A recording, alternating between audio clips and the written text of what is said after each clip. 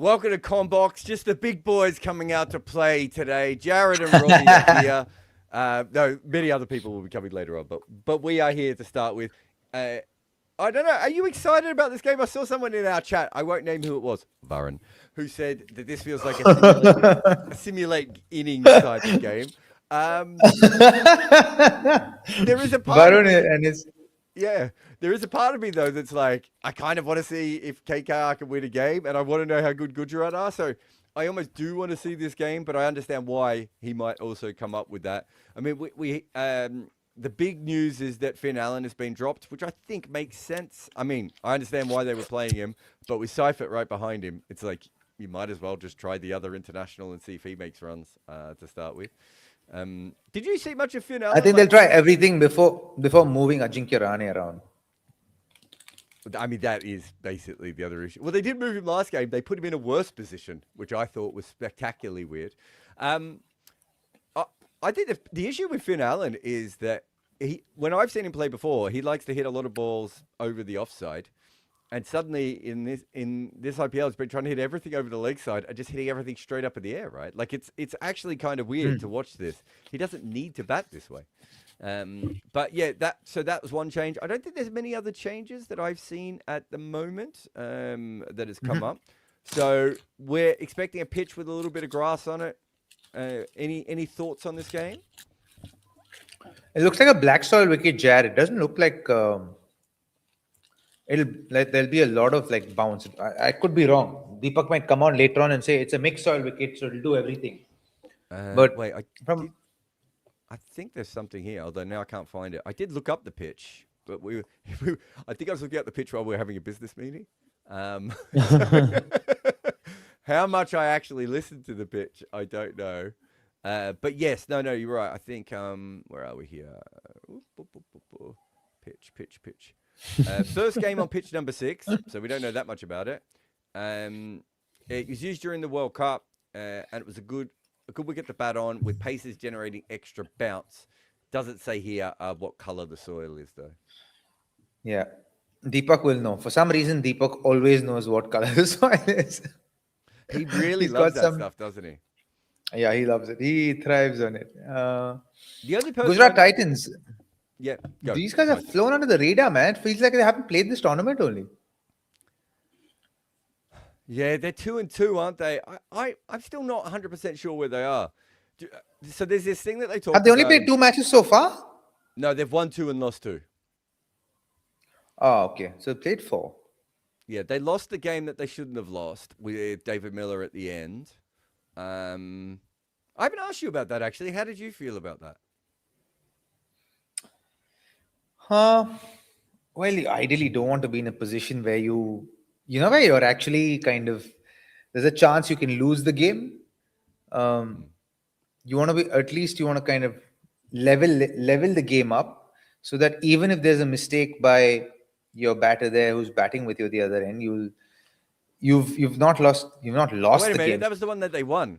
I'm so confused with Correct. everyone. Yeah, sorry, you're they right. won that one by 1 I don't run. want to correct you.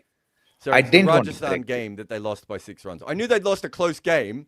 In fact, they've lost 2 close-ish games. They lost against Punjab in the last over with 3 wickets left. So they've won 1 close game and they've lost 2 close games. Sorry, go ahead. Anyway, what you were saying that David Miller was right and all the old players are wrong. No, I don't think I thought David Miller was wrong. He should have actually taken the single. Jared being Jared. Just you just love being an asshole, don't you?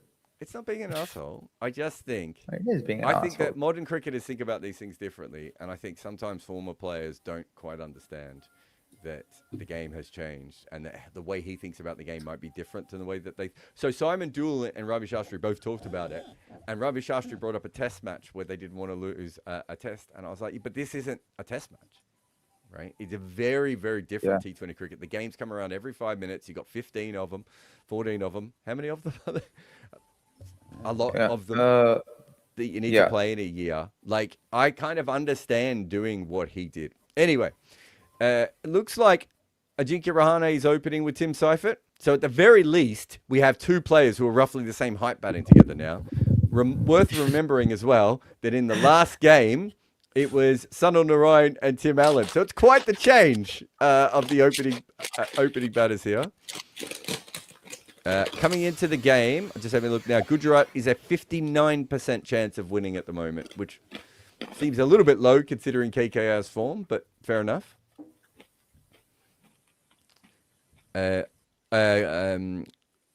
Gurkiat says, Jared, have you seen the Fifth Estate documentary about the Canadian captain potentially fixing games at the last World Cup?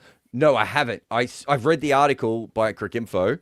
I haven't actually read seen the thing. Did you see this, Robbie? Is there a lot of corruption in Canadian cricket?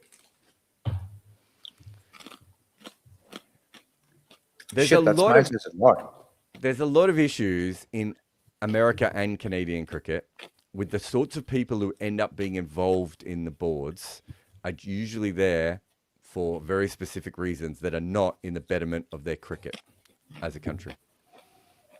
Yeah. Right? And so a lot of decisions, so a lot of decisions are not made. I bet, the bad old days of people getting on cricket boards so they can get free tickets, right? There's a lot of that, but also there's a lot of, you hear a lot of stories about people becoming members of boards and stuff in America and Canada so that their nieces or nephews will make national teams. Right? So put it this way. I don't know anything about the fixing allegations, but there's many other allegations in that documentary I understand as well. And I can tell you this, none of them surprised me. I've got a friend who played not that long ago, and there was a lot of stories coming out at that stage about issues. So, yeah, I'm not surprised about it, but the match fixing one I don't know about. But match fixing in women's cricket and associate cricket and T10 cricket and veterans cricket is the big issue at the moment because at the top level, match fixing is being fixed, at least in the short term. Whereas in those other levels, all those games are being broadcast now, right? Like that game the other day that had, $2 million transferred. As this one is pushed into the offside by Tim Seifert, first ball, no run. What do you think of Seifert, Robbie? I like Seifert. I call him Seafoot. I actually like him. Is it Seifert or Seifert? Wow. I thought it was Seifert. I'm happy to be Seaford. wrong there. Doesn't matter. Proper noun can become. But if you notice the batting, he changes technique around again. Strange.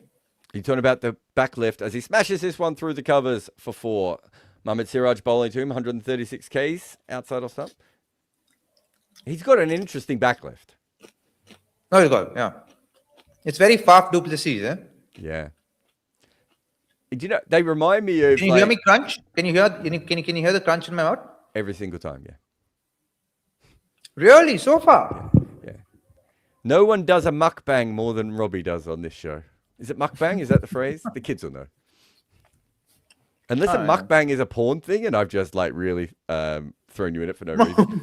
This one's hit up to mid-off, and they come around for a single. Yeah, mukbang. I got it right.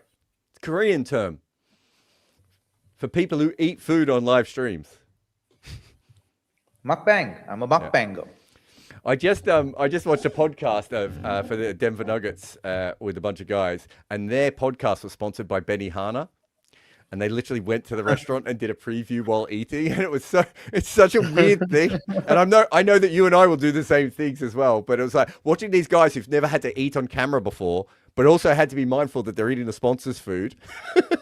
Yeah, you don't want to go. I don't.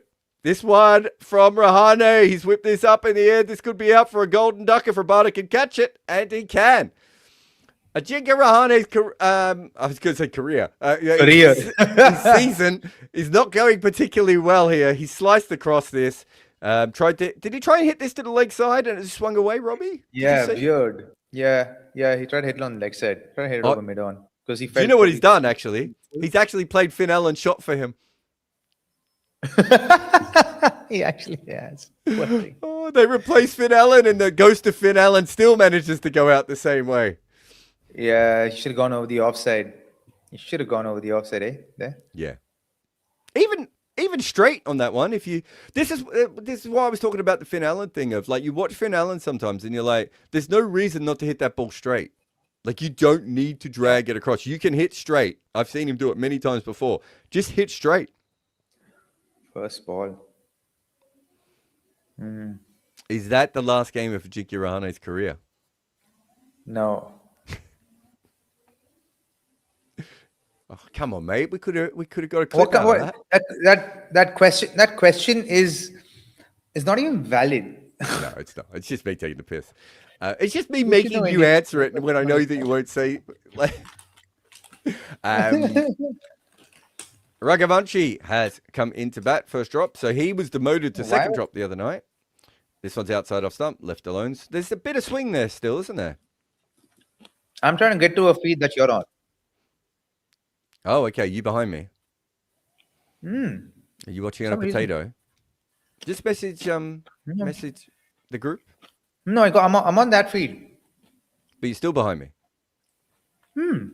I found that a couple of times too, that the feeds aren't even always kind of synced up with each other, which is a bit of a pain.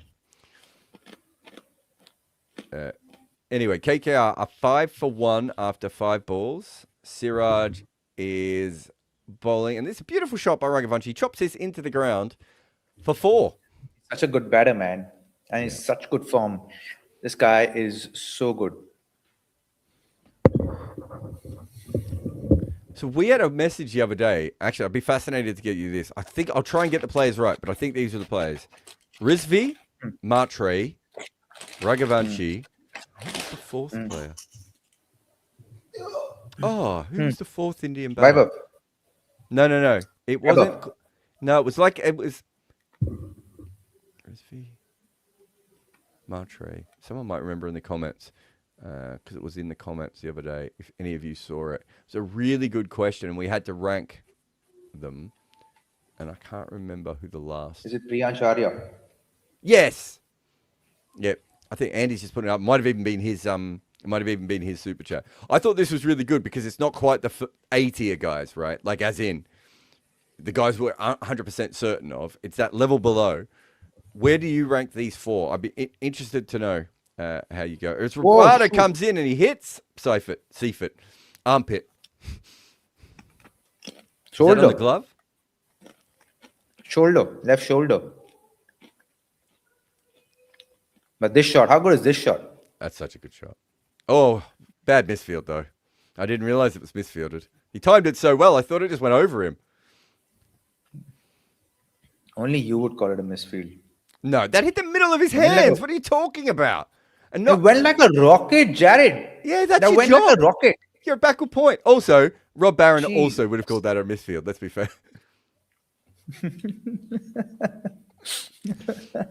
I did. There was a team that I was working with where I was doing fielding metrics, and the team really wanted me to do it. And then after 2 games, they asked me to stop giving them the metrics. Stop doing it. They didn't say stop doing it. They said stop sharing it, to be fair. I think they could understand that what I was doing was correct, but they didn't want to come off the field and be told they were minus 22 in the field. Have I ever told you the story about Lendl Simmons in when I was at Solutia, where we had a game where we were minus 23 in the field, and Lendl Simmons was minus 17 of those, right? What? How? Dropped catches, balls through his legs, fumbled, bad throws, everything, right? Just a terrible just a day. shocker. Yeah, and then Seifert just humps this across the line off Rabada 4-6. Good hit that one. Humps it. Hump. Oh, that was a hump. Well, it's not a pull shot, is it? And it's not quite a slog. It's a hump. It's a front foot pull shot. Isn't it a bit more angled? Yeah, it's half a pull shot. Yeah, and Lendl Simmons is having this shocking day. And I didn't know this, and I'm just marking all this down. And then afterwards, David Warner came up to me and he saw the number, right? And he said, without even seeing Lendl's name, he said, how many of those were Lendl? And I went, well, quite a lot. And he said, because before the last ball, he came up to me and he said, can we switch places? Like, it's not working. He'd fumbled the second last ball and he was at long off. So he moved to long on and Warner moved to long off. And the next ball was hit to long on and Lendl fumbled again. Oh my God. It's one of those days, right? Yeah, Like, sometimes it's it just just happens, terrible. doesn't it? Yeah, it's just horrible. It just feels altogether horrible. Did a wicket just fall? Oh, no. No. 16 for 1 after 10 balls here. Rabada is bowling. This one is cut away. Yeah, four Again, more. incredible shot by Raghavanshi. That backward point area, he's a terror there. And there was a deep third down there. It doesn't matter. He beats him on his left. Yeah, he didn't cut it. It was Yeah. the ball beat him for pace. So so he was late on the ball, but still got four for it. Ahmedabad does have short straight boundaries though. They're quite short. There's a short boundary on the side here as well, I think I was reading about before. Is it? Yeah, we'll try and see it if we can. This one's down leg side and a wide by Rabada. Okay, these four guys, who do you rank 1, 2, 3, 4? Who do I rank 1, 2, 3, 4? Wow. I think I had Anchorish 1, Aria 2. Yeah, And Rizvi. then you had Rizvi 3? Yeah. And Matre 4? Yeah. Is that because he's playing across the line quite a bit at the moment? No. Oh, gone. Oh, did he hit it? Yes. He just pushed it this one. 196 Ks an hour. Moved away from him. It was a really good delivery. Would have been a good delivery in any form of cricket. And a little feather on the way through. And he's been given. That's a seam or peach. swing? That's test match length, man. Yeah. Oh, and actually got more than a little feather on it, didn't he? He really hit it. Yeah. That's just Rabada in a test match, isn't it? That ball. That's Rabada in the test match. And that's exactly why he should bowl actually even in one-day cricket. Sorry, in white ball cricket. He doesn't do that very often. Shit, man. Shit hits the roof already for KKR. Can't imagine what the fans must be feeling like. Yeah, it's not a good season for them, is it? Someone has said Aria's miles ahead of the others. Yeah, remember age curves here as well. So we're trying to predict where they will end up, not. Yeah, so my issue with Matre is that there's a lot of him hitting across the line, and occasionally he hits boundaries on the offside when he's trying to hit them on the leg side at the moment. It's possible that that's not an issue going ahead, and he's just a guy who does that. But at the moment, that's my only question with him. Rizvi's a bad starter, but once he's in, looks really, really good. I just think that the other two are just a slightly step above at the moment. You know what's happening here? I think Rizvi today is I think the most sorted out in his head player. I think Arya's is probably there as well. I think Ankish is work in progress, and so is Ayush. But I still pick Ankish first because I just feel like he's more all-rounder player for at least that's how I feel as well. I feel like he's just more well-rounded. I think he could bat in almost any position. Late on the already. ball, bro. It's so late on the ball. Yeah, I just think he could bat in any position. He's good against pace and spin already. So I'm with you there. Andy says, do you have CSK in the same tier as DC and Gujarat? On paper, their batting should be better than these teams. I didn't. Last time I did the power rankings, I had them still in the bottom 3 pretty solidly. But that's mostly bowling. And that was also based on the fact that Jamie Overton was their best overseas bowler at that stage. Since then, Noor Ahmed has bowled well. And now they've got another injury to a seamer, though, a local seamer, Khalil Ahmed. How bad was that? It was like the second last ball of his day, was it? Or last ball of his day. So I can't move them back up, Andy, yet. They might still play well, but they were already having problems with their bowling, and they've just lost their best Indian seamer. Khalil. Yeah. Yeah. Khalil is looking good, though. Huh? Yeah. He's out for the season, so season. What are you going to do? He's out for the season? Yeah, that's what I'm saying. He got injured off his last ball the other night. Came into bowl, grabbed I want to say his hip flexor, his outer pelvis. I actually don't know anything about physiology unless I've hurt the muscle myself in my life. His side pubis, Robbie. His side pubis. Side pubis. Did they say what the injury was? Actually, I'll try and have a look. Siraj in again. Swing. And little Tim misses that one. Where are we here? Yeah, so they need to pick up a local bowler as a replacement. Who's left? Nobody left. They'll have to go to an under. They'll have to go to an under 19 bowler, man. At this rate.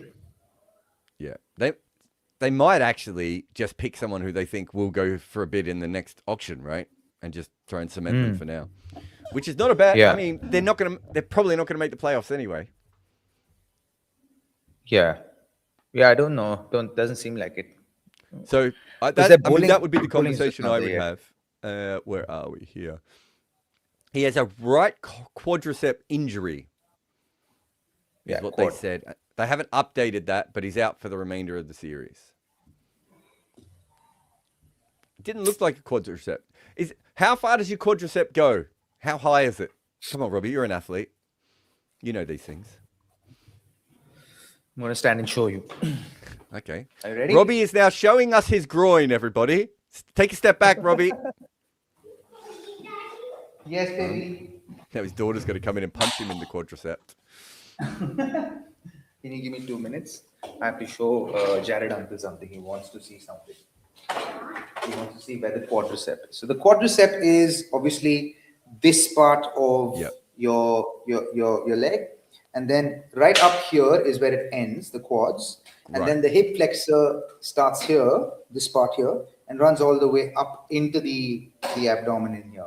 Okay, so right on the join between the quadricep and the hip flexor is where he held it the other day. So it was right at the top as Cameron Green plays and misses another swinging ball. Yeah.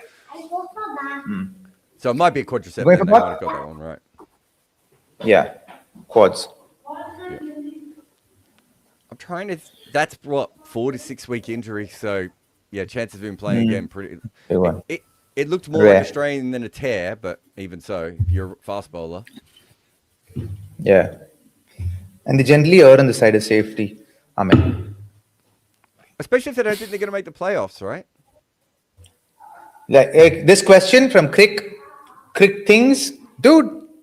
Like with KKR, the way they're playing this season, like I hope they get to 200, but the likeliness of that happening seems very slim, isn't it?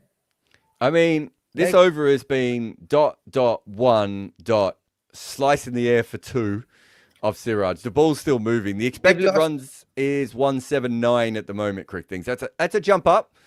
It just doesn't look like this is the kind of batting lineup. Reminder as well that their biggest problem with KKR is playing spin. And Ankrish might be their best batter against spin, and he's already gone. Spin. There you go. Yeah. Yeah, so it's not ideal. Sorry, mate. Robbie, if Definitely you could just talk amongst yourself. I've got a call from a child here. Oh, talk amongst myself. Yeah. I'm happy to take more questions. It would have been better without the shots. Of course, it would have been better without the shots. Code noob.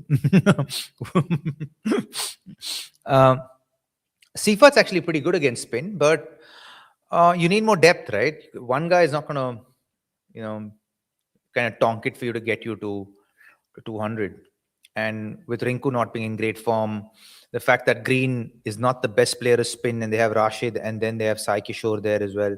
So how are they going to get to that number? And you need that much on this ground. In fact, Ahmedabad gets better to bat on in the second inning. So they might just have lost that game in the first couple of overs there, guys. Unless something special happens. Because KKR, the one thing KKR don't have at this point is that they don't have any momentum with them. They have zero momentum, which is a dark place to be in. Out of in the middle of the IPL. Oh, that's shot, man! Oof. Start of the IPL. Start, middle.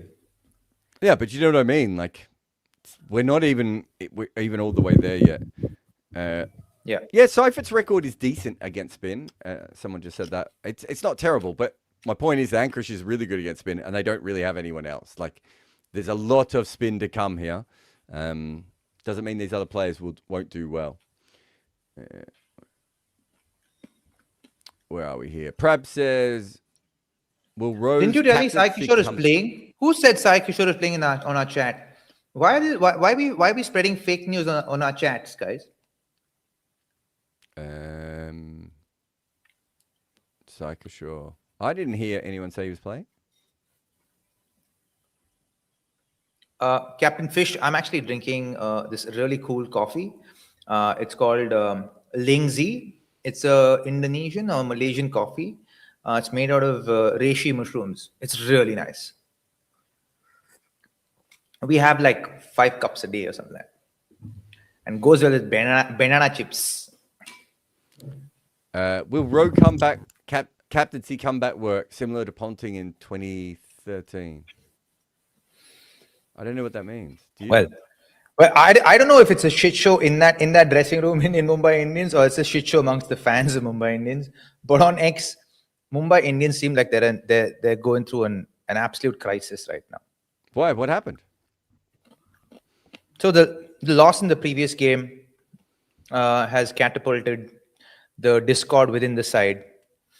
And I don't know, it's just the focus has gone into a lot of gossip that's going on X, obviously. So it's just like really weird. Sorry, I've got a call from my boss, so just give me a second.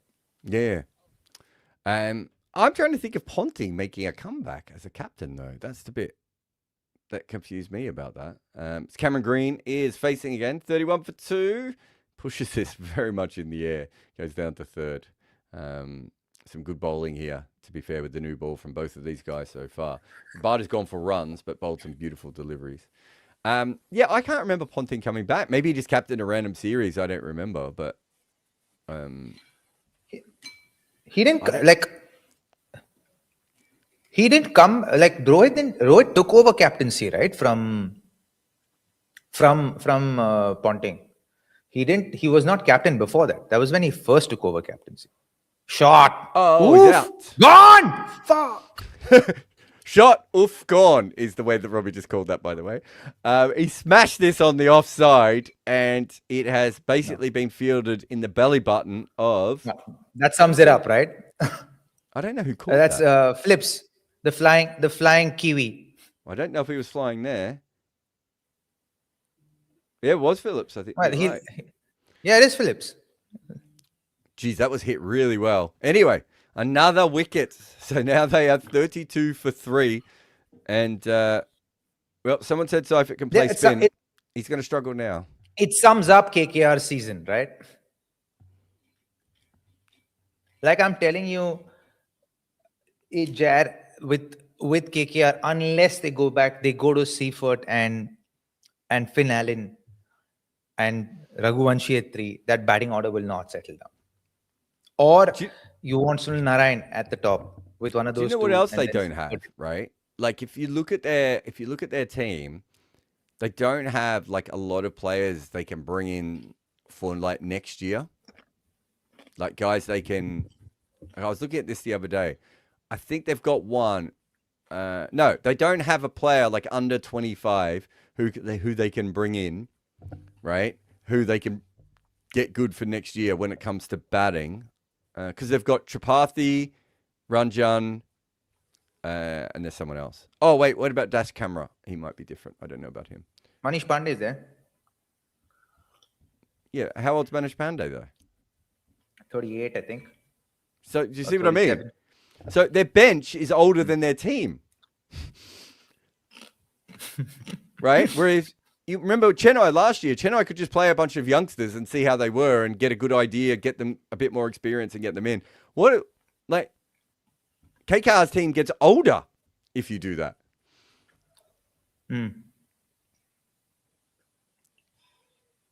The only player I think, they've maybe got a couple of bowlers. I know they've got Umran Malik.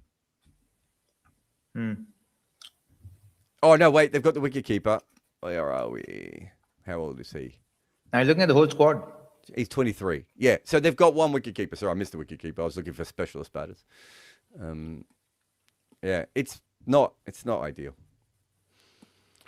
They got 2 slips in place for Siraj here, and a beautiful delivery. Rovman Power just pokes at that and misses it. Everyone giggles. Robbie made a noise. I think one of those mushrooms just came out of him. No, the mushrooms stay in, Jared. Mushrooms are very weird when it comes to digestion, though, aren't they? It's a conversation. Yeah, some for another people. day. But anyone who eats a lot of mushrooms, and I eat a lot of mushrooms, will know This mushrooms is sometimes. it's when you say they stuff sometimes like come this out is when I fully want grown, is Deepak all to I'm be on the saying. feed. Because he'll try and put logic to it, and that is so funny. Another beautiful delivery by Siraj here. Rodman gets a run. Rohit says New Zealand, Canada. Yeah, we've talked about this. We don't know if it's true or not. Of course, it's a documentary. Remember, we had the Al Jazeera documentary a couple of years ago, which we were leaked at Crick Info, and we kept going back to Al Jazeera, going, it doesn't feel like there's a lot of evidence here. So it's the same with the Canadian one. I haven't seen the film yet, Rohit, so I can't really talk about it from that perspective. But some of the other stuff they've talked about in it does ring true with Canadian cricket and how bad it has been run for a while. So hopefully there's no issue there. Here's the important question, though, Robbie. Code Noob says, top 5 snacks for you both. Yeah. What are your top 5 snacks, Chad? I'm not a big snacker, but my favorite snack, and I'm going to mispronounce this, but maybe you will know how to pronounce it better for me, is this gone. glove down the leg side? He is. He's gone. 100%. Another one. Cameron Green is gone. He's reviewing. So maybe he doesn't think he got gloved down. It looked out to me. He has to review it. Yeah. There was proper deviation from that one. It might have hit his shoulder, though, on the way through. No. It looked closer to the glove than the shoulder. But he seems confident enough, to be honest. So my It was favorite great. snack is from South Africa, and it's called druvis. And so Druvis. biltong. Biltong is like a beef jerky type thing. Druvis is like a dried sausage that you like crack. Druvis, yeah. Yeah, do you know it? Oh my god, it's probably the only 2 snacks I ever eat are that and peanuts. I don't think I snack on anything else. I'm just not interested in snacks. Either cook me a meal or fuck off. That's my rule in life. And that's why he cooks all the meals at home. Yeah, Because exactly. you can't fuck off. I don't think there's anything on this, mate. No, there isn't. Actually, it was too quick, and I thought it took the gloves. It looked really good live. I'm with you. So what are your snacks? Other than mushroom coffee? Mushroom coffee is not a snack. It's just we have an entire cupboard filled with this stuff. Like a whole cupboard in our kitchen, a whole cabinet that's filled with just this sachets of this. Like Sheetal loves this. I know. I'm always going through your cabinets. Yeah. And so for me, I like banana chips. I like M&Ms. I like a Snicker bar or an ice cream from time to time. Is it ice cream a snack? Yeah. If it's the size of a Snicker bar, it's a snack. Okay. Right. And I like coconut flavored peanuts. Coconut flavored peanuts. So I went to India years ago, and all my friends were obsessed with coconut water, and at that stage it had just started to get big in the West, and so I drunk it. This one's pushed through the offside. They'll get a couple here. And I drunk it, and I never liked it. And they were like, no, you don't understand. Like coconut from a coconut guy, and he's going to split the coconut in front of you. It's going to be incredible. And the coconut water came over, and I took one sip, and I went, nah, it's still shit. I just don't like coconut. I don't know what it is about coconut. I just can't get behind coconut. I don't like coconut flavored anything. So I know lots of people love coconut water and coconut flavors. And the irony, guys, is that he's married to a Sri Lankan. My Sri Lankan got friends as well. They're mad on the coconuts. The only thing I'm pretty sure, when you've been to Sri Lanka, have you ever had their arak? I haven't had the arak. Yeah. So arak is like a local. It's like a rum alcohol type of thing. It's an alcohol. It is. Yeah. It's a brown alcohol, right? That's the best way of explaining it. It is. Let's just call it country alcohol. Like it's country alcohol. Oh, that's close. It's a bit down the leg, I think, isn't it?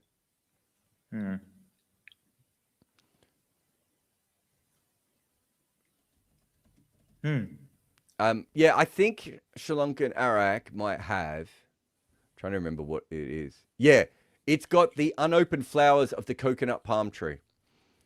Right? That is the only coconut I like, is arak. I really like arak.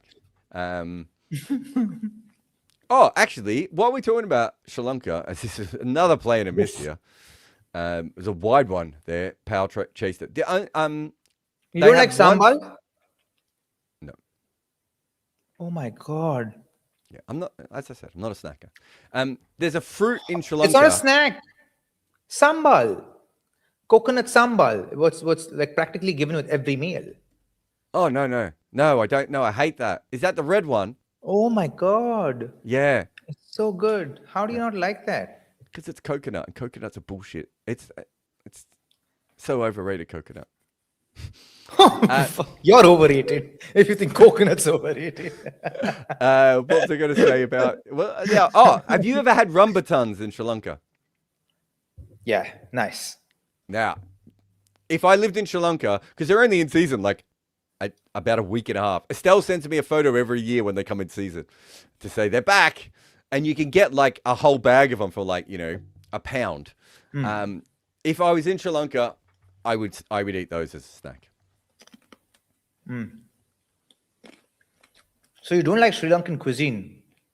I love Sri Lankan cuisine. How? Because it's got coconut and everything. I don't mind coconut when it's cooked into things. It's more raw coconut or coconut water. I don't like the taste of coconut itself, but when it's cooked into other things, I don't mind it. Interesting.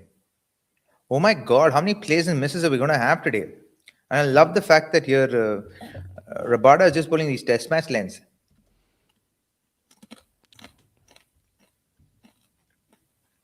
We must have had, what, 8, 9 plays and misses? Much more than that. I feel like every... Yes, singer Robinder Singh Barron is joining us in the second innings to answer your question. He wouldn't be anywhere else. Shreya says, is the issue with Mumbai just having too many stars and ego similar to Real Madrid? Robbie? Are they all too egotistical at Mumbai? End of Robbie's career. Can we only ask questions of Robbie that might end his career? What career? Also true. Yeah, I don't. I tell you what. I wonder how much of it is just form as well, though. Like, we never talk about that. Rajasthan had 6 players in form, and they basically won 4 games on the trot, right? And then some of their form disappeared, and they lost a game. Sometimes form is just, if you have too many players in a form or out of form, the results can vary quite a bit. But who looks out of form? Everyone looks like they're in form. I think his bowling is just not firing, right? And the fact that... Boomer's not at peak form, is he? He's bowling way too many full tosses. Excuse me. Yeah. Boomy is... I don't know if he's not in form as much as he's... Is it just me, or does it feel like he's bowling slightly slower? I don't know. I mean, it's hard to say he's bowling slower because every ball's a full toss, so it probably looks at his normal pace. Maybe. I don't know. I could be wrong. Oh, another edge. Jeez. How did Powell get that to cover? Now, let's see if I can bring this up, Robbie.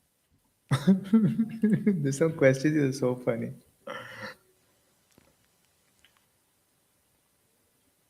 Ball event. Oh, I can do control percentage. Okay. Imagine batting this bad and having the wicket doing all this sort of stuff and the ball swinging, and then crushing Krishna is going to come on as well. Like, although bowled that one down. All right, so far, wow, this is crazy. They have faced 37 balls. That was prior to that wide. 37 balls prior to that wide, and of those 37 balls, they have been not in control of 17 of them. So almost half the deliveries that they have faced, they have not been in control of. That's not just plays and misses, of course. That's also edges and everything else. But that is a huge percentage in any... Yeah, you don't usually get that as... This is hit beautifully by screen out to the sweeper. So let me see if I can just get plays and misses for you.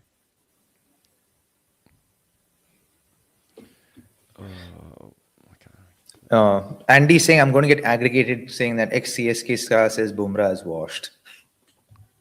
Because I said Bumrah seems like he's bowling slightly slower than before. It doesn't seem like he's out of form. It's worth talking to you about this. It is kind of weird. Like, I get aggregated. No, I get aggregated a little bit, right? Like, on occasion.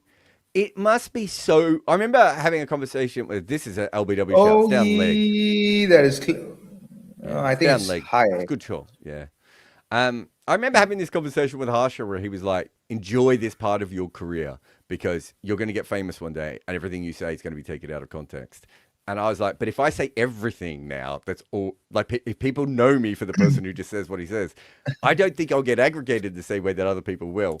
And it's also possible I never got as famous as Harsha thought I was going to get famous. But how weird is it knowing that you can say something that is very benign and then wake up the next day to like a bunch of your friends going, whoa, oh my God, I can't believe you said this. Yeah, I've actually had that happen to me last year like 4 times. So I've stopped going to podcasts now. says the man starting a podcast network. I want the focus to be on Combox for now. Yeah, we'll keep saying things that are really terrible, and people will keep leaking back to Combox. Once the full launch goes on, then we'll say stuff that's. But I say this as someone who doesn't have the ability really to think about what he's going to say before he says it, right? Is this a beautiful shot by Pal? It's high. Oh, 6 for sure. I've gotten about 15 rows back at long on. Like I find it really hard to think about what I'm going to say before I say it, right? Which is part of the reason that makes me a good broadcaster, but also makes some people a bit nervous about having me on air at certain times. Yeah, I get that as well. Yeah? I get that as well. Yeah, that's what I thought. I thought you were like me. That was one of the reasons I wanted to partner with you, because I thought you were the sort of person who just said things and then afterwards, you thought, yeah. It just it feels right? It feels authentic. Like you say things, you want to call things as you see it. Yeah. And the only kind of thing that I kind of tell myself is that I want to be, like when I'm broadcasting, I want to be able to help the viewer understand that why something happened on the field. You know, what was perhaps the batter or the bowler's mindset, or what were they trying to do? Because I think there are very few people who actually do that, right? Try and explain why a batter or a bowler tried to do something or ended up doing what they did on the field. To give context. No, I think that's fair. It is one of those things, and I've talked about this a lot. Of like, at a certain point, the job, like, I have a complicated relationship with many different players, right? And there was a fascinating one recently. I don't know if you saw this, but Johnny Bairstow had a real go at me on Instagram over something I'd said, where I don't think he'd actually. Yeah, I don't think he'd listened to it, to be fair. So I don't want to put the boot into him or anything. But clearly, Johnny Bairstow and I have a complicated relationship. I've written about his entire career. He has seen, Johnny reads and listens to everything, so he would know, what I have done. And he did that. And this wasn't even about him. It was about Butler, actually. And he was, a little bit upset. Maybe sent the message late at night. Never send social media messages late at night as a general rule. And a lot of people were asking me about it. I was like, that's fine. Like, I don't have an issue with that. But then right after that, I'd said something about Jamie Overton, which was a bit more critical, I thought, right? It wasn't really critical about him. And he wasn't tagged in this at all. And someone tagged Jamie Overton in. And he just put a response going, Jared is working on a cricket media platform talking about cricket. Like, this is his job, what he is doing here, right? And so I always think I can't control if the person is going to have a Johnny Bairstow reaction or a Jamie Overton reaction, right? Yeah. And so for me, it's more important to tell the viewer what they need to know. There are plenty of people who've done better in cricket media by sucking up to players and being friends with players, whereas I'm trying to tell the people what's happening in the game. And they're two different gigs, right? I understand that. And that's fine. I accepted that early on when other people had, were friends with players, and players felt, in some cases, uncomfortable about being friends with me because I just said something about one of their friends. Whereas Robbie doesn't mind. Robbie doesn't mind me slagging off all of his friends. Oh boy. I love how you're owning it though, Jared. You're at least Well, like, do you know what? I think a lot of people get into sports media to be friends with players, right? No judgment. That's a cool thing to want to do. You, nah. I don't need to be friends with players. Like, I just don't.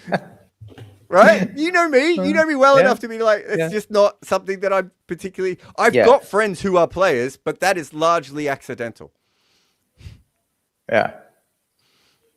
Yeah.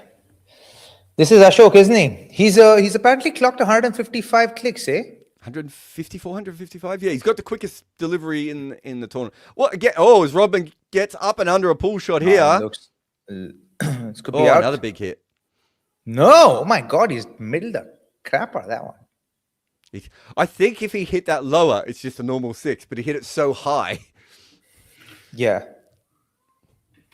No, that's a I top shot, think eh? Ashok needs to work a little bit on lateral movement, but I love his pace. He's genuinely quick, right? He's not that much slower than Umran Malik, and he's way more accurate than Umran Malik. Yeah. Umran was was quite wavered, and one of the challenges with Umran is that he didn't even swing the ball very much. Sorry. Shot. Oof. Timing them okay here, pal. Yeah. To be fair, the ball has stopped swinging, and I haven't seen as much seam movement over the last little while. I'm right here, just going God mode. Oh, I've split my head in half. See, I can come on either side. I wish I knew how to do all those things rather than make fun of them. Sartik says, if you're in charge, how would you handle current green? I think there's a genuine... I don't know if you guys are aware of this. This one's outside off stump and punch to backward point. If you guys are aware of this, but Cameron Green had a real falling out with a Shield cricket journalist. Australian cricket journalist, but at a Shield game. Did he? Yeah, like, not last year, this year, sorry. I think he's really feeling the pressure a lot at the moment, Cameron Green, of all the hype that he got when he came in. And I wrote about this at the time. Australia hasn't had a genuine all-rounder, really, outside of Shane Watson when he was fit, since like the 60s. So there was a lot of pressure put on him to be that next guy. So you don't consider Tom Moody an all-rounder? You don't consider Steve Waugh an all-rounder? Steve Waugh, I think, could have been, but the hamstring, right? And eventually Steve Waugh was more of a fifth bowler, wasn't it? Like, he was a handy bowler. Tom Moody just doesn't play enough cricket for Australia. Tom Moody's career is fascinating because most of his good work is done in county cricket, right? And then he comes back and wins 2 World Cups 12 years apart.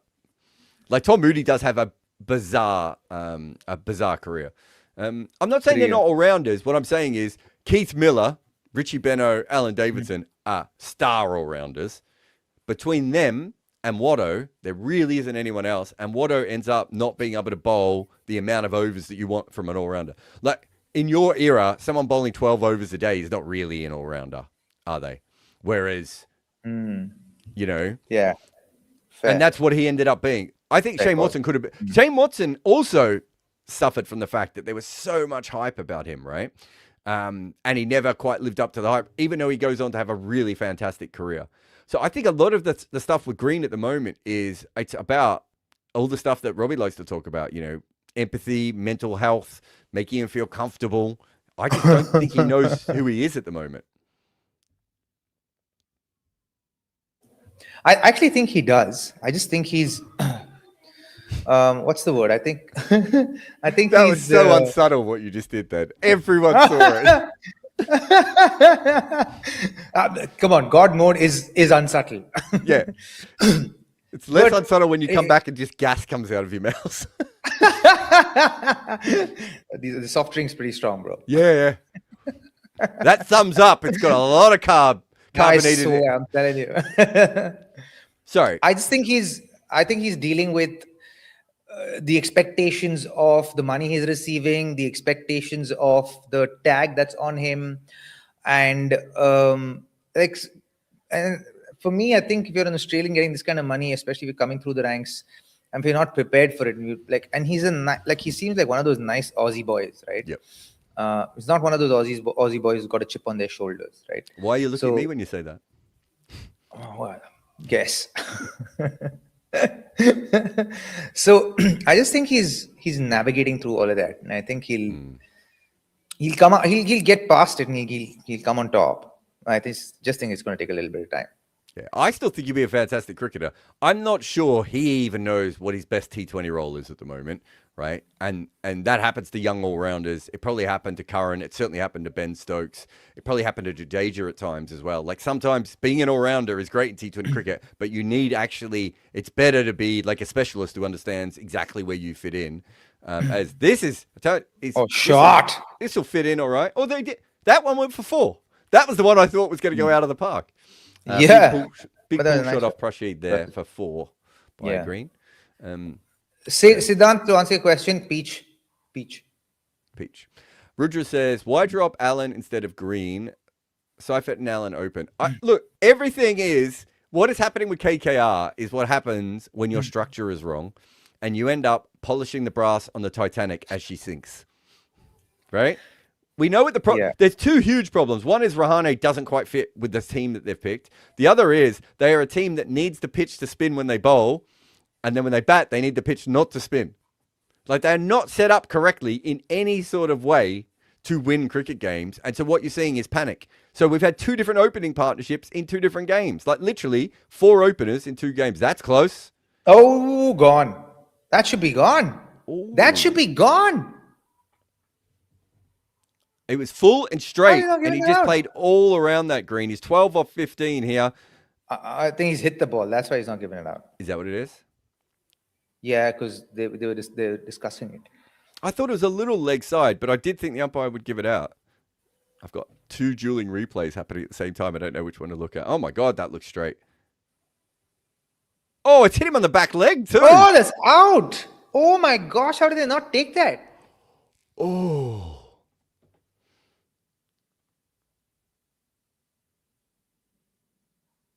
Wow. This next one's pushed on the offside. No run. Where are we here? Your 2 favourite cricketers combo. Mine is Rowe and AB de Villiers. What does it mean by 2 favourite cricketers on it. combo? Did Rowe hit and AB Like, de Villiers who's bat a- together? No, that's like who he prefers. Ah. Yes. Banana chip. Banana. I think I would love to see. Oh, this one's hit up in the air Sure. again, but it's going to be safe. I think I would love to see Viv Richards and AB de Villiers bat together. For me, it was Viv Maybe. Richards and Watch the Sachin score. Tendulkar. That'd be good too. I did think about them. I almost went that way as well. I was actually thinking Viv Richards and Sehwag. Ooh, that's Have nice. you? Speaking of this, have you ever seen the innings where Viv Richards bats with Barry Richards? No, I've They went barely up- seen Barry Richards bat. They went up against. They played in a team against Australia during World Series cricket, right, for the World 11, and I think it was in Western Australia, and there was a headline. It's a great Yorker that's dug out by Green here. Very good ball. There was a headline in the Western Australian paper that said something along the lines of, "Which Richards is the best, the black one or the white one?" Right? And Viv Richards was quite young, and but I don't know if you've ever met Barry Richards, but he is not a shy or like he. Oh no, he's not.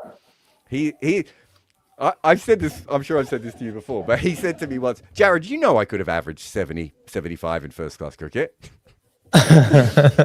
Like that's how Barry Richards. But he did thinks. average. Yeah, but he still Barry averaged Richards also 55. But in his 55 or mind, 60 or something, right? Yeah, yeah. 59 or something. So Gordon Greenidge, I think, made 70 or 80 or something in this innings, and Barry was batting really well. And Viv comes out to bat with Barry, and Barry just takes it to a level of batting, Robbie. He plays some shots in this innings that even now would stand out. He plays a back foot cover drive at one stage, as if to say, I can even play the West Indian shots better than you can play the West Indian shots, right? That's such a dream partnership, and you only get it like for this brief little moment.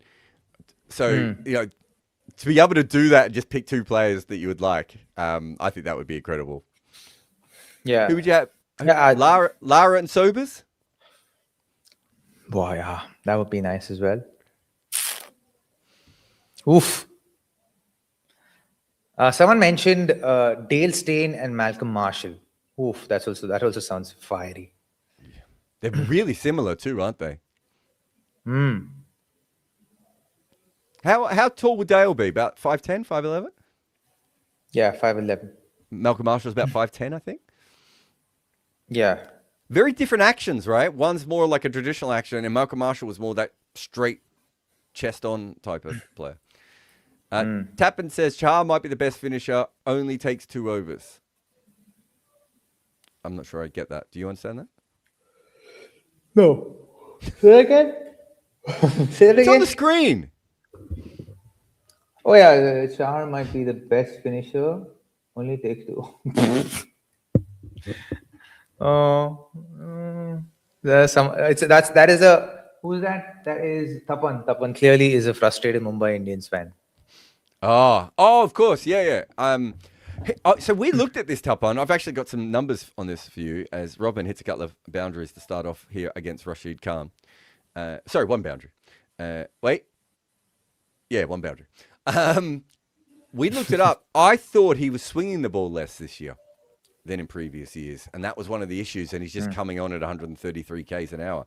And we looked it up, and he's swinging the ball as much as ever before. And he's not lost any pace. I can't tell you why he's going for so many runs this year. Become a little bit more predictable. Oi, well bold. This is a good one. I might have to explain this one to Robbie. But Andy says, are Ashwin and P-Dog doing a JJ Redick? Feels inevitable that some IPL owner watches their content and hires them the way the Lakers did Redick.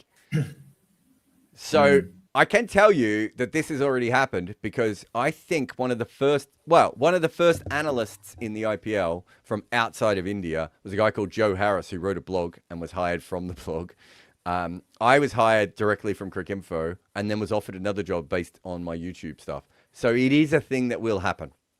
And I think, Robbie, we know that there are some people when they make comments publicly that you and I are thinking that they might be making those comments with the thought of where their next job might be. Yeah. 100%. We had a player asked to come on our podcast. No names, but it rhymes with Moab Malik. And we didn't realize at the time that he was basically trying to get a job in cricket at that time. And like I've been thinking since whether I would have still had him on had I known that it was literally making an application for a job. I think it's okay if you know, isn't it? But it feels a bit more disingenuous when you're not sure. Just say why you're trying to do something. It's fine. Yeah, and I have been told that by people before. I can frame the questions around that. Yeah. Siva says, Robbie, what is happening in to Mumbai? It's like an action replay of the 2024 season. Ego clash. No one can tell what's happening in Mumbai.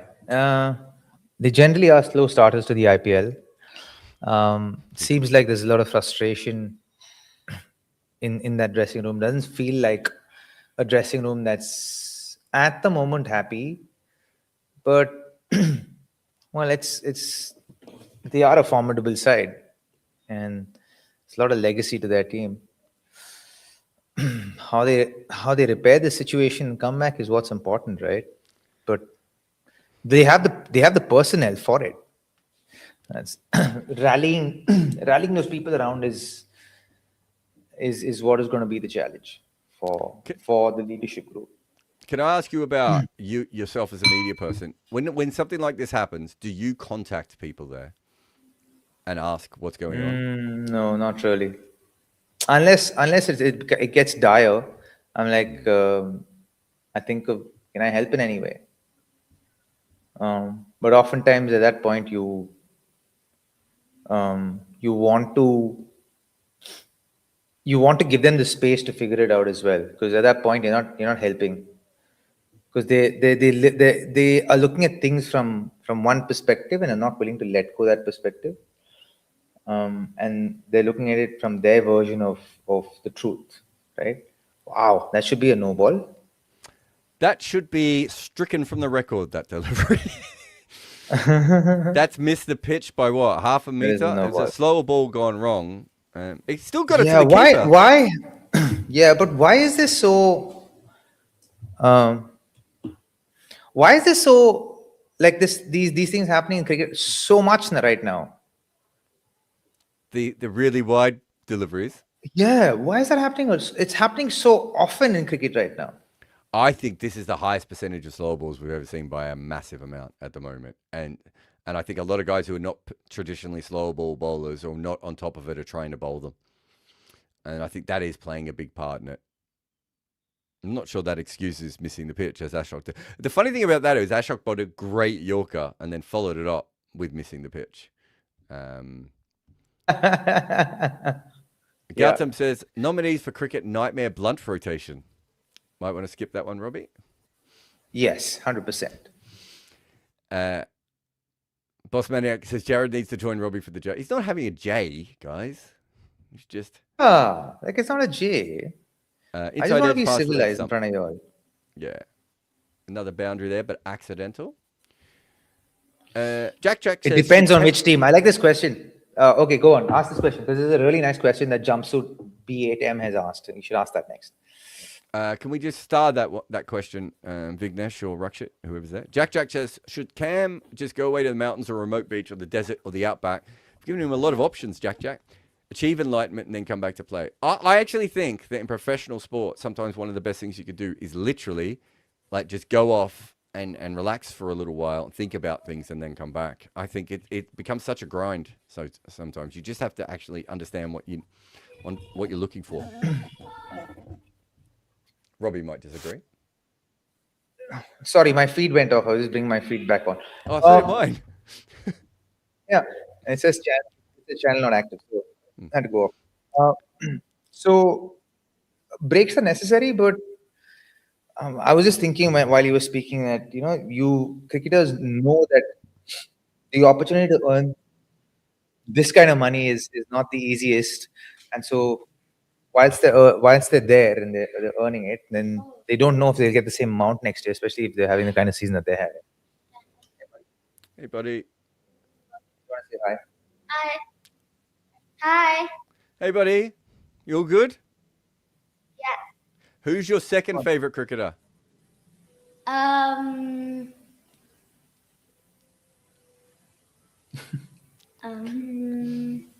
Gaikwad. Gaikwad. Oh, deep cuts. Bye.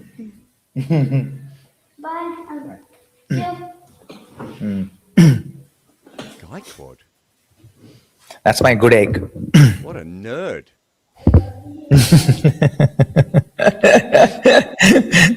No, he's his second favorite cricketer because he absolutely adores Gaikwad. So in the 2024 season, we'd gone there to watch some games. And in that season, we were in Chennai, and he and Rutu kind of like they got on really well, and they went out. Sheets and Neil and the players went out for dinner, and then they ended up that place turned into it became like a private party for CSK players, and then they ended up partying together. They had a wild night, and Rutu and him were like making everybody drink. It's just a fun night, so he loves him. I've said this before that my son out. This might be out. Yeah, straight up in the air from Rodman, a big heave across the line, and just caught in the end. So Ashok gets a wicket. He struggled again with a couple of balls there. Yeah, my son, when I was with St. Lucia, Kavim Hodge was the player he just like completely bonded with. And like at one stage we looked over and he was sticking his finger in Kavim Hodge's ear. And the thing is, Kavim Hodge was quite young then, and like that was Hey, Cheyenne's here. Hello. That was years before he played for the West Indies or anything. And so when he made his Test 100, I got to tell that story over and over again. Yeah. Where are we here? Abel says, Jared, have you seen the Lalit Modi interview with Vaughan? Oh, Cheyenne's not here. Yeah. I have not seen it. I saw like half a clip. Snippets. We were chatting to Lalit about coming on as well and talking to him. I never never quite followed it up between the two of us. But no, I haven't seen the interview. I will try and go and have a look at it. I'm not surprised though. If you have a look, Lalamadu's done about 4 or 5 podcasts in the last couple of months. So generally, once he's on, he does everything. It's very normal. For him. Vahish Shah says, Green appears to be the type of cricketer who's extremely underconfident despite his skills and talent. Basing this on the test doco, thoughts? I've got this theory that with a lot of players who are picked on talent over results early in their career, quite often they spend a long time struggling to find their way because they don't think they've justified it. It doesn't happen with everyone. Some people are like, no, I should have always been playing. I can't believe they didn't pick me when I was 15. But I think Green's one of those guys who reminds me of some of those players that I've talked to over the years. Oh, is this going to be LBW? Oh, well, that looks straight, Sean. It does look out, Jared. I have a ball behind you, so when I see it... Oh, so you're just assuming I'm right. No, Yeah. I reacted after You're just assuming he's right. That's why I reacted after you. But they're going to I can review see it. They have to go up this. Yeah, Yeah, swept it this, should go up. went right across his off stump. I mean, it looked to me, Robbie, like it hit him on off stump and was going to hit middle. Might be middle and leg, no? Middle. I think middle. Oh, it might just be outside off stump. He can- might have got himself out further. Is that the leg in middle stump that you can see from here? Yeah, I think he has. Yeah. Don't forget that angle's not straight in front Jesus. either. Yeah, I think he'll get away with this. He's fine. That'll be second one. Well, he wasn't given out this time, I suppose. The other one he was given out, wasn't he? Yash says, on the career-ending question, Robbie, who was the culprit in the 2019 semis? And Jared, is Robbie not your friend or cricketer? No, he's neither in my mind. No, as I said, like I'm happy to become friends with a cricketer accidentally, but the thought of me like becoming friends with a cricketer because I want to become friends with a cricketer is so alien to me. It's just not how I do things. I don't like becoming friends with people, let alone cricketers. Jared himself is an acquired taste, by the way. Exactly. Yeah. Jared, Sorry, what did he say? not Jared friends with himself himself for the most part of his life, not by the friends. way. Yeah, exactly. It's as when people get really upset with something I've said, I'm like, well, I may not agree with that. In 2 days. I've heard this That is so many true. times, Jared, Jumpsuit says, oh yeah, Robbie, what is the dressing room vibe like when you have lost so much? Oh yeah, it's absolute shit. Depends on which team you're in, but for most teams, it's absolute shit. There's just no energy. It's just you feel very stuck. The energy in the dressing room is very stuck. It's like there's nothing that gets it moving. And I've been in teams like I've been in the Pune Warriors team where we've only seen losses and losses and losses for 3 years, right? And we tried everything. Like I was and for me as a batter, I was the top run scorer for Pune Warriors in the 3 years that they existed. We did everything. Nothing worked. They changed some 4 or 5 captains. Nothing worked. It just felt like that Pune ground at that point. Yeah. I just felt like the Pune Warriors, that Pune stadium at that point was like a Panoti stadium. Like any home team was losing. Even India was losing matches there initially. It's really far so and from then the they did main some. town. It is, but they apparently did some big puja there, and there was like it's a beautiful huge, stadium. It's just literally in the middle of nowhere, right? It could not. Yeah. It's a beautiful It is, yeah. stadium, yes. Also, for sure. they made the stadium, but the bathroom I know this is a weird thing to bring up, but the bathroom facilities are just like, why would you make a brand new great stadium and not think about the bathrooms? There's like hardly I was any going of to say them. that. It's horrible. I would say the other thing of like when I've been in a dressing room, it's also what happens is people just turn on each other because sometimes you're just not 100% sure why it's happening. And it's like being in any business when things go wrong, people just get upset. Oh, this is a shot from Cameron Green. Comes down the wicket. That's a nice shot. Rashid Khan about 40 meters back. So yeah, you just get to a point where like everyone's really upset at everyone and they don't even always know why. And it gets really pissy. The other thing I would say is that change rooms in professional cricket, when things are going right and things are going wrong, are actually not that much different than amateur change rooms. The middle ground's very different. But when you're up, Bang on. it's like playing club cricket, and when you're down, it's like playing club cricket. If that makes sense. Yeah, it actually makes perfect sense. Shot, man. It's in the gap again. Wow. Yeah. Bisected deep mid wicket, deep square leg. Good shot. Not the boundary. Guys, I'm going to leave you, and I'll be back probably. I'll try and come in for the second innings, but I have a small child to fetch. So, Attend to. Yes, of course. Yeah, pick up, whatever, chat to. She'll be talking nonsense. Yeah. Are you walking? I could walk. I'll probably just drive because it'll be a bit quicker. It's very close. It's like it's literally like a 6-minute walk, but then I can come back quicker if I drive. But then she'll say, "Why are we driving? I've got my scooter," and I'll can't win. But I'll see you guys in a bit. Yeah. See you now. Where have you been, Shayan? Oh, I've been here. We've done a bunch of watch-alongs, have we not? I think the No, we have. No, I haven't mean, done where have you together. been today? Today, where have you been? I actually went to get my tickets for the games, for the rest of the games in Lucknow. So I just got the season tickets for them. So they're giving 7 tickets for You bought the 5,000 season bucks. tickets? Yeah. Oh, nice. Not a Lucknow Yeah. fan, but it's the stadium closest to me, like literally 2 kilometers from my place. I just walk there and walk back. Hey. Because you know what happens in stadiums in India, right? Like you basically cannot take a car or a ride there. You at a certain point you have to walk. So I think now I'm used to that pretty much. But it's cool. It's a nice It's a nice stadium, I stadium, think. though. Yeah. It's a nice The stadium. facilities are Big, still a bit nice. off. I don't quite like that, Yeah. but the stadium in itself is nice. Yeah. Shit, these guys have their task cut out for them, huh? Yeah, I mean, to be fair, it's a decent rebuild. I will say that. It was going really hard. Is it a... Like is they it were a 37 decent for 3, were rebuild? they not? Yeah, they were. Yeah. But where will Just it from take that. them? They need to get to...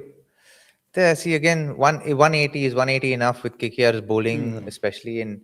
180 is not enough. These are the- That is for sure. Yeah, so Saurabh Actually, it could Mishra, be enough for a GT batting lineup, right? the 'Cause, thing is, you'll need early wickets, right? Because they're so top 3 reliant, and one of those 3 are going to score runs, most of them. If you get all 3 of them out, maybe you can defend 180, but can you get all 3 of them out? And especially looking at KKR's bowling form, I don't know. yeah, Like I'm a bit yeah. suspect about that. So Saurabh Mishra asks, why is Rinku batting behind Powell and Roy today? You have any thoughts on this? Yeah, because obviously, shot, man.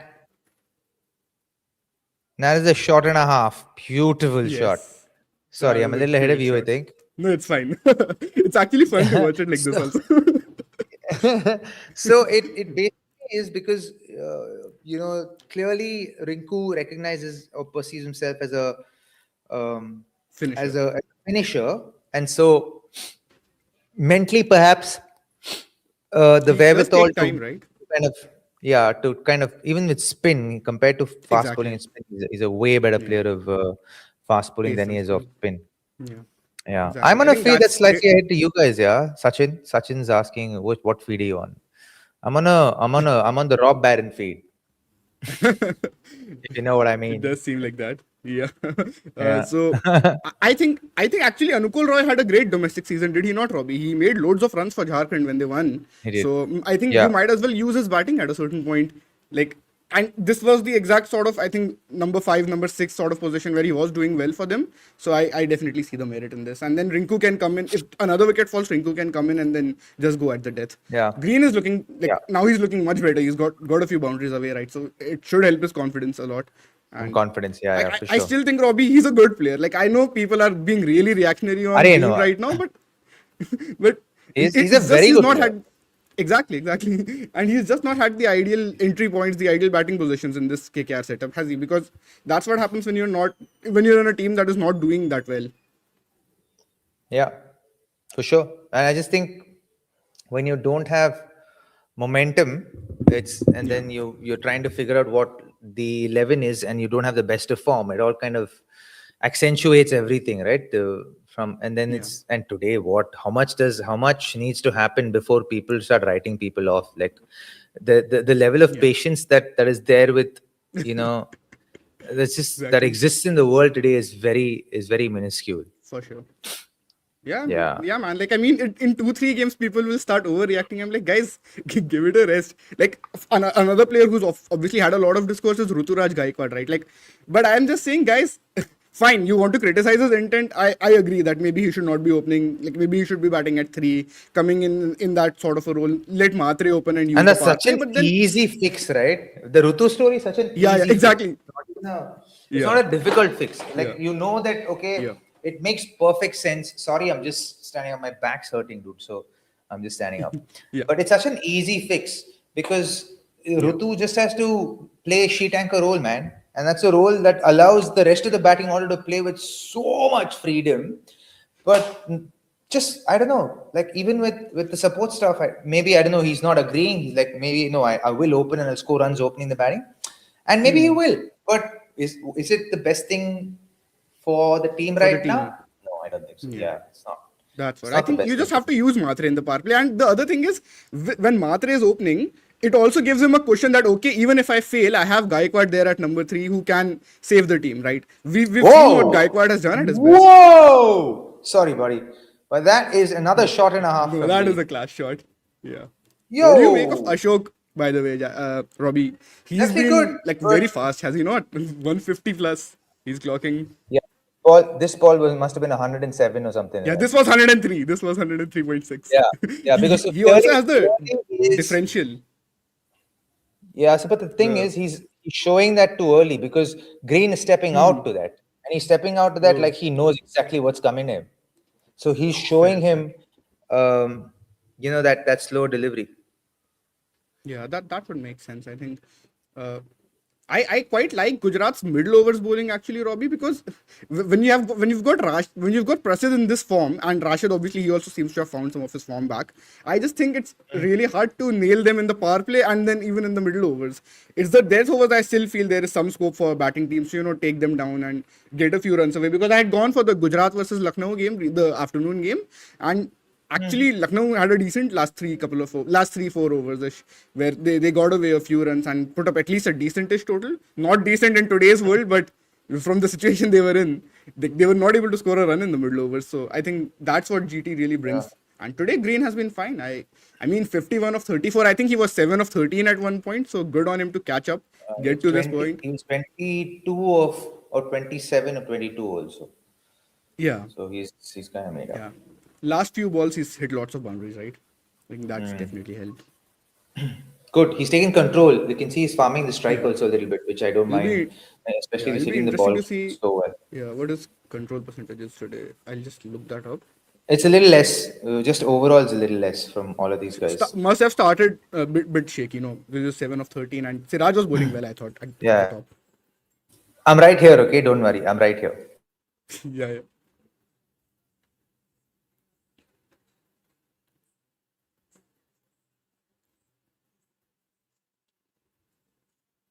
Yeah, so actually, Robbie's right, because Green is at a control percentage of 58 right now. But I'm sure if we actually break it down by phase, there has to be a certain sense of improvement, because we can clearly see that he's hitting the ball a lot better, right? Like those sixes, and especially the one where he smashed another one now. Oh yeah, smashed just another one. He is sending it. Wow, and he's spanking Rashid. I mean, this is a pretty big deal, is it not? What is this new type of reaction from these bowlers? They get smashed for 6 and they just smile like a wide 32 teeth smile. Maybe they're like used to it at a certain point. This is the norm now. That getting hit is the norm. Not getting hit is not the norm, right? Like if you bowl a 4 overs 25 spell now, people will be like, "Oh, sorry, buddy." You know what I mean? Yes. Good on you for not giving me a spoiler. That was nice. Yo, the thought of Rashid Khan beating someone with a leg spinner outside the outside half of the bat. Yeah. Who never thought? And then Butler was nowhere near it. Would you say this is a tough one for a keeper? This is another 4, 6. Oh, 4! He dropped it. Yo! And there is another drop. Oh no, we needed Rob Barron for this drop. He would Yeah. have absolutely Rob, gone after the we fielders. got to ask Rob how much money he lost on that drop catch. So Robbie, actually on the last ball, the second ball, would you say that was tough for Butler as a wicketkeeper, or like he should have caught that? Oh, you see, the thing is, a lot of wicketkeeping is also built on anticipation, right? You see Yeah. a bowler never bowling the leg spinner ever, and then suddenly, see, even that was a little bit of a leg spinner. This ball, top spin leg spin mixture. Right. Sometimes when you bowl at the scrambled scene, even if you intend to bowl a leg spinner, see this one, yeah, this is googly, right? Even if you intend to bowl the leg spinner, sometimes just off the green or off the seam, it hits wrong and Yeah. ends up short. This could also be four. Ends up going the other way. So scrambled seam can be quite deceptive even for the keepers. Oh. Yeah, that would make sense. And I don't even think Butler is like a specialist keeper in that regard, because he's also a fielder at times. Like he's done both those roles, right? Keeping is not as natural to him, I would say, as like obviously say a Saha. I mean, Saha is a great example. What happened wrong? I just had Rob Barron message me.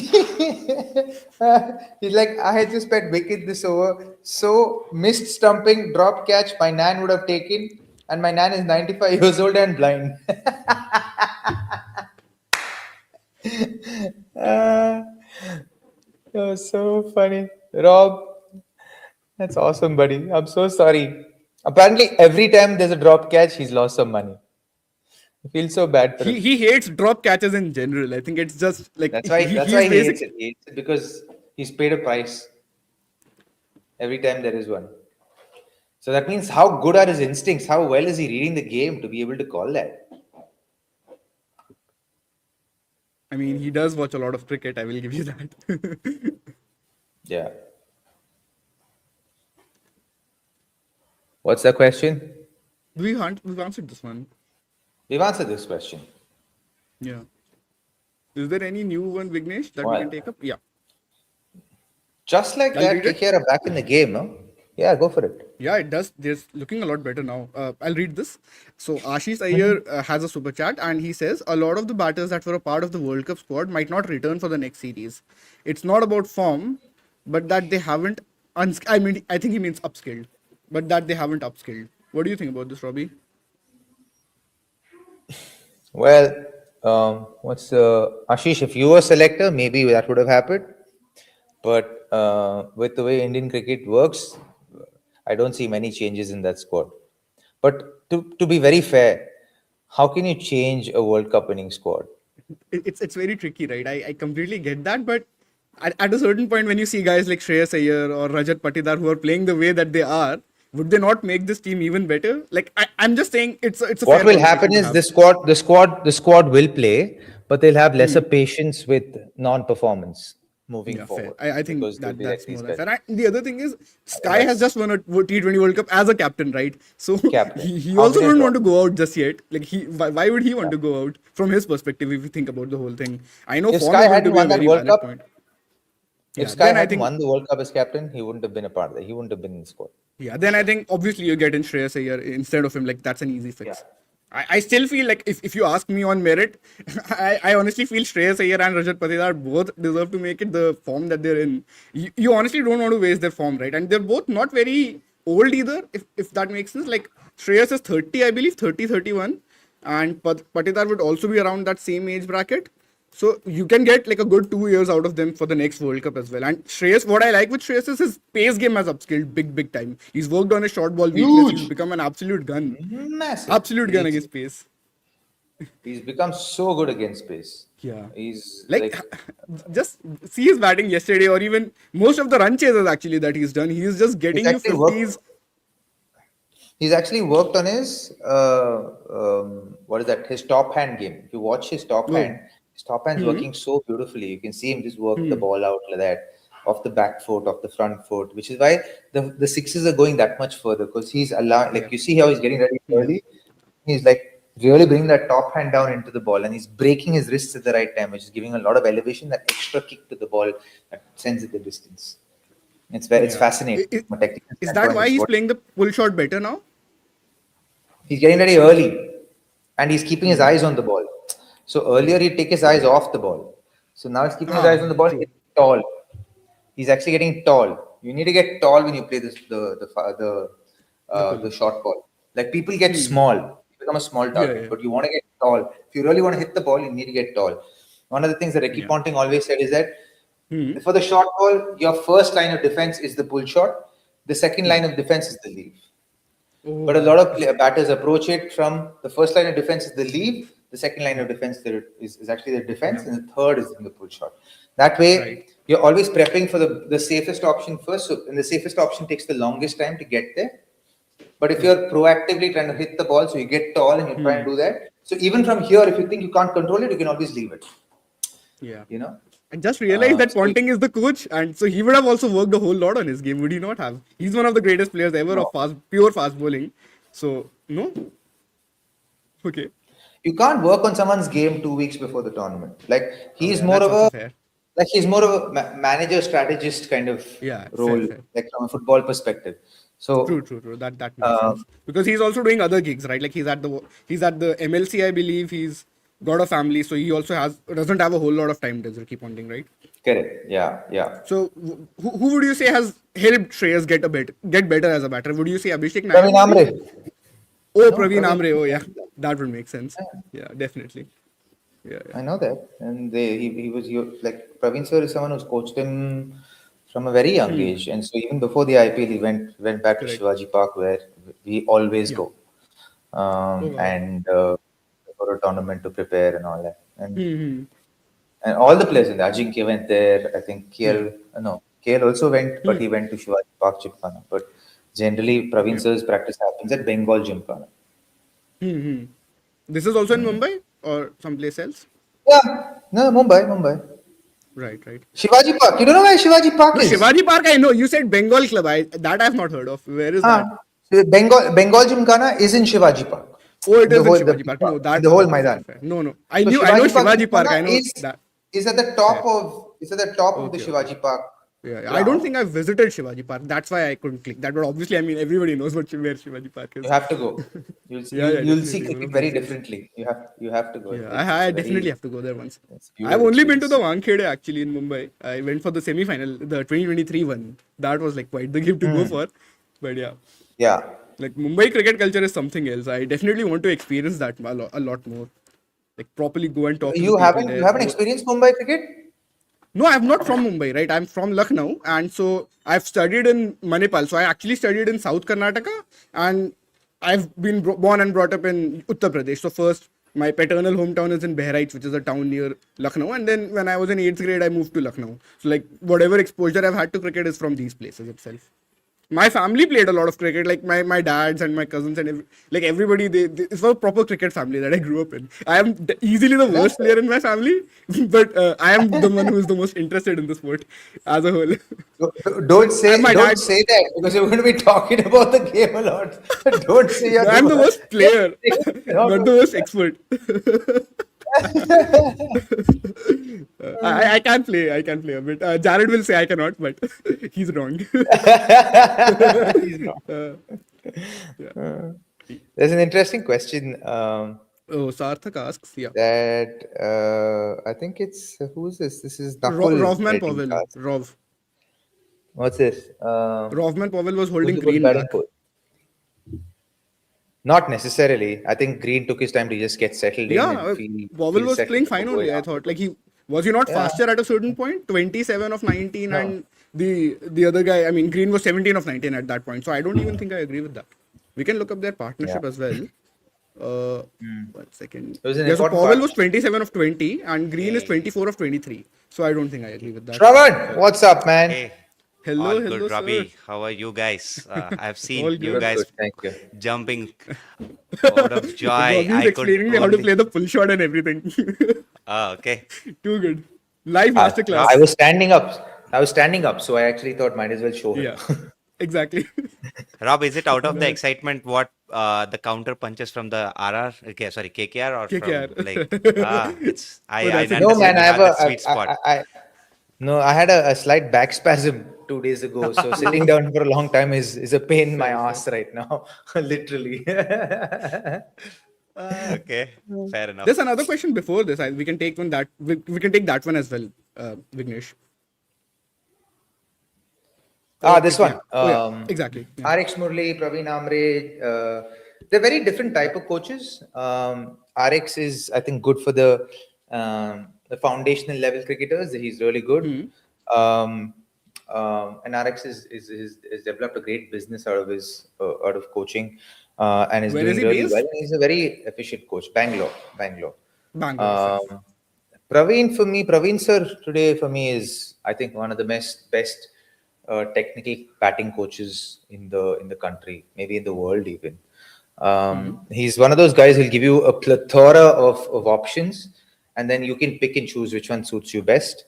So, which is quite nice, to be honest. But for someone who can't deal with a lot of complexities and too much information, might struggle. But he will give you a lot of options to pick and choose out of. And he's very open. He doesn't interfere too much. And so Praveen sir that way is really cool. Jack, on the other hand, is also a very good coach, but he's very non-technical. He's very what's the word? I Mental would side say of things. you know how no, he's about how to use street smartness in cricket, in batting. Oh wow. Yeah. So that's his forte. How to be non-technical with batting. And for me, I've kind of picked up a lot of things from there are lots of wonderful coaches. Okay, and for me, You some of the worked with best all ones three? have been Oh, wow. RX not as much. We've discussed cricket a lot, but Praveen sir, yes, Praveen sir and I started professional cricket coaching in Oh, wow. India. Yeah, Superb. so and we were laughed at when we first started the whole concept of personal coaching in cricket. Yeah. When was Go this? back to When did you guys start? 2012 July. Oh wow, that old now. There's a whole article on Times of India where they made fun of us. Like, how can you start this whole concept of personal coaching in cricket, and it's a team sport and this and that. People think that cricket is a team sport. It's actually a misnomer. Cricket is actually an individual sport within a team sport. And Rinku Singh comes and he goes. He goes. You Yeah, think he's like that? he's walking. Oh yes, he has like that. Yes. Oh man. Rabada looked excited right from the start. Indian Tony Stark is Yeah. here. Who is that? Is that Shravan? Shravan. Oh, is it? Who else? From which angle? Yes, of Guys? course. Yes. Who else can it be? Thanks for those compliments. By no one means I would be that. And Robert went God mode, or he just dropped from the call. Always God mode, bro. Yeah, God mode. The So, Robbie, there's another Ma- question for you. On average, how much time does it take for a batter to understand his game intuitively at the international level, and what aspects come earlier, what come later? You're on mute. Intuitively, it on actually takes. No, I'm on mute. Intuitively, it actually takes a little while because it depends on the amount of self-awareness you have, especially like if you take Vaibhav Suryavanshi. For me, someone who understands his game at this point in time, very clear about his game and how he's playing, right? And his approach and his proactiveness and decisiveness with his cricket. Very self-aware. The sooner you are able to exercise self-awareness and build a strategy around your game, the sooner you will thrive. And it all depends with the kind of how you deal with the kind of exposure that you get within the game. I think Ramandeep Singh is in.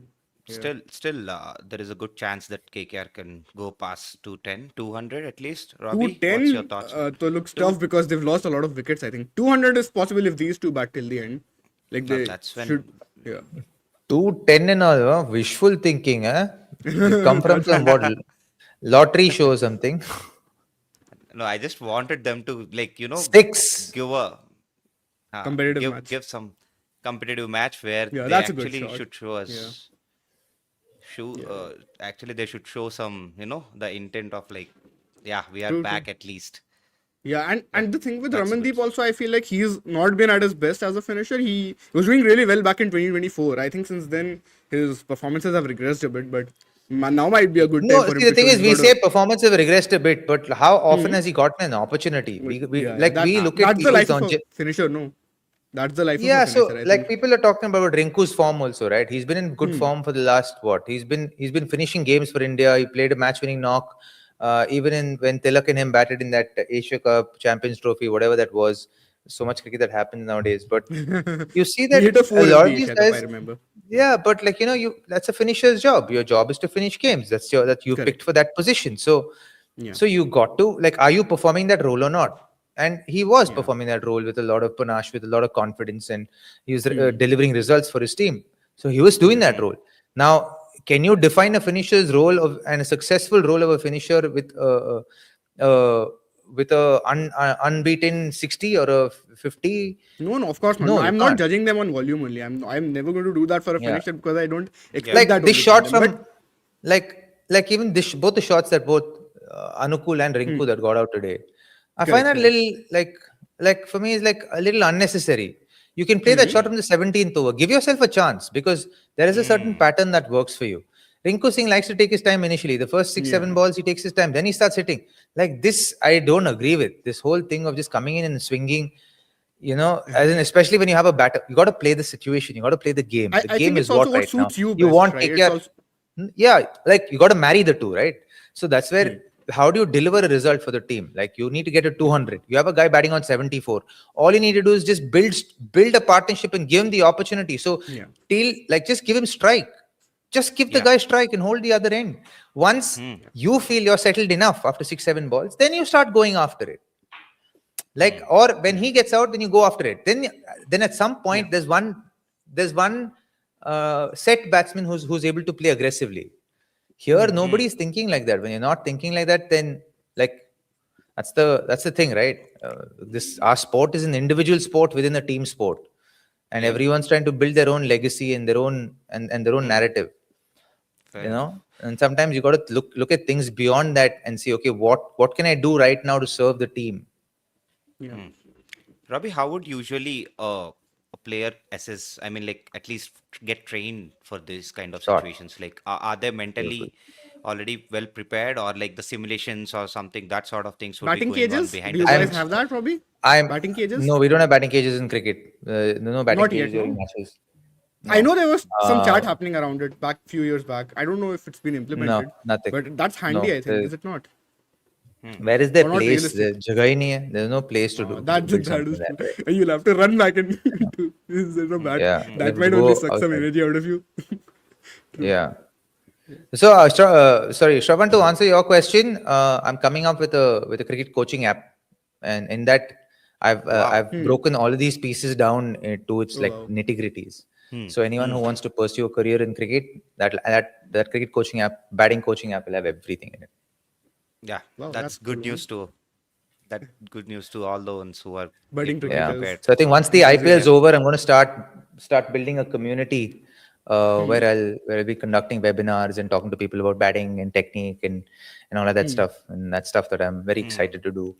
And help people maximize, teach them about batsmanship, how to score runs, how to build innings, how to Beautiful. maximize your game within your own technique without changing much. Yeah. Because I understand today I have to do like today everything I've learned from say the Praveen Amre of the world and Praveen Amre and say Sanat Kumar and K Jashwant and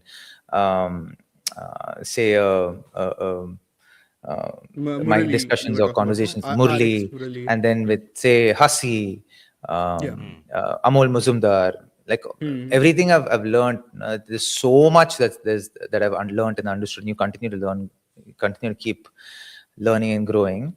So I want to put that. Today, no one's democratized the knowledge of batting in cricket, and I want to be able to do that. So it's like I'm trying to build like the physics wala of batting. Yeah, Oh wow! nice. Oh, But that's a cool parallel. then Yeah, I for like the that. challenge for Yeah. you, Robbie, would be like Shot! how would your batting coaching will help those sort of people where the Oh wow, techniques that's a aren't great so shot. Yeah. technically Was right? it the slower ball, Robbie? I feel like he picked Slow it. ball, but the shot went higher than farther. Yeah, 106. Yeah. It was slow. Yeah, and a nice catch, huh? Oh, A man. great catch. Yeah, It's not an good, easy catch good when it catch goes that from him. high. This is the See thing. again, Some all Gujarat these some things. would Like say this is see, this is the part where, like, you're actually killing Green's momentum the here. momentum. Yeah, would you have but said like the ideal choice on this ball is to knock a single now that you've got 2 boundaries and then let Green Yeah. maximize it? yeah, yes. How many Or, runs do you want to score in an over? yeah. But Already like your match I know what is. you're trying to say, Robbie. I don't. I mean, you know the game a lot better, Like, and there is a you've guy in played this form much. who's smashing the ball, right? Yeah. There is a guy in Do you form think who's it's smashing the ball. the new guy, the way cricket has moved? Maybe it's the narrative has just moved to the fact that everybody has to hit now. Like there is no scope only for building an innings and all that at the No. end. There are, look at this now. See, they're 165 for 7, right? Now, Yeah. last three wickets have practically been thrown away, right? Yeah. They could have True. actually held one end up and kept feeding me strike because he's hitting the ball so well. You got to read the Yeah. fucking game, right? The game here is, what do you want to do? You want to give your team the best chance to get to 200, Maximum right? possible runs. Is this giving them the best chance to get to 200? No, No. it's not. No. True. It defeats the purpose of this right now. So, And I mean, if he's one batting guy on has gotten 74 out, for what? For the last 2 overs, he's batting on 74. yeah, he has been off strike for such a long time. It feels like It's dumb. Like, look at this Yeah. one. He's also swinging. So in the last 10 balls, Robbie, he has But Sunil, not Sunil faced a doesn't ball. know any other way to play. Yeah. That's his style only. With him, that is the limitation you have. He'll when he swings it, he'll get you a few boundaries away. But he's not a specialist batter, right? That's the reason why you cannot build around his batting. I think like when it comes off, it's more of a bonus. I think the other guys, yeah, That would that's have a hurt his different thing for fingers. Ravi, Oh, yeah. getting back to the question of like how would your coaching style upcoming the app would be helping out for the batsmen who are not technically getting built up, like they are like more unorthodox I'm not in teaching their own technique ways. because it's like, see, the thing is, I'm not teaching technique because to teach technique, there needs to be one-on-one coaching, right? But and see, the thing is, there's no perfect technique, Shravan. So what you need to do is you need to find a way to iterate what's the best possibilities for a person's individual technique, to teach them what their natural shots are and where they can score their maximum runs. Cricketers will know it themselves over a period of time, but if you can throw light on that matters a lot, right? So what we teach on the app will essentially be something that is more how do I say this? It is more batsmanship driven, and so it's more drill oriented. So how to master each shot based on your own technique. What are the aspects biomechanically that you need to have in place? Like I was talking to you about, anyone with any technique, if you want to play a pull shot, the most basic things that you need is that you have to get tall, right? If you don't get tall on the ball, you can't pull the ball, right? If you're staying small on the ball, you don't, like, even your arms will become small. But if you stay tall, your hands will extend on the ball. It's like you're punching someone, right? When you punch on someone, you'll get on your toes and punch, right? You won't stand, you won't punch like this. You'll always punch like that, right? So it's the pull shot's the same biomechanics. So I teach like what we'll teach is a lot of biomechanics, and so people can use their own technique and apply those biomechanics into your own personal technique and develop your game. Code Noob was asking me. He was asking me something. Where did he say? He said something about he's curious about the app. I'm actually building the front end of the app myself. I'm working with Claude and building the front end of the app because I want everything to be done in a particular way. So I'm sitting down and working through every little aspect, every little thing by myself. So I spend like a couple of hours every day. You being a techie also now. Also, Robbie, just a thought on the last over. I thought Ashok bowled really well there, did he not? Because the moment Narayan came in, he got his pace back up. He bowled 145, 150 and 145. So like smart stuff from him, I think, to slow it down and then again bring it back up to the speed that he usually bowls at. Hey, he actually bowled a very good over, but I was like talking about batting, and so for me, when I'm talking about batting, everything else becomes like I'm oblivious to it. But Singer is saying, Patam Nisanka, Robbie, hold my beer. Dude, when I say get tall from whatever height you're on, you're at. Singer. It tells a lot about how much you know about batting or technique, Singer. Robbie, actually, I usually nowadays getting a little bit of training from my colleagues only on back end of table tennis.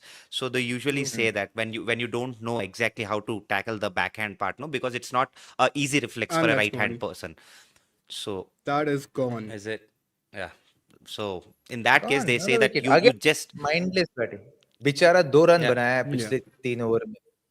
He has not come on strike, Robbie. Like he's faced one ball in the last 15, 16 balls. Hmm. That is like an That is absolute waste of horrible. energy. Hmm. This Get the this guy on sums up strike. KKR's here. Huh? Yeah, yeah, for Like sure. they can't catch a break. They're being so Hmm. dumb. Like even now. Varun is So saying in the chat that you're learning how to code in 2026 and that you're coming for his job. No, yeah, I I'm was not. about to say that. I I'm not coming for anybody's job. I like the thing is, like I enjoy tech. Yeah. I'm someone who's always Wow. enjoyed tech, and yeah. Hmm. I actually tried to learn coding, and for me, I'm a little Oh bit of a wow. curious cat. I like to learn new things.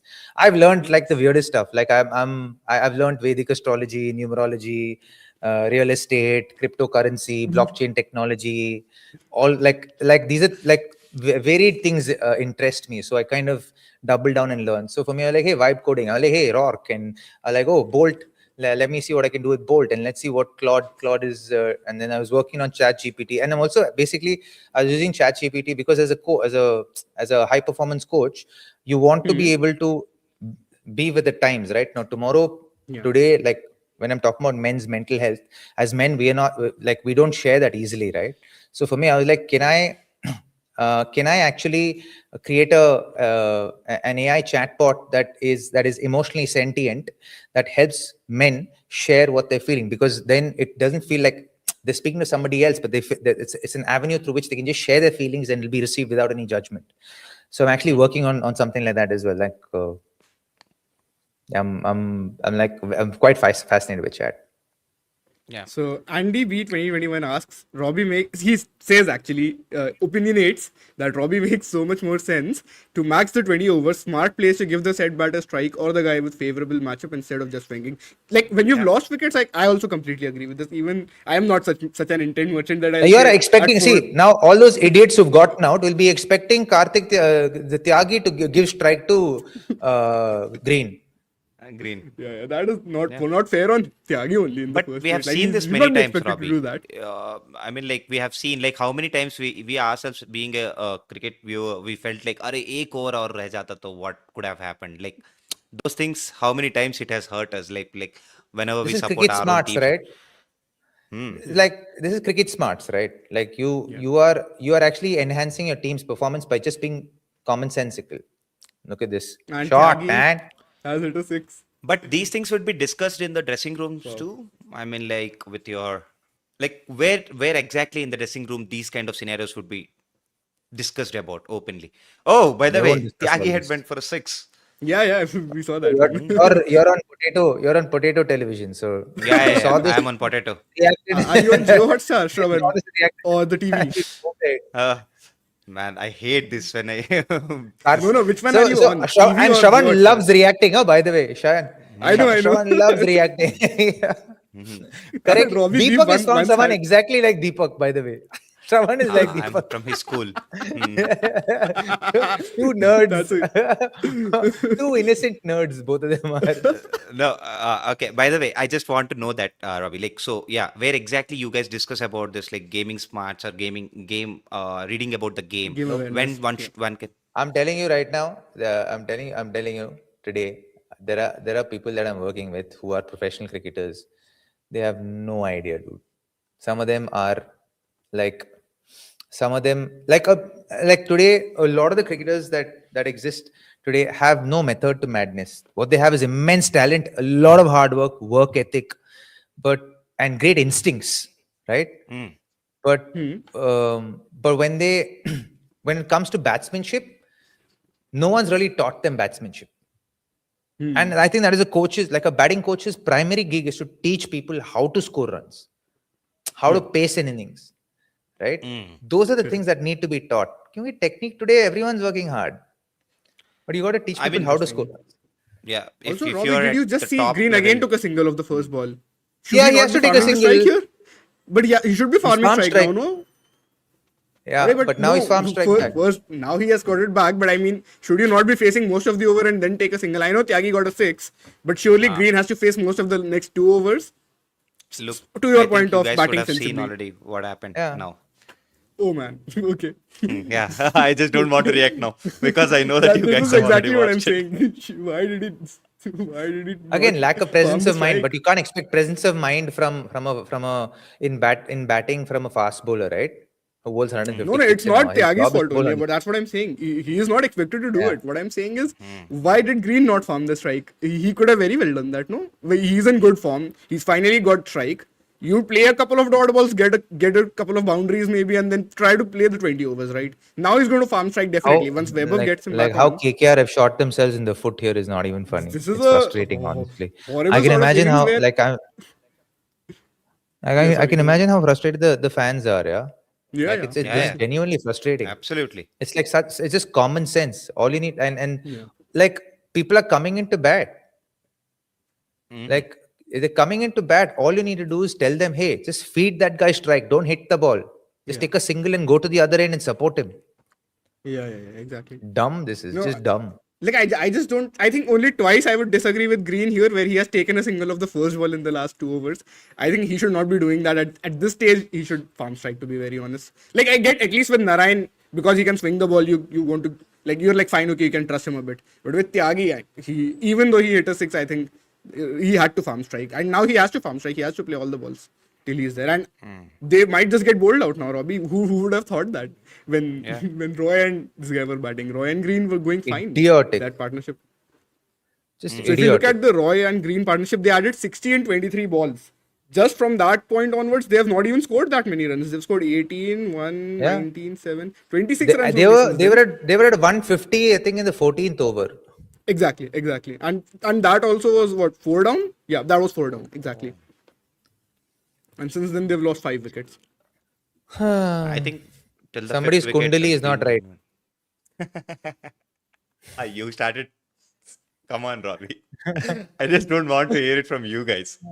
We all do all this shit, to be honest. You know what? There was a time you would have heard about this Astro Talk and all, right? There was a time Yeah. when Shot. when before the Indian match Oh, God. was about to start, I used to go and watch. Oh, what is Very today's Kundli for our captain and all? I seriously used to do that. Really? Yeah. I mean, like I used to Nothing feel wrong like, with "Arey, that. today everything should go well." And then, Nothing by wrong the with way, that. Robbie, yeah, No, I mean, I it's was everybody's personal belief. I'm not saying that it's wrong or right. Like, I don't subscribe to it. That's all I'm saying. No. Yeah, I it's understand. fine. I understand that this Yeah, it's doesn't very make any personal. logical sense to it. Yeah, But of then course. that's Why? the feel of. Why I mean, the why love. doesn't it make logical sense? Why? I mean, like, how can Defend we yourself. determine like Defend your on a- statement. No, what I am saying is, Robbie, how can we say that? Like, this is what exactly is going to happen, or this sort of things are about to happen. It's like you can have a bad day. The bad day can be determined into 2 ways. Like, you could get a innings of 40 balls 50, which would have lost. You would have lost the game. That's also a bad day, but it's not on a run level. It's not a bad run for that particular batsman or someone. It's a bad day. It's like for us, always like, oh, he got out for like first 5-6 balls itself. There is no time for him to Like show that, up. everything in life is relative, no? इसीलिए that's why I felt like okay, but it's my personal belief. I feel like okay, everything is good, just to make my nerves calmed and like okay, and everything. By the way, I got into that. Hey, I is got Rashid that is point bowling of the last over, man. Yeah. now. This would be insane fun to over, watch actually. Yeah, exactly. because He's taken today on Rashid And today he's gone because. for Cam 43. Green. Yeah. That Well, has this hurt. might just be Cam Green's like lifesaver over, and KKR's lifesaver over potential here. He will throw the kitchen sink at it. So he's No gone doubt. 32 of 13 versus Rashid today before this. He's over. gone with deep extra cover, by the way, and he's got he's not sweeper cover. And sorry, he was hitting lots of shots on the mid wicket, was he not, Robbie, in that region? Mid wicket wala arc Yeah. that's there. Green was really strong in that today. So next ball, you see, in this ball, he's pitched Oh, slightly back of a length. Next ball will be fuller. Now Green should. Oh, he missed it! My God! Hey, green. Oh yeah. After yeah, batting, yeah. absolute champion, looking a little green right now. Oh man. He bowled that one a bit wide, I thought, the second ball. Like just out of his arc. Thoda sa. By Why is he by the way, running? spot on. Why is he running? He has gone for the run. There's Come only one on. wicket left. Come on. Exactly. This has been such a weird game for Green. Like, Shane Watson is freaking fuming there. What? he has no I- idea. Even Abhishek is shocked. Rob is So, also saying he's clearly- undone a lot of his good/lucky work. Has Green. Yeah, but can you blame him? Like he was, like see, everyone's saying brain fart, right? But why is he in this situation? No, that is Ah, I cannot disagree with that. That's. But I think if you just lost four just wickets the, just in front of you, then yeah, this that's tend to definitely very happen. valid. Yeah, I just didn't think he should have farmed strike back to, like, he shouldn't have given strike back to Tyagi in the first place. Like, should have just farmed strike in that over, and then now this one also, I don't know why he took the single. To be fair, Vaibhav has gotten him back on strike. He has done his job. Hawkeye just said something, and he's so bang on. It's not even funny. What did he say? Vignesh, please bring it up. Oh. This season for sure. Don't bring it up, dude. Vignesh, don't bring No, it no, up. no, no, no, Read no, it no, on no, chat. no, no, no. They won't, Okay, they won't bring it up. don't do it. Now I'm just curious to see anyway what he's saying. That missed everything. Everyone. Okay, was never deceived. mind. Yeah. Wow. That's a good thing. By the way, Robbie, I was talking about that the coaching on my personal level, what I was taking for the Table table tennis. tennis, right? I brought in that point actually because of that the position or the posture, what you said, right? Like when the ball keeps on raising onto your body, they usually say that to raise along with the ball. I mean, like to keep an eye on the ball and then your body automatically raises along with the ball. So do you have something that sort of in cricket also, like when you're in a crouched position or when you are in a normal Yeah. stance, well, you actually elevate the height, I mean, or the shape of your stance according to the ball the moment it raises on. That's how it goes for them. Yeah. That also. Yeah, Fair enough. 100%. Especially when you're playing spin bowling on certain kind of tracks and playing fast bowling on certain kind of tracks, you want to be able to get up with the ball. Mm, mm. Yeah, that's the example you gave for fast bowling, right? Like when you're bowling short, you want to Yeah. get higher and you want to get taller. Yeah. So you can Yeah. play on the rise. I think that's sort of what. I think Even the on the idea rise, you behind go that get is. up with the ball and get on Yeah. top of it, right? Correct. Yeah. All right then, guys. We are done with the first innings of the KKR Yeah. versus Gujarat Titans. And guys, game. We'll be back for. we exactly resonate the sentiments that y'all are feeling on the chat right now. That's how it feels. It's an absolute shit show for KKR in the second half, like the They fourth had to half make of 200, Robbie. Very easily they could have made 200. Like they didn't even have to try Yeah. very hard to get there. So many wickets they've lost in clusters, and then the last couple of overs are like I cannot even explain what has happened, to be very honest. just look at every It's an single absolute one of those waste. players. Even the first wicket of Ajinkya Rahane's, that's just what exactly Allen was doing for last 4 innings. He was getting out the ball which is leaving him and he's trying to slog it over the long on or somewhere. It's the same way. It didn't piss me All off, right but then. it just hurt Yeah. for sure. So we Yeah. will take a short Okay, break here. see you in a We'll bit. See you on the other side. Bye bye. Yeah. Thanks everyone. Bye. Bye. Cricket has never finished at the close of play. It lives in the arguments, the memories, the comment sections. Cricket makes you talk. Combox is entering that chat.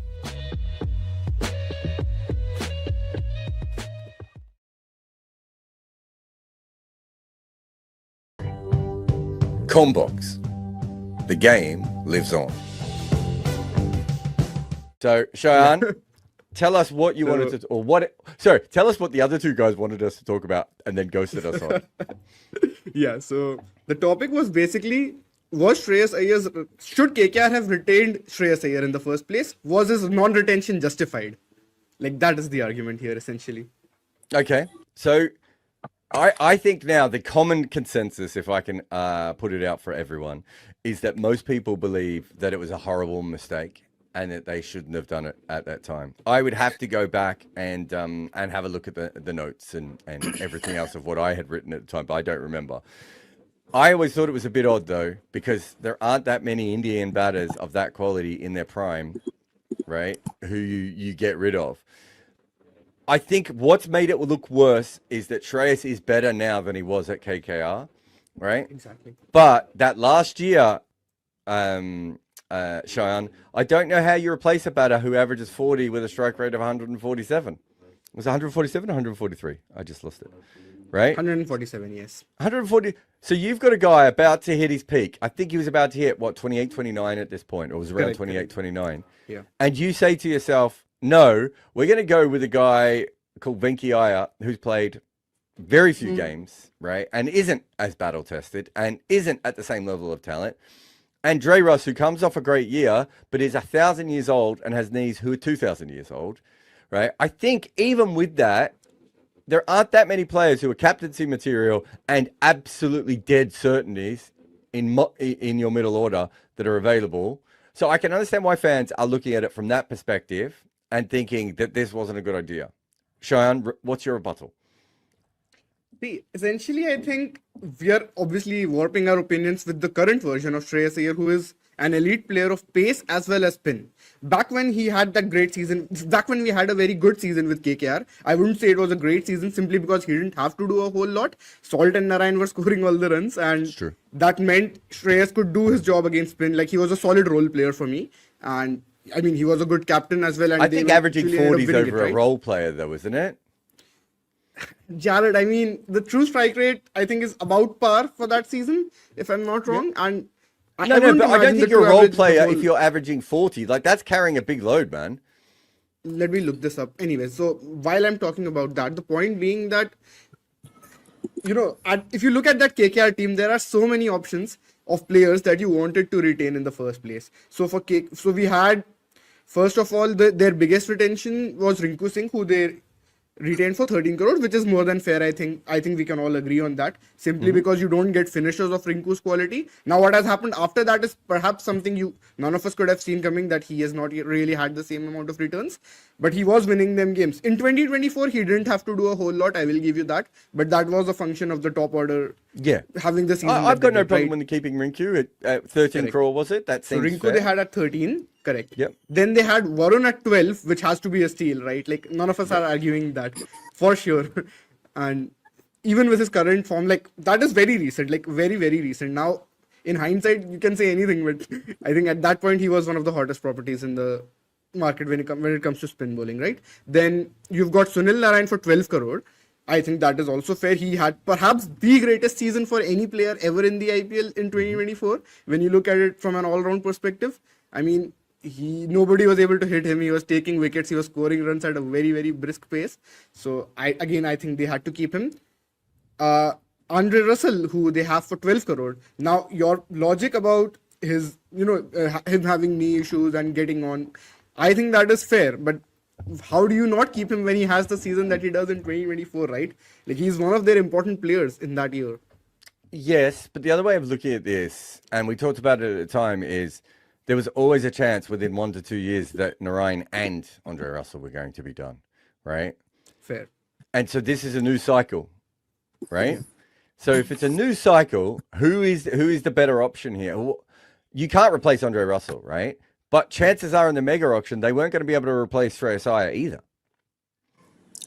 I think just to chip in here, I mean, sorry, actually, you're part of this. It's just because we've already been chatting about this on the other group. Exactly. This topic is more of an extempore for me, where I'll just have to improvise on the go and come up with points. Yes. I do agree with what Cheyenne had to say. 2024 heading into the auction, if you ask me, had KKR done the right move, I don't think it was a wrong move per se. By having seen what they did at the auction, spending 23.75 on Venki Iyer and some of their buys, that definitely in hindsight makes it even more stupid. Also about Varun Chakravarti, what you spoke about him being retained for 12 crores, we need to remember that he was retained for 12 crores, but the purse deduction was 18. He was their fifth retention, making him an 18 crore deduction from the purse. And that for me, even then, was a very stupid move, because I'm not going to look at how much Varun Chakravarti is actually costing. It's not the 12 crore number that matters. It's the 18 crore number, fair. because that's the deduction. And I did not believe Varun Chakravarti would have gone for 18 crores at the auction.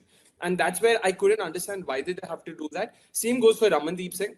I felt in terms of the retentions, the fact that they had already sort of they'd already reduced their purse by what 79 crores. I want to say 79.5 because in each of this they completed all of their 6 slots.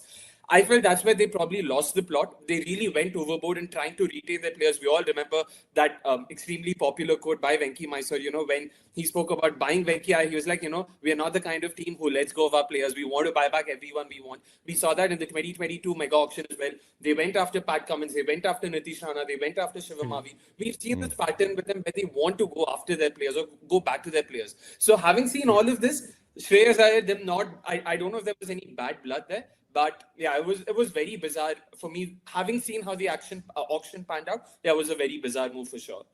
So I'm just having a look here at the numbers in 2024 of Shreyas Iyer. That year, he averages 28 at a strike rate of 144 against pace.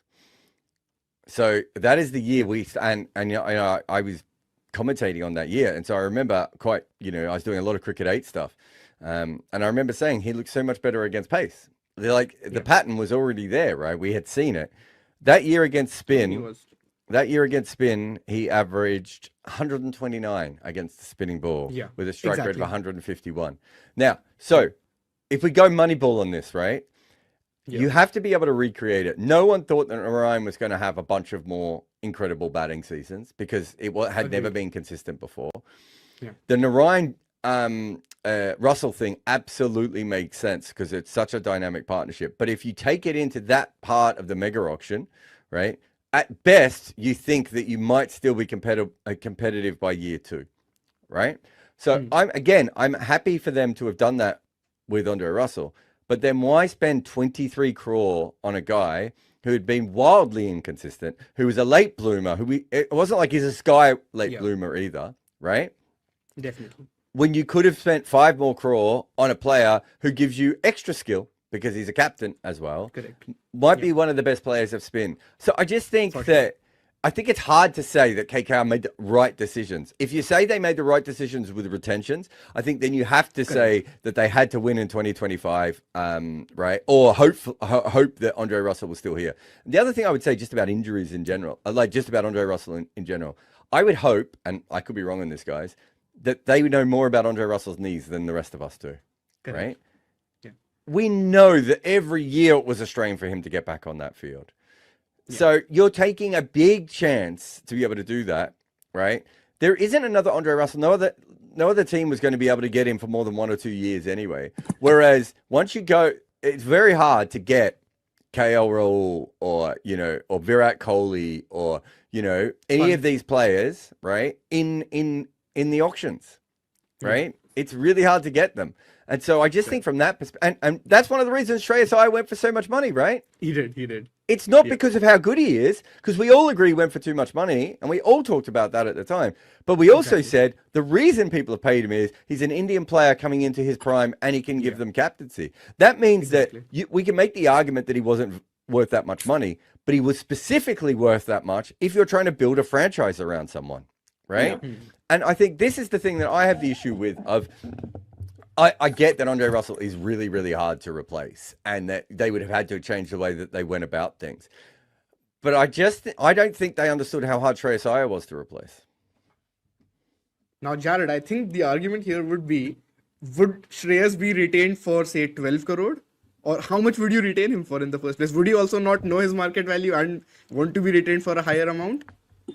No. I think it's fair. Let's go with their logic and say that they didn't want to retain him at that point, right? The argument really is that they have to retain him in the auction. That they actually just go and buy him. Right? That I cannot disagree with you at all. Right? I mean, Jared. So if that's what I'm saying. I think it's okay to say we don't have him here, but I don't really understand why you don't retain him in the auction and you go for a player that cannot be at the same level of quality. Of course. So I don't think KKR were ever intending to sort of let go of him entirely. He was very much a part of their plans, and he was also approved by them. When the retentions happened, it's not like they completely sort of went cold turkey on him and like, we don't want him anymore.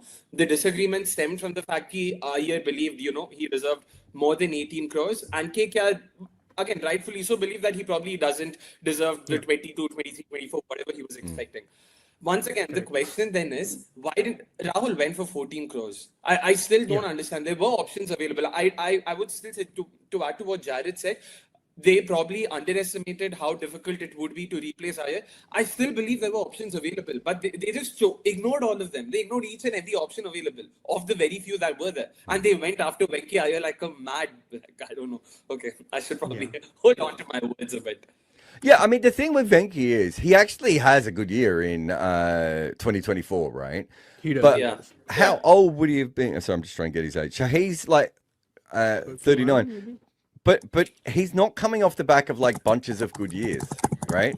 So in 2021, he had a very good year in terms of average. Remember, everyone was really excited about him. Exactly. But his strike rate wasn't particularly good, and That would be UAE, Jared. I think that some of that would be UAE. Oh no, I'm just saying. But either way, I mean, everyone was really excited about him. I kept saying, guys, he gets stuck all the time. This guy, right? Like he is. The next year he averages 17, right? Strike rate of 107. Great. Everyone has a bad year. I can write that off. The following year he averages 28 at a strike rate of 145, right? And then he has one good year. The chances are that there's going to be one or two just not even bad years, but just gearing back years at that point. And yet it doesn't seem to and so if you're going to pay 23 crore for someone, surely there has to be a banker, right? Now, if you look at Shreyas Iyer is a banker, not in terms of his overall career, because as we just said, he was up and down as well. But he's a banker in the terms of, he's going to average over 30, right? No matter what. His worst year, I'm just trying to think. So Shreyas Iyer, Jesus Christ, he's consistent. Shreyas Iyer, other than 6 games for Delhi in 2016, had never averaged under 30, right? So at the very least, you're getting consistent runs out of him. But then on the other side, you're also getting the captaincy, right? Which is another skill that you're going to have to bring in. Cricket has never finished at the close of play. It lives in the arguments, the memories, the comment sections. Cricket makes you talk. Combox is entering that chat.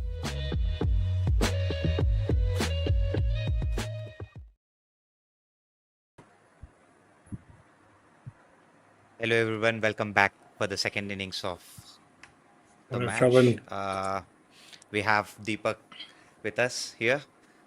I've been also joined little late, not little late, very late. The last 5 hours odd I have just joined.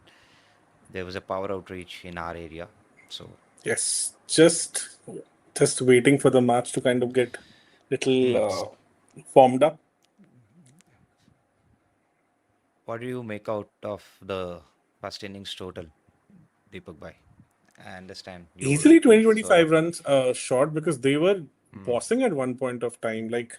And suddenly KKR decided that they just don't want Green to feel good about his form. There was like 14.3 overs when he took the single, and the next he batted was in the 18th over.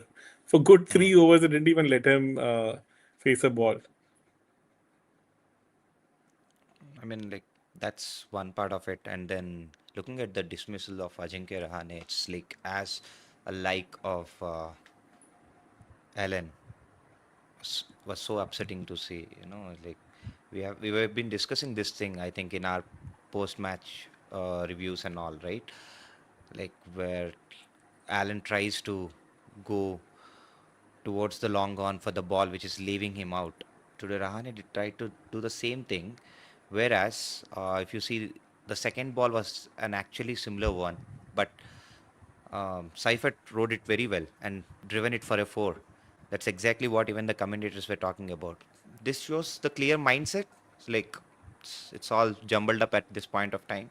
It is just confused as a side. They just don't know what exactly is right and what exactly is wrong at the moment. They're just not able to kind of come up with a clear strategy as of now. So because look, if you get to 200, 210, this is the kind of side you want that kind of a score against, because you know that DC is little limited when it comes to batting. If you kind of can get into their top 3, there's a very high possibility then you can make a match out of it. And this ground has shown in the past also that you can defend scores on this. South Africa did that against India, right? They were able to defend 190 also. Yes. And you had a golden opportunity to put a score beyond GT to an extent. I'm not saying that they cannot chase 200, 210, but one batting unit where you can still feel that there's a chance of kind of pulling them down is this batting unit. So you have to be a little careful there. And Oh, I shot. think, yeah, That's this pure is, elegance. no, I think that now this particular, I would say, innings is Hey, just in the Jared. right alley. I heard pure elegance. I assumed you guys were talking about me. Yeah, exactly. We were kind of bitching about you. Now that makes sense. I don't understand why they're going to wait till the 18th over to win this game. That's pure GT, Jared. Let's not forget the DNA of the team. I try. Oh, what is Deepak trying to get us done on a copyright strike? No. I'll make sure that it should not happen. You did your exercise today? Yes. What are we talking about? What'd you do? Shoulder and back. Okay. Shoulders and back. So Weber, to be honest, I was surprised to see the true strike rates of his in the death overs. Like Varun had shared that on the group, and it was pretty surprising that he was among the top 5 bowlers last season as far as death bowling is concerned. And KKR had 2 of them, like Harshit and him, and still they struggled massively last year. Like I think it was more to do with their batting. The batting against spin has been horrible. Oh. In the mid innings, I was listening to your pod also regarding Shreyas Iyer, and you had a very valid point that if somebody is kind of scoring at 40 and a strike rate of 147, and he's 29, just about to hit his prime, and you let go such a player and who's actually a multi-dimensional player because he gives you captaincy also. I think it was one of the biggest IPL blunders we would have to say, and see how he's kind of KKR. turned things around for Punjab. Yeah. I think what we wanted to do with that program as much as anything is kind of prove to people. I think people were thinking about it incorrectly, right? They were saying this is the worst this is the worst situation ever that KKR did, and what we were basically saying is that's not the case. But even if you give them all the credit which we gave them, which is they had other players they wanted to retain, where he came up in the auction and everything else, they had to know. I knew he was going to go for a lot of money, and I'm not a professional who probably spent 3 hours, Deepak, doing research into who's going to go for a lot of money in this. Okay, we'll Shreyas Iyer out because he's got captaincy and because there aren't that many specialist Indian batters on the market that you can trust, right? It's little things like that and it's a mistake. It's not the mistake that the amount of people have said this is the worst mistake in the IPL ever. So it's not even near the worst mistake. Right? There's been way worse mistakes than this. But it's still, as you said, you have to factor in that this was a Indian batter of exceptional talent who had shown signs that he was changing his game and was entering his prime, right? When it comes to Shreyas Iyer. Exactly. And surprisingly, considering the fact even in 2023, even though KKR had one of the best spin attacks in IPL, but the batters were doing even worse than the opposition. Like they were kind of getting beaten by the opposition spinners, even though they were not of that quality. So even then, you let go a batter who was kind of binding your entire team together, and was kind of that that missing. I would say cog in the wheel. So who was kind of completing the entire picture for you, and somebody who is known to be one of the best players of spin in the entire Indian circuit. So pretty strange. Yeah, I always think that it's a bit like you can make an argument that Bumrah is not the best player in the IPL as far as batters face more balls, right? And you know that you have all rounders and everything else. But when it comes down to it, like who's the most irreplaceable player is Bumrah. And when you get to an auction, I think the one thing that we have found over and over again is that it's irreplaceability that is the most important thing. Right? Is there another player like, when Tamal Mills went for a fortune and it's like they didn't think any other left-arm bowler was any good. It's not because even Tamal Mills didn't think he was worth that much money at that point, right? It's that at that stage, that's the player that you need, right? And Exactly. so you have to be, if you were going to lose him, how are we going to recreate him? And the fact that they ended up paying a guy who was older than him, or roughly the same age, who wasn't at the same level of talent, who wasn't a proven captain, and they almost paid him the same amount of money anyway. So you might as well have just got the other guy and coughed up the extra 5 crore, right? Or 4 crore, whatever it was. Exactly. Exactly. And totally Am I- understandable. MI are bound to do that, right? Because they know that Bumrah would be covering their back end of the bowling, so they are bound to take all the new ball bowlers. Even in the next Exactly. auction, That's a they have perfect to- example of knowing what is available, right? How often do we see Mumbai go out, Shalvin, and just buy an extra new ball bowler? Because they're like, we don't need extra bowling at the death, right? True. But then you have to consider it about the fact like he's also being human. Sometimes the days can go wrong. No, he's not human. That's for sure. The kind of performances he delivers, for sure, he does some inhuman. Oh. Hey, but Is what it in is the what air? is what Oh, is it's in the gap. what is Great the shot thing by with Bumrah this season? Like 5 matches, no wickets. It's like, and is it like opposition just know that they don't have to take any chances against him because, or is it the lack of the pairing?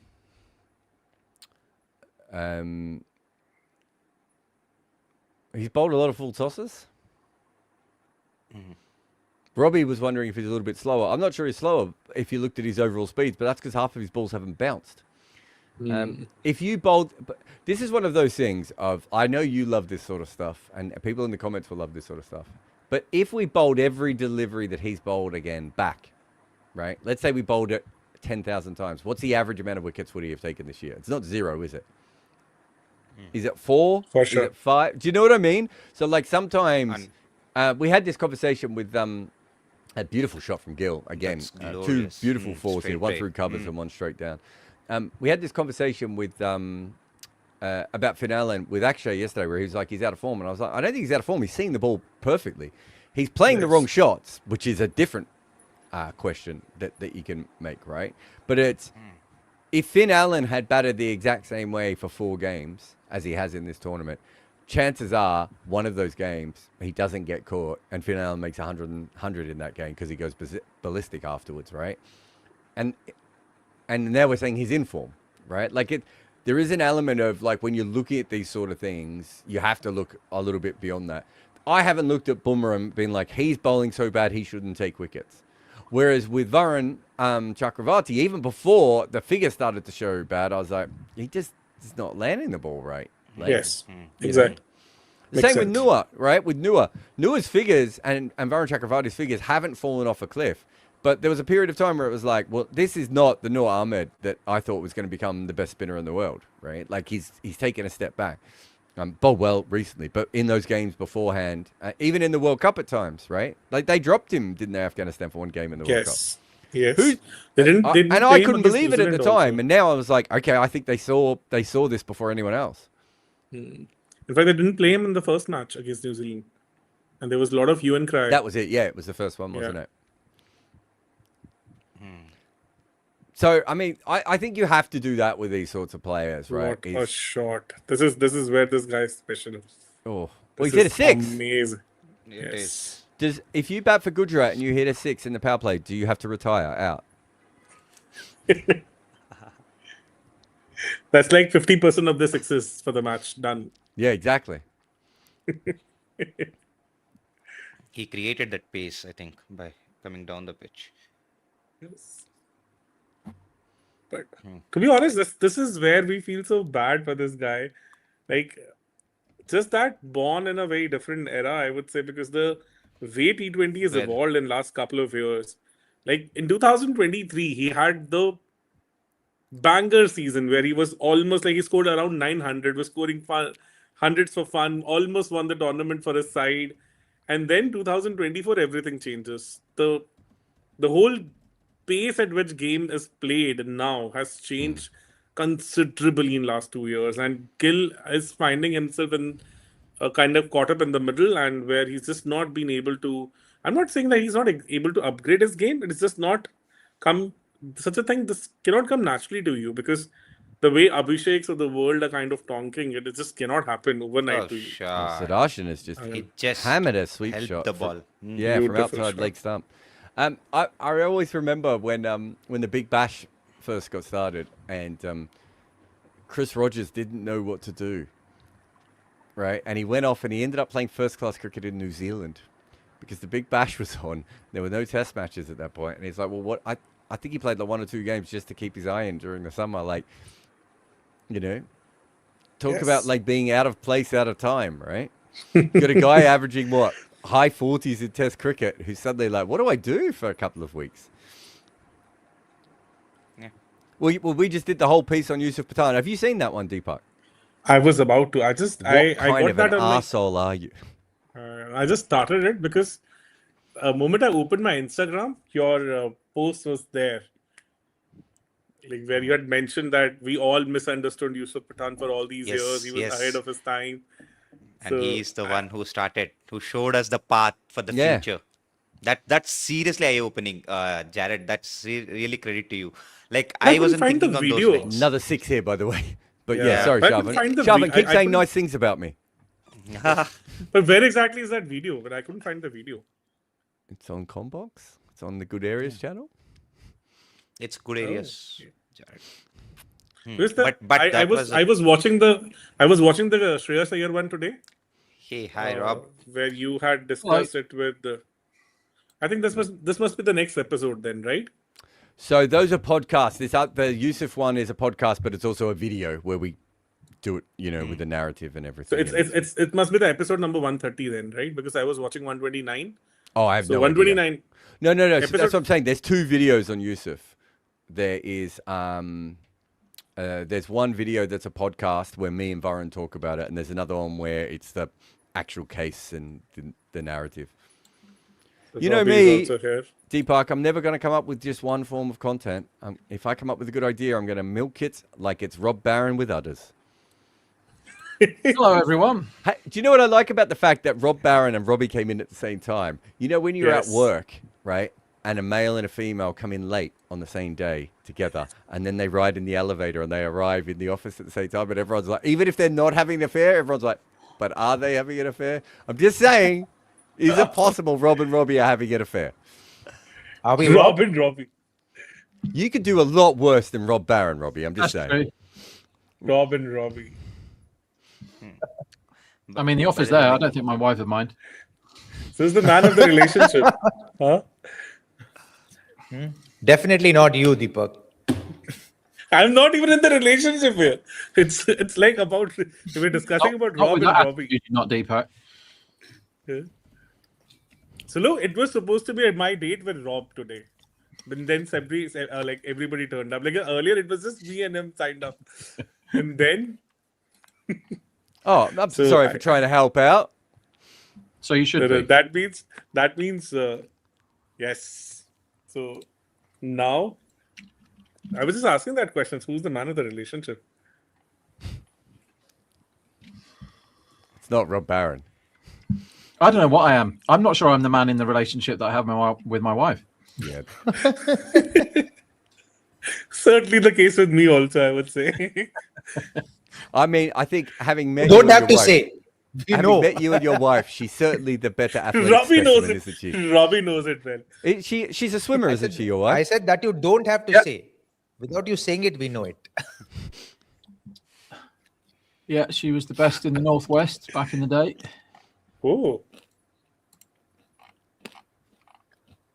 And Is it- she's from very hard athletic stock. So Oh yeah, your brother-in-law is an athlete too, isn't he? yeah, my brother-in-law is known as the Colossus. Genuinely, he's a heavyweight cage fighter, and he's a very scary man. Wow. I Was still he think I nuts? could live. so Robbie, maybe you found somebody for the sumo wrestling you were asking on that day. You only, bro. Who else? I've given up. Sumo wrestlers are actually quite good athletes. I'm not saying Deepak's not a good athlete, by the way. I'm not. I'm not even going to compete. No ways. Deepak has Deepak gone to the gym today in his jeans? Yes. No, not in the jeans, in the shorts. Oh, I learned my lesson.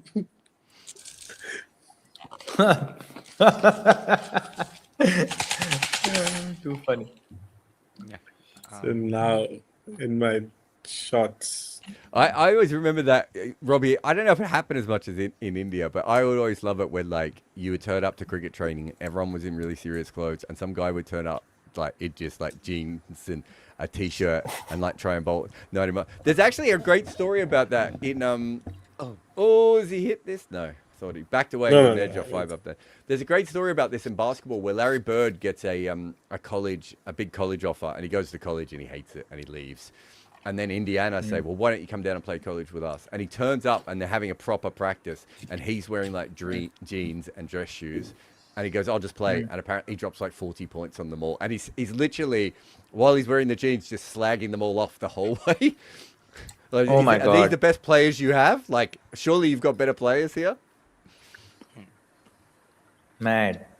It's a bit like when Some people are Brian Lara, did Brian Lara Bang. faced Rashid Khan did he have pads on?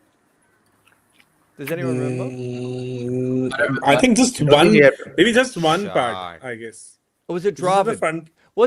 There was a great player who faced a new spinner, wasn't it, without pads on, and just went, yeah, he's not bad. Do you think GT have decided before this inning started that they're definitely going to win, so they may as well go for the net run rate boost, chasing 180? Because that's how they've come out. They're not doing what they normally do. They're smashing sixes here. They're not taking the fours Yes. and running the ones and twos. They're Are going. you saying they're not going to Yes. win in the 18th over like we all expected? Well, they're batting as if they want to win it as quick as they possibly can. I'm with you, yeah. Yes. Well, they've hit sixes. What are the Rob. odds, buddy? Yeah. Sixes. They are a 92% chance of winning from here. Oh. Like 210, would it still have been a chance for KKR? Yes. Yeah, but But then you've got Narayan and Chakravarti partnering then, don't you? But then both of them have to be in a good form, good old form, like how we used to see them. And like Yeah, but Chakravarti bowled well last game, and Narayan's bowling fine in this season, right? Like, also, if you're going for 210, it means you have to take more risks against them. You can't wait for bad balls, right? yeah. Fair enough. Yeah. Fair enough. On, By the on way, that he day, did I break actually his feel quota for, last year. KKR I actually didn't feel want the for- 180 curse broken. So I was saying, I actually feel for Sunil Narayan. He's seen this team really thrive, and then he's seen this team really struggle. Like when I say struggle, I mean he's seen it in the pits for a few seasons. Robbie, how is he as a person? Like a chilled out guy or a very intense guy? Yeah, chilled out. Very chilled out. He's very shy. Shy. You're talking about Narayan, right? Oh. We're talking about Yeah, Narayan? Yeah. Narayan, I would say Narayan's... almost a catch on the leg side here. I'd say he's one of the shyest cricketers I've ever met. Ooh. He will sometimes pass messages through like 2 layers of people to other people. Like that's just how he works. He's really, really interesting. I met him outside a laundrette once, and he didn't say anything. I tried to sort of engage him because I absolutely love him, but he was like not up for it. But Had he been using the laundrette? No, I had been using the laundrette. So I was in Barbados, staying at a hotel, and hotels charge you like £1 million if you want to wash a shirt or whatever. And so Yeah. I went to the Especially in the West Indies. laundrette down the road to do all my washing, and I came out of there, and it was him, Kyron Pollard, and I think Tom Moody was the guy with him. So they must have been in Barbados because they were playing Barbados or whatever, and they had very little time for me. Quite right too, to be fair. They probably had better things to be doing with their days than Tom talking- Moody's usually quite approachable, I would say. I'm not sure Corin Pollard's the most approachable person cold. I just left it to it. They looked like they were Yeah. talking about cricket or something interesting. Chance here. So Larson's hit one straight at the Chance. sky. I love the idea of He's out. It's you, like it's done. Suds out. Is it So cut? Narayan comes in and gets a wicket straight away. Is his form a concern? Well, it's getting that way, isn't it? Who's? Yes, Tadashi I was about to doesn't ask the same. seem to be batting the way he was before. I So was about to ask the same question actually. Siddharthan was the most, I mean, Jared and I have spoken about this a lot, the most bankable 30, man to score 30 guy ever. and his median in the last couple of years was 43 or something, which is mental. Like if it's 28, you're quite good. And this season, what is he? He's had 4 scores now under 25. That's very unlike him, isn't it? That's very what's surprising me. It's the scores under 25. I haven't watched him bat and thought that he looks terrible, but it's really weird for me that he can't kick on once he's got to 10. Because He's got 10 every time, hasn't he? Yeah. And just not managed Would to... you call that lack of form? I don't know. think I would. I'd call it lack of form for him, only because he's the most consistent batter in IPL history. But I don't think it's lack of form, Robbie. If you're getting in every time, and he's hit some nice shots. I don't think he's out of form. I think there's maybe something going on in the gears in his head a little bit. Yeah, so he's if he gets to 10, for him to get to 30, right, is basically a certainty, and that is just not the case for normal cricket players. But Siddharthan, before this season, if he got 10, he kind of always got 30, and he just hasn't done it. Yeah, I'm not qualified to say whether he's in form or not. Robbie, you're a better guy to answer that question. Like, you must be able to see what bats are up to. Like Pooran, unequivocally bad form, right? You can't really argue with that with what he's been up to. Whereas you see some guys like Finn Allen, was he out of form, or was he just being Finn Allen who gets out sometimes cheaply? Yeah. I agree with Sean. both of those. Here's a shot of a man in form. Afternoon, Josh. We said he'd be back, Robbie, didn't we, before this tournament? Yeah. I would say I think you're right about Nicky P. It does seem out of form.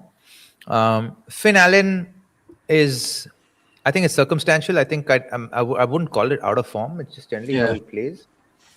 He is a hit or miss kind of guy, and you play him 14 games, he will win you 5 games or 4 games with his bat. Because when he comes off properly.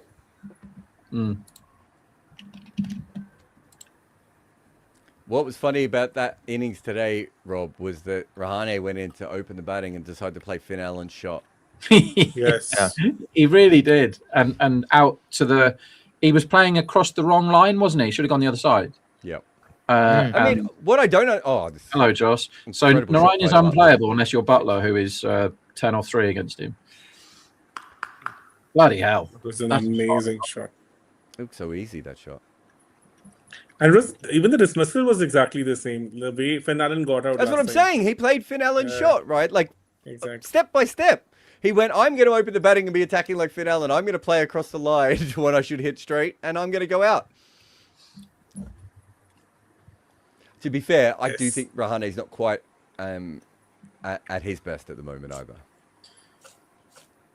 No, I think they're a very good example of a team that is in disarray, a franchise that's in disarray. They're running out of ideas, and they kind of... It felt like... Did you see at the start of the game when everybody was saying, Narayan's going to open, which obviously he wasn't, that like 5... Oh, could have bowled him here. Beautiful delivery. But Butler gets it away for another 4. 4 more to Butler is the answer there.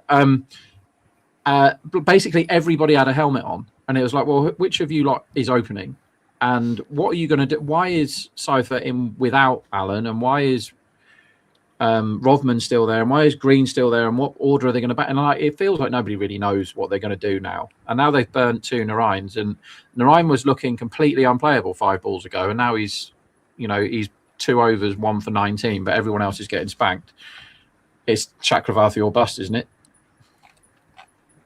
So I don't know how far this news is true, but so basically they didn't want Andre Russell to go anywhere else. So they asked him to retire and gave him the power coach's batting gig. The coaching gig.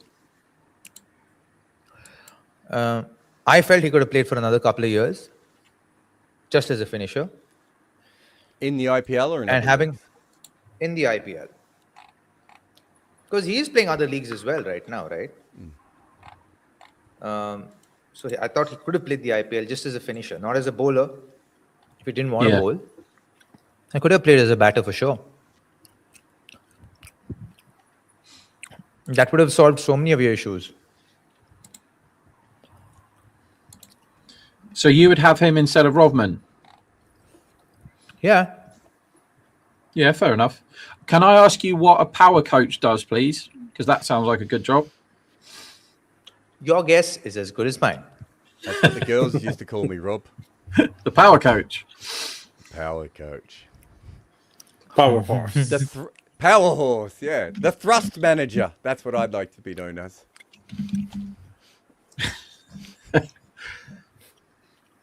Best nicknames, everyone, that you've had in your life? I was called Tuffers.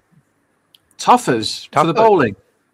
Yeah, because I was a spinner, and then I was actually the best fielder on our team, but when I played rep cricket, the first ball that was hit up in practice, I dropped. And so they went, oh, he's like Tuffers. And after that, I was like fielding at gully, point, and mid-wicket, and they were still calling me Tuffers.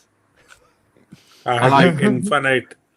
I had like infinite such names, so I don't even remember, to be honest. You must know one. Goofy, Infinite means to say what? Wolfie. Goofy. Goofy. Yeah, I don't know why. Yeah. My seniors at you college know used why. to Come call me on. Goofy. No. They never shared. Like, I think it was the first day at college, and I was part of the ragging. I was kind of given this task to walk up to one of my seniors, a female, and her name was Goofy, and I had to like say something to her. I don't remember what, and then my name also kind of happened to be Goofy. Rob, you must have ridiculous ones. Yeah, I was called a warthog. What? I was called a warthog. Why? I think we can bring that back.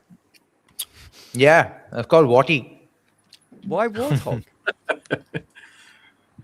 because strong and fast Oh, and stocky. boring. And You occasionally, were very there would stocky be- when you came on the scene, Yeah. also, right? Yeah. Yeah. So basically, it was put by J. Arun Kumar, Jack, who was my first Ranji Trophy captain. And he basically said, you run like a warthog, so I'm going to call you Warthog. I'm like, okay. You looked a lot more muscular, to be honest, when like in 2007, 6.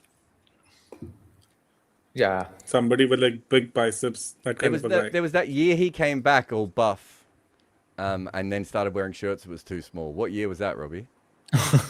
17. Was it?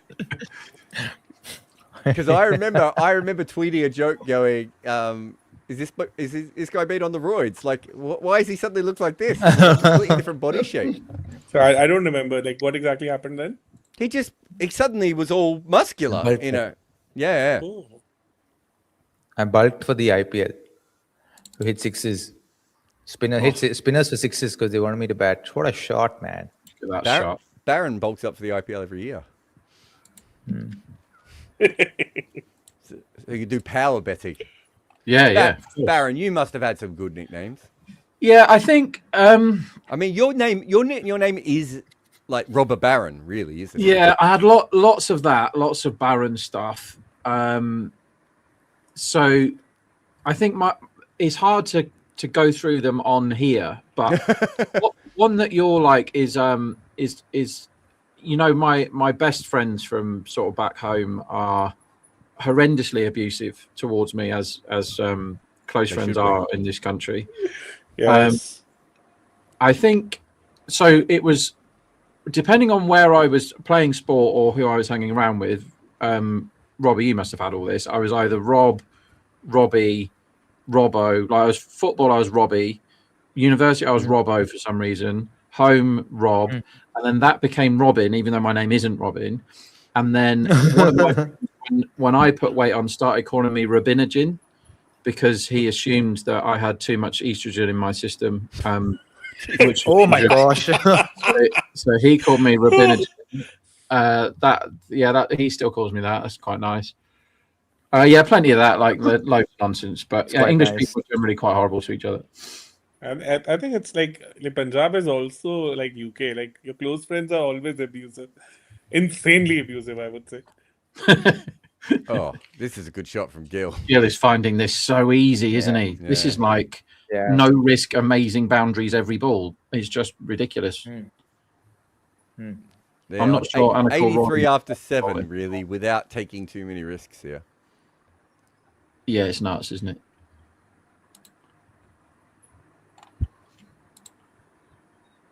We What need are Gill's numbers this IPL? I think he has improved his strike rate even further in this IPL, right?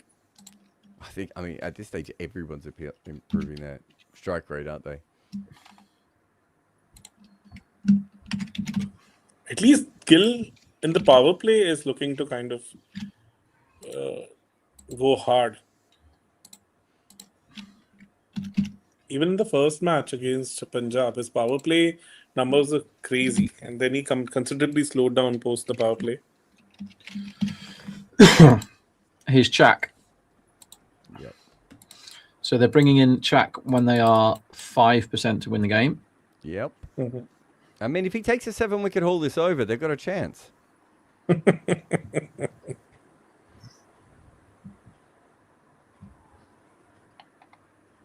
And instead, he's been hit straight down the ground for 6 first ball. One-handed 6 there from Butler, who has come to play. The 250s he made, I wasn't sure he was in top form. He's looked in top form today. He's looked in Butler form.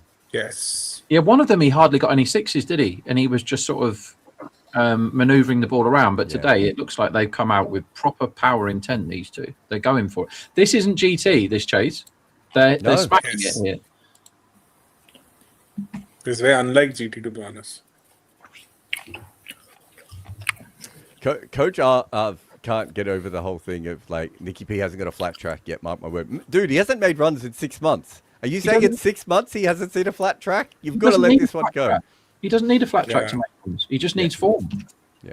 Yes. Yeah. Even in ILT, he was kind of in ILT also. He was not getting any runs. That's what I mean. He's just been out of touch for a while. He goes through these. He's on good areas we call that a spree batter, right? He goes on a spree where there's nothing you can do against him, and then he just loses his form for like 18 months, 2 years. Because him and Heinrich haven't always been consistently good, have they, Rob? I think everyone thinks that, but if you look at their numbers, they've both had dips. It's the Have way. you checked the numbers out, bro? Yeah, if you want. What do you want?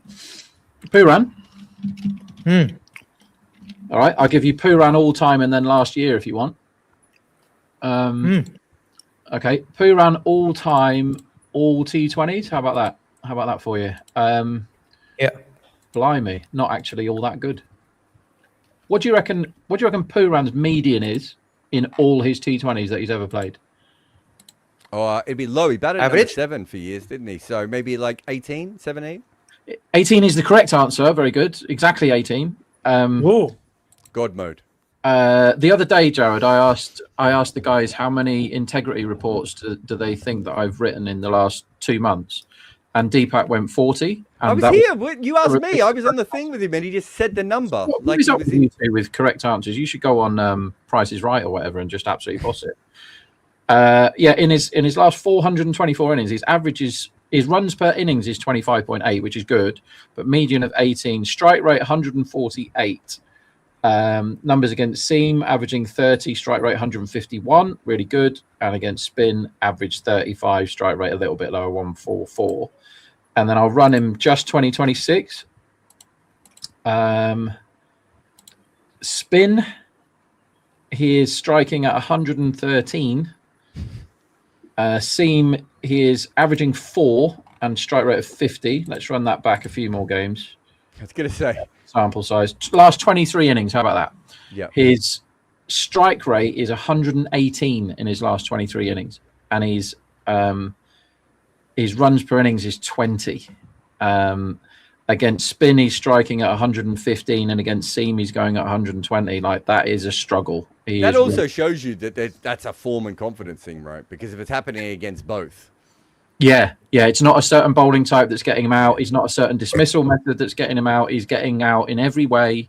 He's getting out to every bowling type, and he's struggling against all of it. The only thing he's whacking is leggies.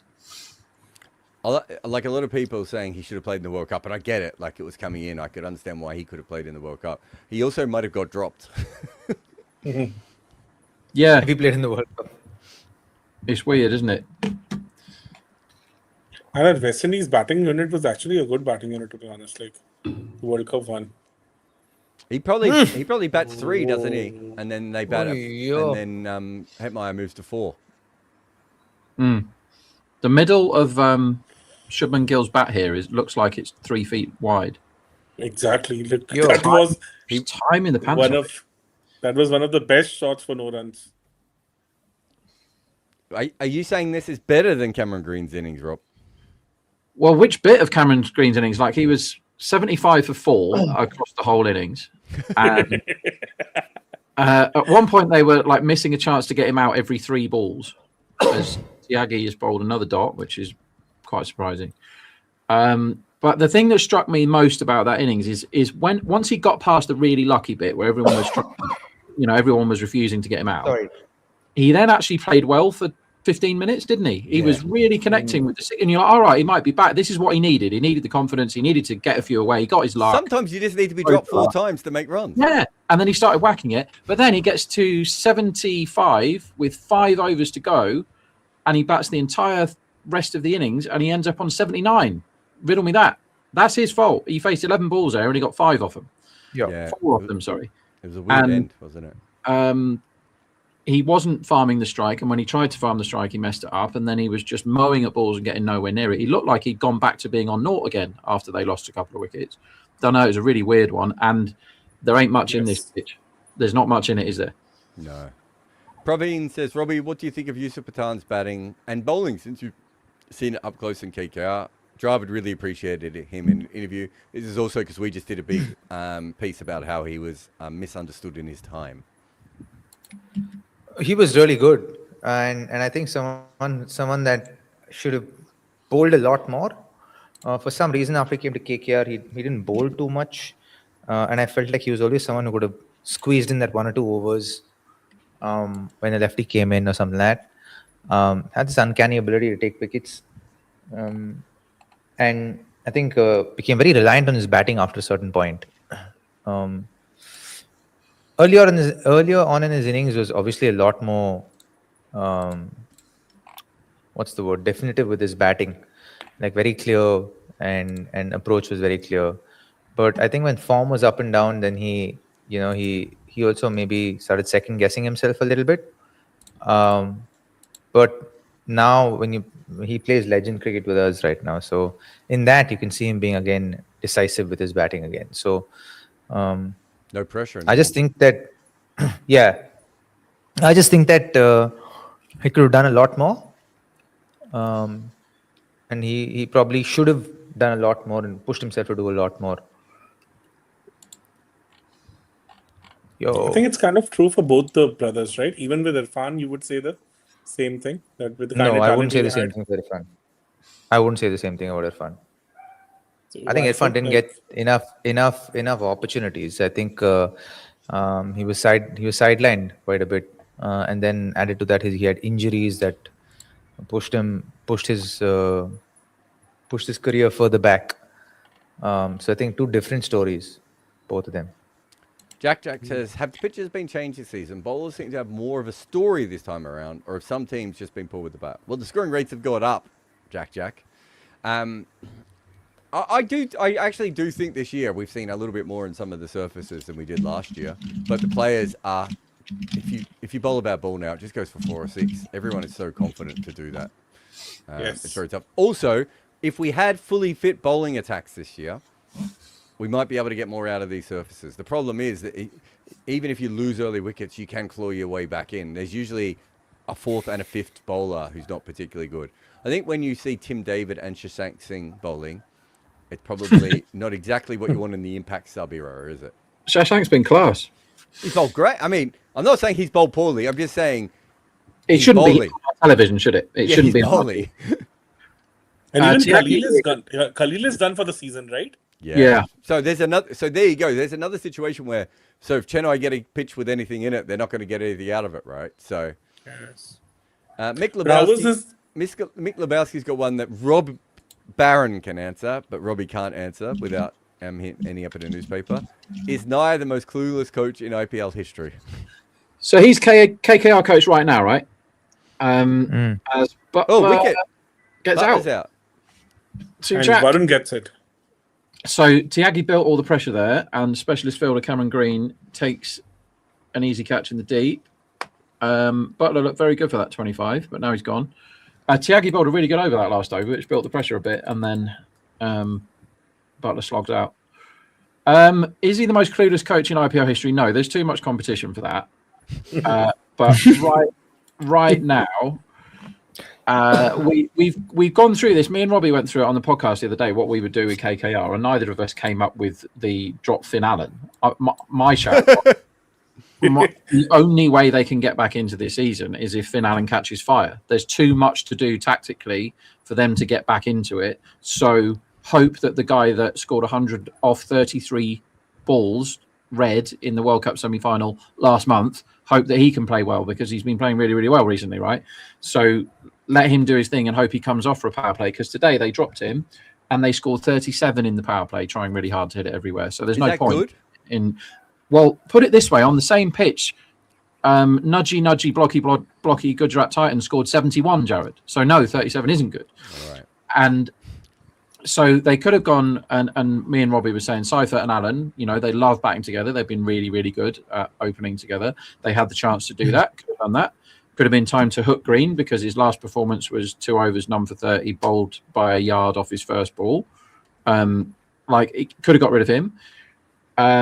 Could have shuffled the pack a bit better, but they didn't. They decided to drop their best chance of winning and muck about with the order again, send out 7 people wearing helmets and decide that, it was going to be Rahane that opened today. It just looked rubbish, didn't it? Tactically, they're a complete mess. They've been unlucky with injuries, but loads of other people have as well, haven't they? Yeah. I just don't think they were set up correctly. And once you put Rahane into this particular team with all the players around him, he doesn't make any sense. And he's the captain. And so they've dropped other people. I mean, Rob, I love the fact that you can have a situation where you have a completely different opening pair than the last game. Yeah, if you've got Narayan in your setup, I can understand why that is. No, but I'm saying they've got 2 different players. Right, so you can't then go, well, it was wrong to have Allen and Narayan when they were chasing loads, so that was the right thing to do. So this time we'll have Rahane and Seifert and see what that just means. We've got no idea, doesn't it? That's what that says. We've got no idea what to do now. I get it. Like, Patharana would have made this side very different. But they've got quite a lot of good players, KKR, and they shouldn't be comfortably the worst team in the IPL. It's a good effort to be comfortably the worst team when you've got Lucknow and their think tank, and Chennai having a bad season and stuff. It's difficult to be the worst team in this IPL, but KKR have managed it easily, I think. Rowan says, can we please get a Euro Cup in cricket? ECB keeps boycotting it, afraid of being exposed. It's mostly about how hard it is to organise those kinds of events now. And also, England has never really pushed European cricket. And so that's why. And why is women cricket Asian so much better than men? Do they play each other? Asian, he means like Singapore, Thailand, right? And Philippines. I think there's only a couple of good women's sides, isn't there? I know you're not an expert either, Baron, but I don't think there's that many. Yeah, Thailand is one. I know there was something going on in the Philippines at one point as well. Yeah, I don't know. It could just be dumb luck. But I'm not aware of any reason why that's the case. Where are we here? Majmira, we might need that question. I can't find that one. Absam says, Robbie, thoughts on KKR retaining Venki over Gill?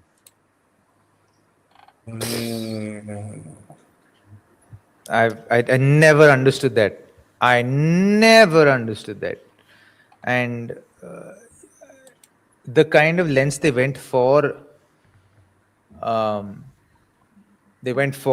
Gill when he first came in, and then when he'd become a formidable player, to not retain him was just blind stupidity, according to me.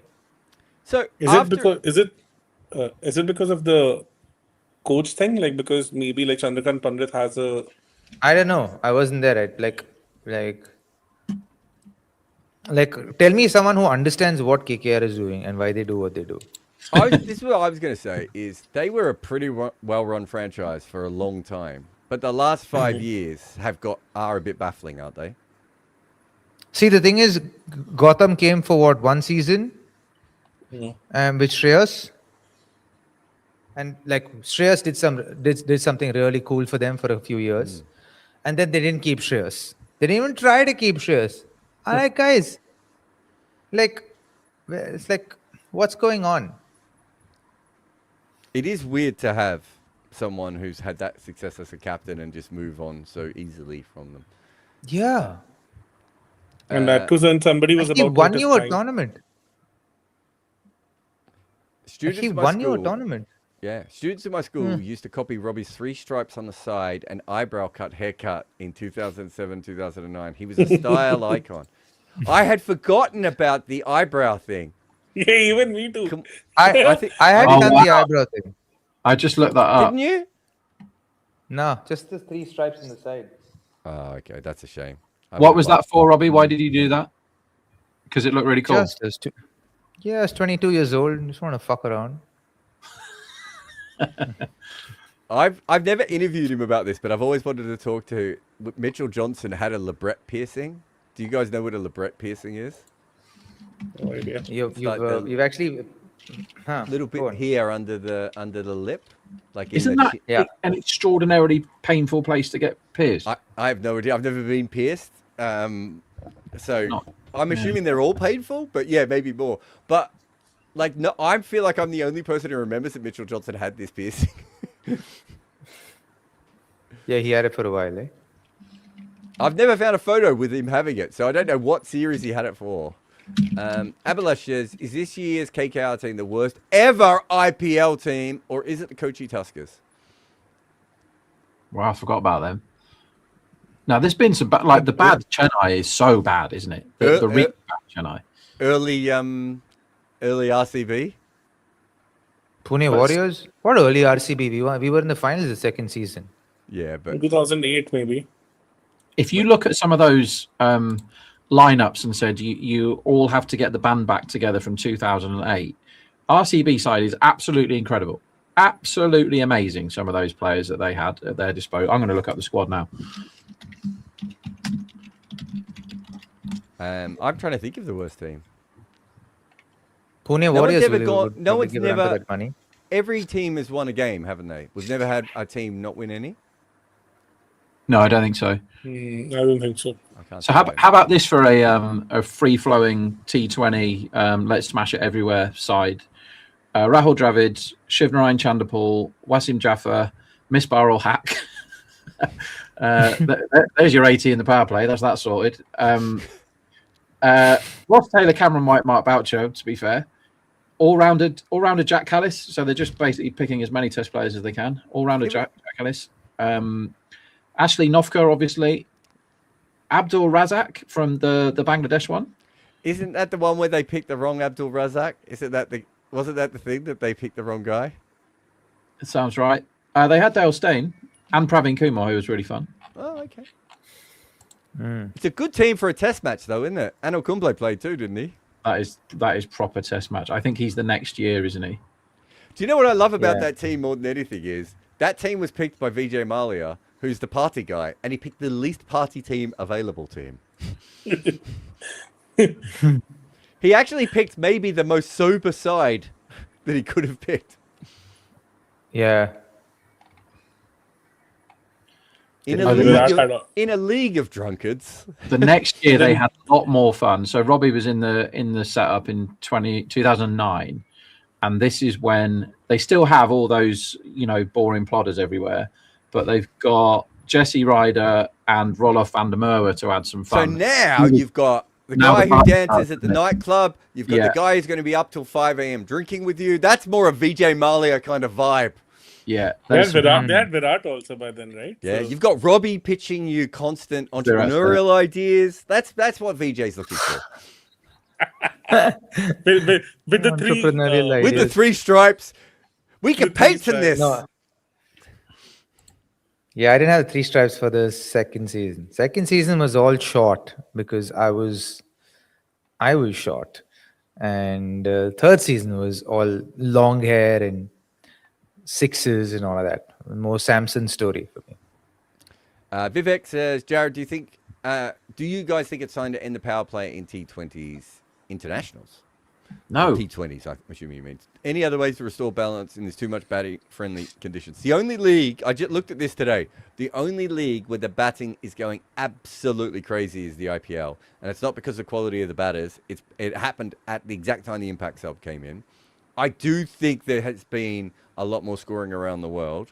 If it was up to me, you would only be allowed to have 2 fielders outside the power play for the first 6 overs. Then for the next 4 overs, you could have 3. Then for the next over, I would keep staggering it one at a time. I hate the idea that we go from 2 fielders out to suddenly having everyone out. Bang. That would another big. Shubman Gill looked Beautiful shot. $1 million today. This is Yeah. as good as anyone's played so far. This knock. Yes. So far, it's looked really, really, really good. Praveen Kumar says, should more teams use wireless connection? Is this the Rajasthan joke? Oh, right. Is it? I don't know. Right. I'm enjoying rolling back the years on these RCB squads, right? The next year, right, listen to this. You've got Robbie, of course. So you've got Fun, that's that covered. But imagine this is a test team that you can pick from. This is all of these people are in the RCB squad in 2009, 2010, right? Rahul Dravid, he could play tests. He's all right. Virat Kohli, not bad. Kevin Peterson. Steve Smith. How about him? You got Steve Smith in there as well? That's not a bad top. 2010. Yeah, 2009-10 this is. So you got Robbie, Ross Taylor, Cameron Wright, Kevin Peterson, Owen Morgan, Virat Kohli, Mark Boucher, Rahul Dravid. Jack Callis as well. What a team that is. Cameron White is your leg spinner. As he played in Test cricket. Kumble's allowed to play as well. Dale's not a bad test attack either. Dale Steyn, Kumble, Callis. And Bloody hell. Praveen was still there, wasn't he? Yeah, of course he was. Praveen was there. Yeah, he's a good test bowler. And Vinay Kumar. And Bhuvaneshwar Kumar. Vinay Bhuvi Kumar. was there. Vinay Kumar and Bhuvi. Yeah, Bhuvi's good. Vinay So when did Kumar, Callis- when he came on to bowl in the first test match, David Warner went up to Ed Cow and said, I faced this guy before, he's not too bad, just watch him. And then I think he hit his second ball for 6 back over his head into the whack. and Ed Cowan walked out and said, what's going on? He goes, it was in my wheelhouse.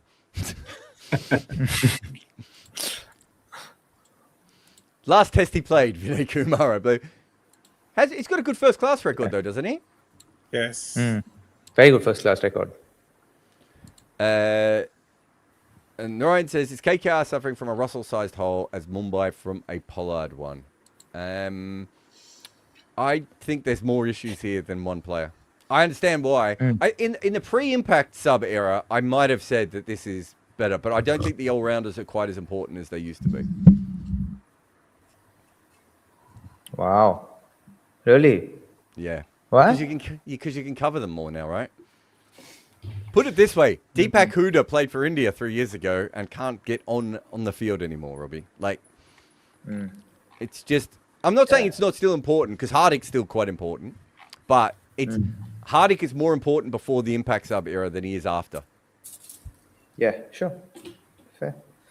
And that's why I think they should stop with this impact sub rule. Just bring That's the why they normal should game back. only have substitutions. No, stop with your substitutions narrative, Jared. I am already fed up the impact sub. It's bollocks. Just get rid of it. Yeah, it's stupid. Have you seen what they're doing in the county championship now, by the way? So that is bad. Tell them they're- this is good. Right. So they're allowed to now, if you have somebody with a legitimate, which is something that is deemed a legitimate injury, you're allowed to swap them for somebody who is like for like. So you can swap a batsman for a bat, a bowler for a bowler, an all-rounder for an all-rounder, right? And Except you can't. you would think that this may happen. I mean, how many games do you play where there's a legitimate injury that ends somebody's participation in the game? 1 in 20? 1 in 50? I don't know. I think there's been an average of 1 every single day since they brought this in. Something nuts like that, isn't it? And it's just been completely abused. There's people wandering off saying they've hurt themselves and better It's back. almost like I spent 3 years saying that you can't have injury stubs because people will abuse the system, Rob, and no one in the ECB listen. It's just a full joke. Absolutely. You like this, Deepak? I can't remember. Was it Fergus O'Neill was injured, right? Is that no? Yeah, Fergus. Fergus O'Neill was injured. So he's the Victorian seamer who bowls at about 82, 83 miles an hour with a bowling average of like 18 or something silly, right? And I'm pretty sure this is right, Rob. Didn't they want to replace him with Ollie Stone? And then they said, no, you can't replace him with Ollie Stone. He's too fast. Something like that, yeah. You can't. Well, wait a minute. He's It's a just- seamer being replaced with another seamer. So how many backup seamers do you need to have? Oh, we can't replace him. He's right arm, and you're bringing in a left arm bowler. So no, like you need 11 players on the side of the boundaries, and it's because was it Archie Vaughan played in a game because the player they wanted to bring in as the impact sub was too far away from the venue, and they needed to bring someone in quicker. So they had 9 instances of a player being fully replaced in the first 18 games of the season. It's hilarious. So half the games had somebody walk off and be replaced by somebody else. So it's they're having a meeting to decide whether they're going to keep the rules. Yeah. With the all intent, again, I think GT is not going to finish it in 18 overs for sure. Oh, no way. This is going to go till the 19th over. Nah, wait, who's in next? Just imagine, add those 20 runs or 25 runs to this, and this could have been really spicy. Well, if they could bat. If they want to take it deep, they could bring Tuatia in next and let him see if he can get 3 off 16 or whatever. Why? Why? Send Rashid Khan up, get the game won, get yourself a net run rate boost. I'm telling you now, that 4th spot is going to come down to net run rate. And these teams that muck about, like they've won this game, GT, barring utter miracles. And what they should be doing now, at least one of them, Gil could go, all right, I'll stick around just to make sure we win. Washington should be hoofing every single ball now. There is no good that can come of them winning in 19, 20 overs here. They should be trying to win it in 16. Just get it done. Win. Go home. Surely not happening in 16 now. Tiagi's back. I think Tiagi, post his he worked really, really hard to come back, hasn't he? He's remodeled his action and everything. I think he's looked really good. And by this time, KKR was 122 for 4. Wow. And they scored 16 runs in this over. So they were 138 for 4 after 14 overs. Mick Lebowski says, IPL needs some kind of mid-season trades. They do have mid-season trades, just no one makes trades. They needed that a decade ago. Reduces bad games and engage disinterested fans. Yeah, it needs 2 games a day. So when you have a game like this where the air goes out of it, and hopefully they will collapse and win off the last ball here, things will change. But yeah, no doubt. And then this has to be a question for Deepak, because I don't think anyone else could remember this. Dhawan Test debut versus Australia, or Bhuvi ODI debut versus Pakistan? Dhawan's Test debut for sure. Like Bhuvi's T20 debut was much more spicier, I would say, than the ODI debut. What do you mean? In his ODI debut, he got, I think, Hafiz out on the first ball, but 3 wickets. No, but 2 or 3 India wickets he lost got in that first over. No, that was T20, na? Where he got 3 wickets in one spell. He got, I think, Umran Akmal out and a couple of other. I think. Does that count? One lefty out. Does that count as an international wicket?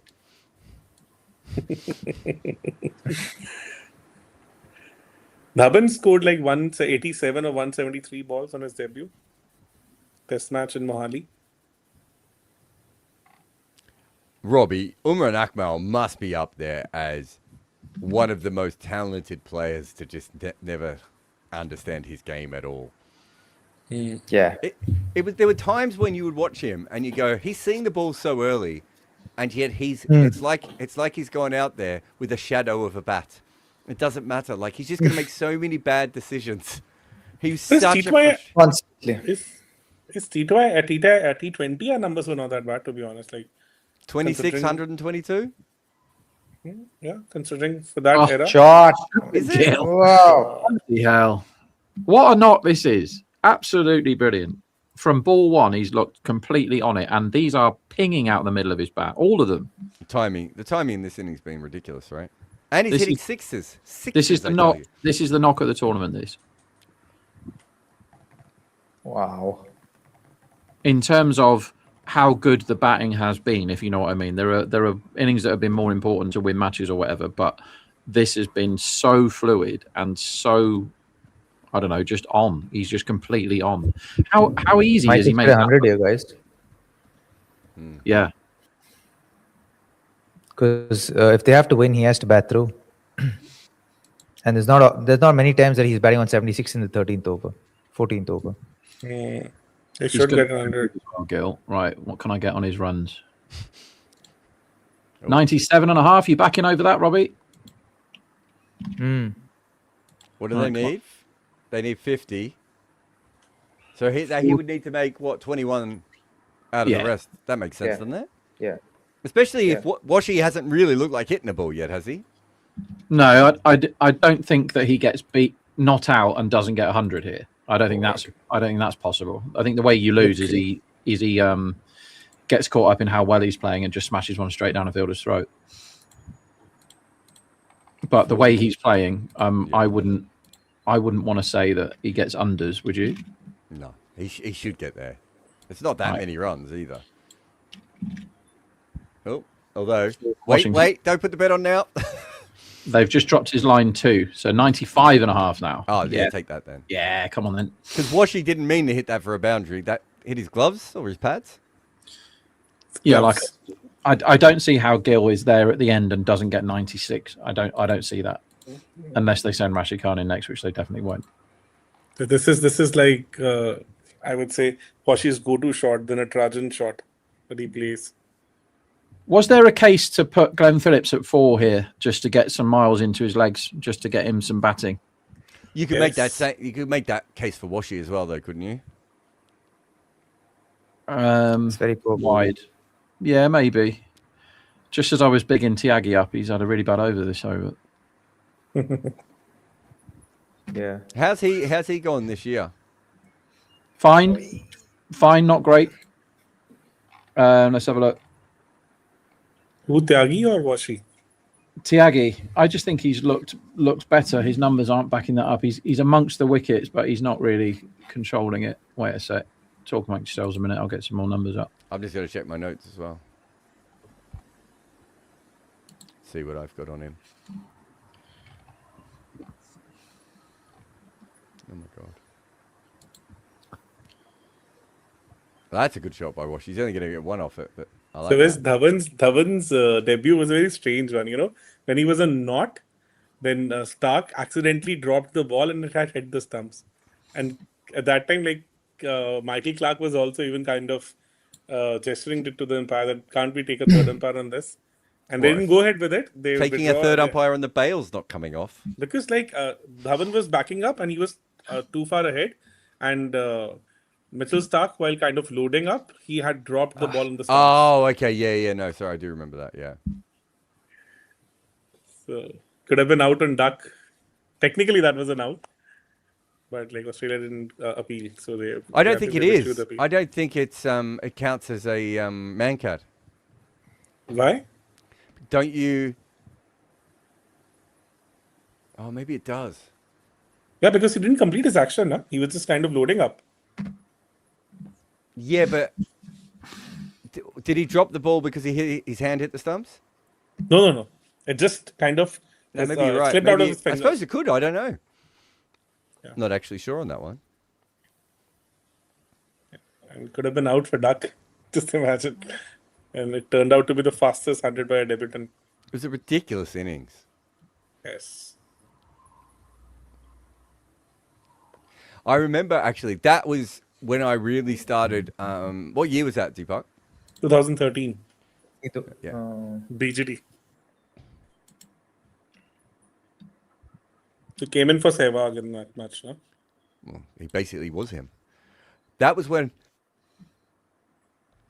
I really started, and I'll be interested to know how Rob feels about this as well, but when I really started looking at what happens at the end of one innings for the next innings, right? Because so often teams get really excited when they're like 9, 10, and 11 make runs. And I was like, but doesn't that now mean that the pitch is, it's either the ball or the pitch, right? Has helped them make these runs. Yes. And when Mitchell Stark was batting that good, I was like, yeah, but what are they going to do? Yeah, I think in the longer format, that is a big tell. ODIs, it used to be like if you've got some tail ender that's bossing it, and you were 140 for 7 before he came in, that's actually quite bad news for your team if the number 10 is seeing it dead easy or whatever, number 9. And Test, that's definitely a thing. The thing with Test though, I think what you've said there, Jared, applies the most in ODIs, because Tests you can just get random conditions drop in at any time, can't you? You can just you can have it can completely change. And in this country, as Washington is now gone, lazy slap over there to what, square leg? Yeah, backwards square. It was just like the medium pace ball, wasn't it? He just helped it around straight to the fielder. And that's disappointing. If I'm GT, I'm worried a little bit about Washi. Yes. Because he's not bowling, is he? I think he's an all-rounder. He's the only all-rounder in I can think of in the IPL that actually makes the balance of their team a bit worse because they don't know what to do with him. Do you know what I mean? I was saying recently, like, I don't think you can bat him in the middle. So they either have to tell him he's a death player or they have to use him in the power play. I don't think there's any other options with the bat. And they keep bringing him in the middle and he keeps going nowhere. His numbers in the middle are terrible. I think the problem with him is he's just not good at rotating the strike. His boundary hitting is not that bad, to be honest, but like he just gets stuck. I think he's a good boundary hitter when there isn't 5 guys on the boundary. Yes, pretty much. That's a very valid point. Like Right. he did it the way he did it in Oval also. No? Yeah, in a test match, it makes sense the way he bats, right? Yes. Whereas in one day, as in T20s, you're like, well, don't know if he's going to be able to really help all that much.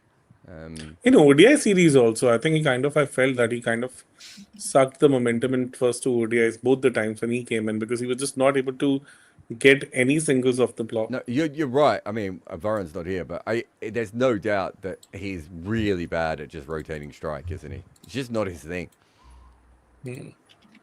He's still young. He'll learn how to bat too. Some of these things will be over. But this reminds me, Rob, of Ben Stokes bowling in T20 cricket, where England never really just sat down and worked out when Ben Stokes should bowl. And so in the end, they have a world-class all-rounder who isn't that useful. Yeah, but I don't think he's as young as you guys as you think, Jared. He's not 26. He's 26, isn't he? 26 because he came in early, na? He started at 17, I guess. He's not old, right? Is he just 26? He's 26, yeah. Yeah. He started pretty early. He started at the age of 17.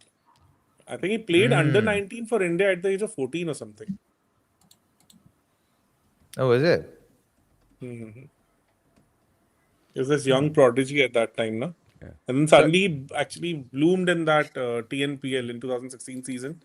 And 17 he got picked. I think 16 or 17 he got picked for IPL. He just, to me, Robbie, looks like one of those young all-rounders who doesn't actually have a role that suits him at the moment. And he hasn't quite developed into how he makes himself work at this level, right? And so where do you put him? So Ben Stokes, if you look at Ben Stokes' bowling, right? Ben Stokes swings the ball. So they should have tried to make him into a new ball bowler, but he didn't like the new white ball, because it swung too much and he felt like he couldn't control it, right? So then they were like, okay, can you bowl at the death for us, right? You're a big game guy. We'll hand it, you'll be fine at the death. Well, remember the name happens, and then they can't use him in the death. And in the middle overs, the ball's not swinging for him, and he's not particularly accurate. So he's got no special skills in the middle overs. So it's like they should have just worked on him doing one thing, even if he just bowls the back end of the power play when it's not swinging as much, right? Maybe third, fourth, fifth over? It's fair, yeah. Just completely got it wrong with his bowling, didn't they? And they got lucky because they had Moen, right? So they had another all-rounder, and then they had Wokes as well. So they were really lucky. Stokes' overall T20 numbers are not that great, even with the bat, I would say. That's what I'm saying. I don't think he's a particularly good T20 player. I know he got the... He's but if you line up all the players that have got the most money in the IPL auctions and made a team out of them, you would have a terrible team for T20s. Like really, Carl Jamieson would be opening the bowling. With Corey Anderson would be in the middle order. No, Corey Anderson's your death bowler, as RCB tried to make him into. Would you pick Tyrone Henderson in that? Jared loves Tyrone Henderson. Yeah. I've heard this name like maybe like 10 times So from Jared. Dan Christian, did Dan Christian get in there? Didn't he get the bag one year? I don't know whether he got all the Yes. money. Shout for something. So Flintoff and Yeah. Peterson got the most in 1 year, didn't they? Both of them together. Flintoff would be in that list. Stokes got it twice in a row. It was a good effort. Chris Morris is one of them. Chris Morris was a pretty good IPL player, though, wasn't he? He was good for Raj, wasn't he? I was very, very surprised that he jacked it in when he did, because he left a lot of money on the table there, Chris Morris. I've never fully understood what happened. I've even talked to people who've tried to talk me through it, and I still don't understand why Morris retired. He gave up 3 years of cricket pay. Yeah, and good money as well. I think 'cause he was done. Yeah. I think he was emotionally done. I know it was emotionally, but I was told he did it to take up a coaching job because he wanted. No. And I was like, that doesn't seem right to me. No, it had nothing to do with coaching. Dan Christian, 650K 1 year. Oh, well, that's nice, isn't it? But to be fair, there was a period of time of about 8 years where if you had Dan Christian, you definitely won whatever the competition was. Like, he's got more winners' medals than anyone, hasn't he? Yeah. Do you remember when the cricketer tried to come up with a metric to work out how good players were in T20 cricket, and Dan Christian won it because one of the metrics they put in was winning championships, and he'd won like 12. That's all he ever does. It's like he's better than whole life- Rashid Khan. Is he better than Rashid Khan? I think Dan Christian would argue he's not better than, pretty honest guy, Dan Christian. In fact, I think there's a great interview he does with Gideon Haigh about that IPL auction where he was sitting there going, what's happening? Why am I getting paid this much money? I'll find my favourite Dan Christian picture while you lot talk. When he hit a 6 and he couldn't believe it. Do you remember Is that? that the six? one over cover point in the finals day? No. Or is No. it It was at the Bash one? Gabba. It was at the Gabba. Yeah. And Hit was it out of the for- stadium, didn't he? It was for Hobart Yeah. Hurricanes or whatever they're called. Wait a sec, I'll find it. He's got some of the whitest teeth on a human I've ever come across. Radiant. Who's this? Dan Christian. Very white teeth. I really like him. I don't know if you know him very well, Robbie, but I chatted. He's to a him very lot. sweet guy. Yeah, Very I nice really guy. like Yeah. Also, one of Australia's few Indigenous players. Yes. Right. And unlike a lot of the other Indigenous players, he was actually brought up Indigenous, like in the culture. Oh, was he? Yeah, I like a didn't lot know of the that. others, like Scott Boland didn't know he was Indigenous. Darcy Short didn't know he was Indigenous. Yeah, that is a good photo. That was when he just hit one of the biggest sixes I've ever seen, and he was like, "That was a good one." Even Yeah, case really. of Doggett also. He's outside the ground, right? Oh yeah, Doggett yeah. also didn't- At the Gabba as well. I'm not I think Doggett knew. One of the reasons me and Dan started chatting, actually, we'd started chatting already, Deepak, and I remember I wrote a piece because I think Darcy Short and Dan Christian were batting at Hobart and Doggett was bowling. And I wrote an article going, this might be the only time in Australian professional men's cricket that 3 Indigenous players have been all in action at the same time. And they didn't realise, the players. They hadn't noticed at the time. And then Dan called me up afterwards to say, thank you so much. We wouldn't have even picked that up. Like it just... So I'm pretty sure we always knew Doggett. And Darcy found out quite late. But Boland, I think, is the one who found... Boland's whole family didn't know that they were Indigenous. But you got to remember that there's so much racism in Australia that a lot of Australians have Indigenous family and it's been whitewashed from their family. Right? Yeah, So I've heard those Yeah. stories. I've read about that also. So I think my mum has worked out that we had an Indigenous person in our family, and like no one knew for about 5 generations that had existed because we went out of our way not to tell anyone that we had an Indigenous person in our family. Wow. Right? Like it was a very normal thing to do back in those days. Also, you lost rights if you're Indigenous, right? So it's like financially, it didn't make sense to come out and say you're Indigenous. Who's the biggest character on the Kimber family tree? There must be somebody that's absolutely outrageous in your backstory. Ooh. Has that been looked into, Jared? Your family tree? Yeah, because we were my grandfather is the Kimber, and he was actually he grew up in an orphanage. Okay. So we only found out we were part of the Kimber family quite late. I think there's a couple of like proper Bible belting evangelists. That stands to reason. Yeah, very similar to me.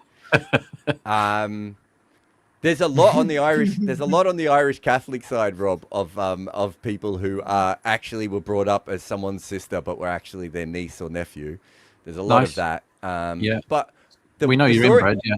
the best story I've been told is that my great grandfather was going to great granduncle he would be was going to play football professionally, and he was playing a game and he slid, and on the ground there was horse shit, and it went into his leg and he got a disease and died, which I just don't think is true. What? I just think it's completely made up. Wow, that's like how Bob Marley died, isn't it? That's how the story starts. Is he injured his toe playing football, and then because of various religious beliefs, he refused to get it treated properly. No. This is how he got to know that he has cancer. Yeah, and then he died from it, didn't But he died because of the cancer. He No? didn't die because of the toe. So they right. That toe Okay, I'm going to look it heal. up. So toe didn't heal. So due to that injury, he got to know that there's a serious issue with him. So because the test. So there was there's a radio presenter in England called Danny Baker who's very outspoken, and I find him very funny. And he used to go around. The story was that he killed Bob Marley because he was the one that tackled him in this like celebrity stroke charity football match, and then he hurt his toe, and then he found out that he got cancer in it. But apparently, yeah, he got the injury on his toe. Then he found that caused a melanoma that then developed into cancer, which ultimately killed him. How have we got to Bob Marley dying from being tackled in a football match? It's weird that we didn't start there, really.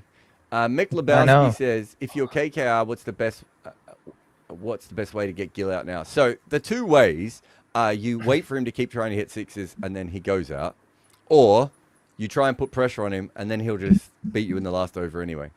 It's really hard to get him out at the moment. Once he's set. No, in general, when he's set, it's very hard to get him out. Well, once they need run a ball, right, Robbie? Because if they need 1.6 runs a ball, you can put pressure on him as he smashes another 4. Drop. That was they almost had him there. Yeah, yet another drop catch in this IPL. I'm getting bored of these. Best way to get him out is if he just gets so bored by this game that he's had enough, and kind of I think actually if that ball isn't a 4, the equation gets moderately interesting because they needed 32 off 23 then. If that's a dot, 32 off 21 becomes a thing, doesn't it? If you get Gill there, then the the pressure builds, and you've got guys that haven't done anything this season having to do it, and then you still have Tuatia comes in. But if you've got Tuatia, if you're the bowling team now and you get Gill right now, this ball, which you might have done, no. If they got Gill that ball, and you want out of all the players available in the whole of the IPL, you want Tuatia to walk to the crease next, because he can make that chase very difficult all by himself, because he is not interested in needing 8 and over. That doesn't entertain him whatsoever. He needs 15 and over before he's bothered. So he would just sit there and play 4 forward defenses, and all of a sudden we got a game on. That's another good question. Well, then read it out. So Narayanan S says, so why are normally better teams like MI, KKR, CSK playing badly in the Impact sub era, or are they not related? These not related? I don't think it's related. I think CSK got old. Since you think it's a good question, why don't you take it on and tell us what you think? I think they were kind of little too traditional with their approach. Other teams evolved quickly. So SRH came up with this new ideology. Punjab reconstructed their whole side around it. That they have to have an ultra aggressive batting unit. Same happened with RCB. So teams who kind of evolved as a batting unit and had, I would say, to begin with, defensive bowling attacks to begin with, and then kept on adding the missing pieces. But KKR was a pretty attacking batting unit. But then they let go Salt and Iyer. Yeah, I wouldn't say Iyer was part of the attacking nature of it. I just think that if this was the Impact sub era and Narayan and Russell were still peak Narayan and Russell, like KKR would have put a decent side around them. I think CSK, me and Robbie have both been under Stephen Fleming. I don't think the Impact sub is probably going to help the way that Stephen Fleming looks at cricket. I think he is a bit more conservative. I think that one I would give you the issue on. Mumbai, I still thought they had a good team coming in. So they haven't played very well, but so I don't know if I'd be as worried about it. But yeah, there is an element of some of those other teams maybe were more willing to go in on that. This is the period where we can score more runs.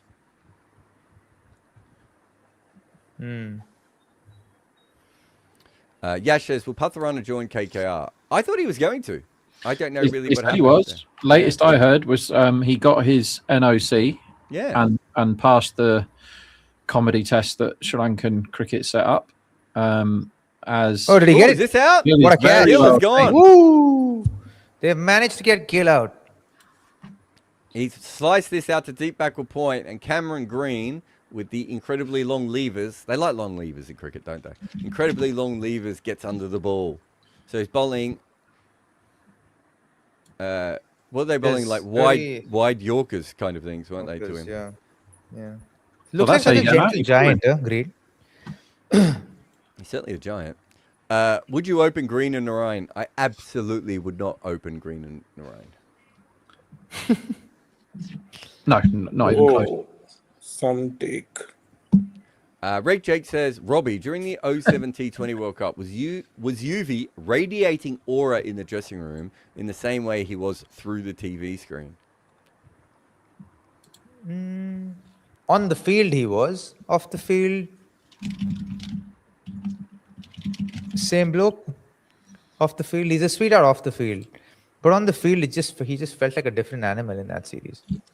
But I there was a also- sense of confidence about himself from the NatWest series that happened just previous to that in England. He was in really good form. There was a lot of confidence. And then I think in general, that whole team had a different kind of energy because we were a young side and we really want to,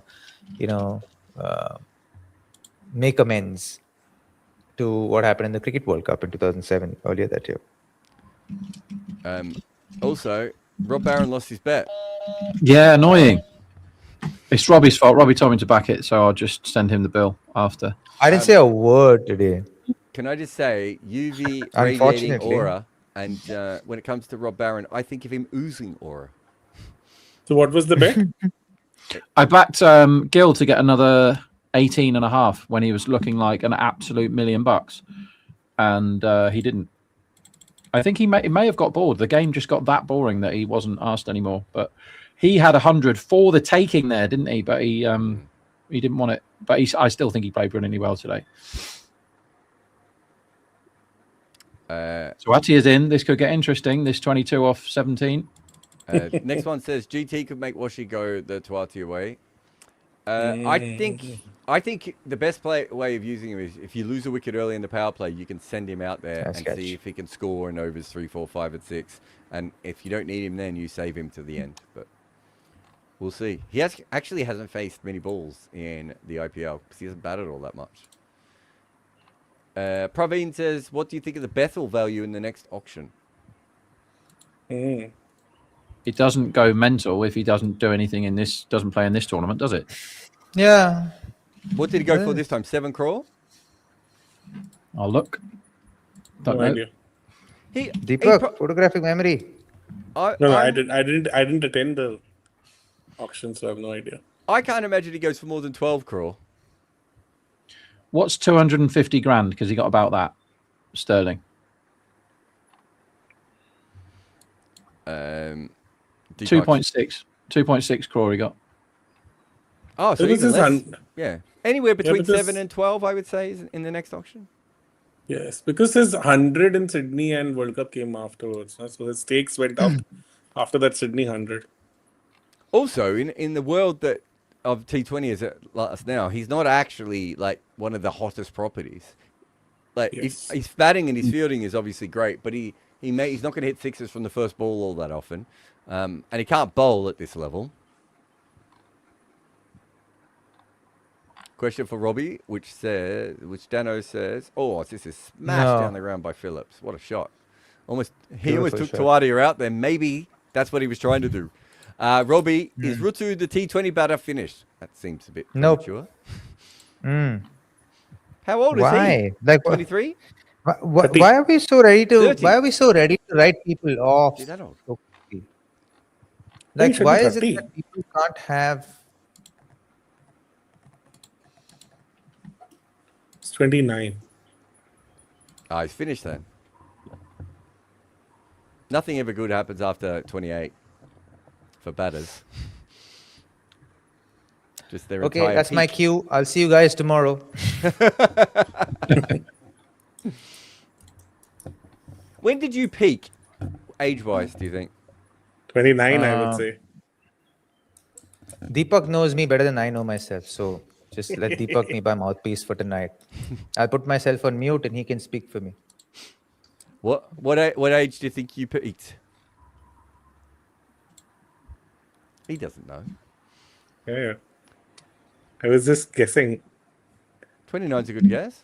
Come on, Robbie. No, Deepak, go on. He's already said Well, 29. He gave the answer. I've already given promise the you, answer. I promise you, I open my mouth, he'll start talking. He's done that the whole day today. In every meeting we've sat on.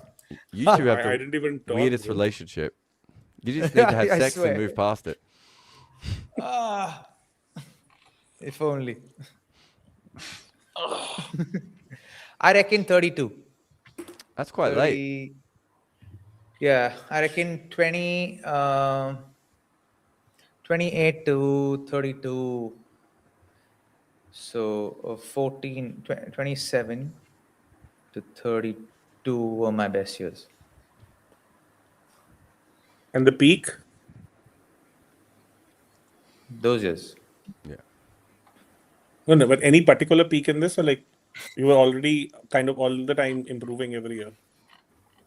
Yeah, so the thing is, I had a couple of transformations in my batting, right? So I changed my batting around, knowing fully well that there's going to be loss of form.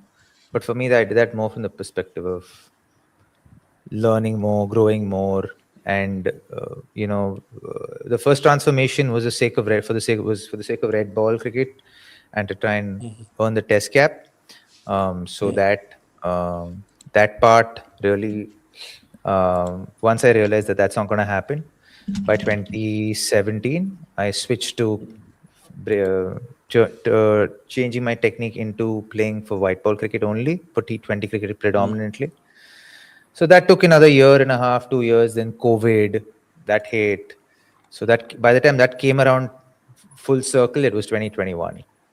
So for me, I feel like 2021 is when I really started really enjoying my cricket again, because those 2 years were again like not the easiest, because you had to unlearn everything that you just learned and put into your muscle memory through years of hard work. So that took a while. So like But I was even willing to 14 take that.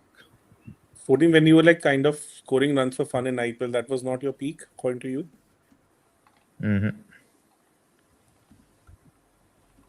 No. It's like from an outside perspective, this is where like everybody wanted you to be in the team. 2014, like everybody. Like any discussions I was part of, anybody would always come up with the name. 2014, 15. Yeah, but then Shikhar and Rohit were opening the batting, and it was hard to get in at that point in time as an opener. No, even for the number Third 4 opener, also, but- because there were discussions for number 4 thing also. Because I'm just giving an outsider's perspective. Like when UV was not at his peak, he was kind of phasing out, and when I would say Rehane came in at number 4, then was the discussion that why not Robbie, because that was 14, 15 around. Rahane is such a bad choice for number 4 Yes, that's why. one-day cricket. Yes, that's why I'm saying, like, because this is where everybody was discussing this, that why can't it be Robbie?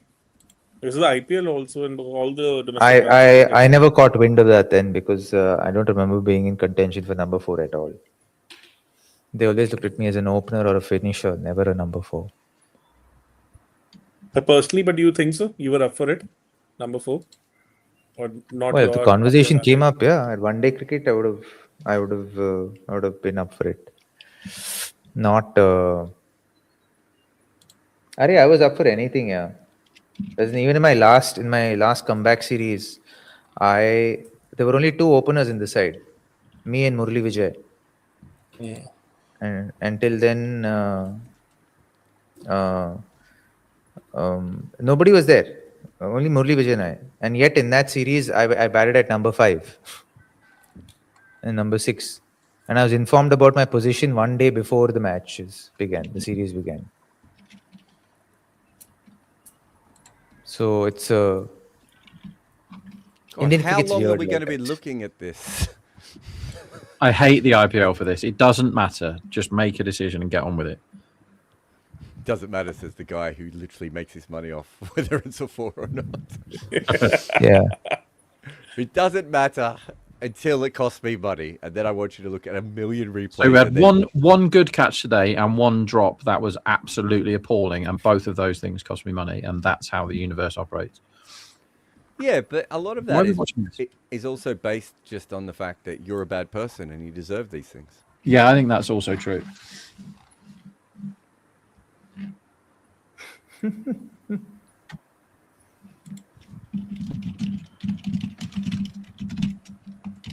I can't remember a time in my life when I wasn't looking at this padded triangle moving.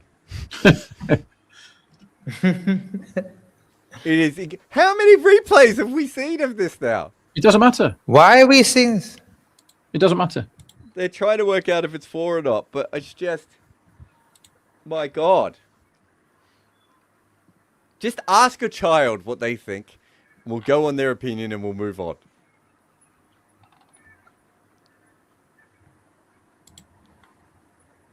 Bloody hell, lads. Checking it on So- Flickr, so I they've already thought- given it as 4. An hour ago, they were trying to ice this chase, but they've done what they always do, haven't they? And just taken it till 19th.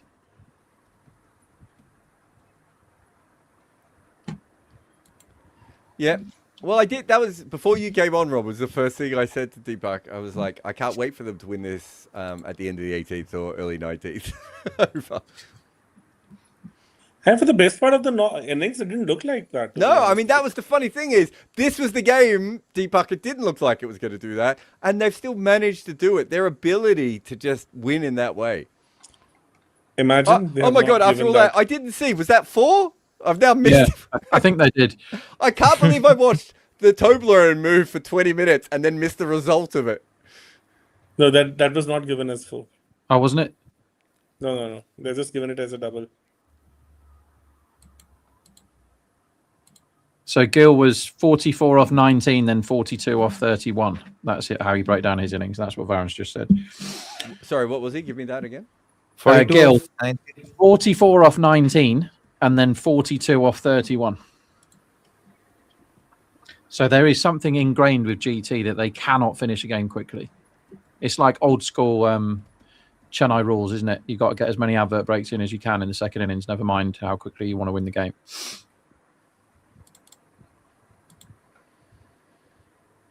I'm just happy I don't have to look at the boundary rope anymore, for being honest. Hey, Deepak, can I tell you my funny stories about the boundary rope? Gavin? So, it's not a rope, right? It's a massive, big Toblerone shape. Is it a prism? I think it's a prism, is the actual shape. Is it? No. Someone in the comments could tell us. There is a particular name that Yeah, that'll do. Yeah. Prism's fine. And it wasn't until I worked in cricket that I realized that it's really, really high, Deepak, right? And so if you are not thinking that the rope is there, you will trip on it about 100 times out of 100, right? It's so much higher than you think it is every single time. And so the amount of times when I first started working in cricket that I'd be having really serious conversations with people and just trip over, and then they would laugh and we completely lose the thread because of like it's so much higher than you think it is. Is that right, Robbie? Am I making this up? No, it is higher. Yeah, It is. it's like a foot almost off the ground, isn't it? And it doesn't look not like a that. foot. About What? 8 inches. 9 inches? 8, 9 inches off. Yeah, the but ground. I was putting a little bit of male penis measuring in there. Yeah, fair. Yeah, we got it right. Yeah. Yeah, it's fair. So yeah, and you get used to it. If you're playing there, then you get used to it. But if you're not, then you have to be conscious about it, or you will trip over. Yeah. And I've seen a so- lot of broadcasters trip over it. Oh, People who haven't broadcasters. played cricket. People who do social media and marketing spend more time on the Yeah. ground around the boundary because they're just falling over it the whole time. I think Yeah. I think it took me a whole CPL season, right, to go through a game without tripping on it once. That sounds funny. So they need 6 off 7 balls. They've got this to the last over, everyone. They've made They're this lucky. so much harder. They're lucky Phillips is on strike. Is Tuati on strike now? He is, isn't he? Phillips. Oh, boring. Yeah. If Tuati was on strike, I'd be back in the tie or something because he's got no interest in getting a game done quick. I like how every chat everywhere is like, fuck me, fuck me, fuck me. That's why you- Everyone's that's why- just It's why you pissed. need 2 games a night, everyone. And the tournament only goes on for 5 weeks instead of 10. That would be quite good, actually, wouldn't it? Yeah. No, Because they we'd just watch fit- both anyway. They just play more games, Rob. Let's be honest. Yeah, true.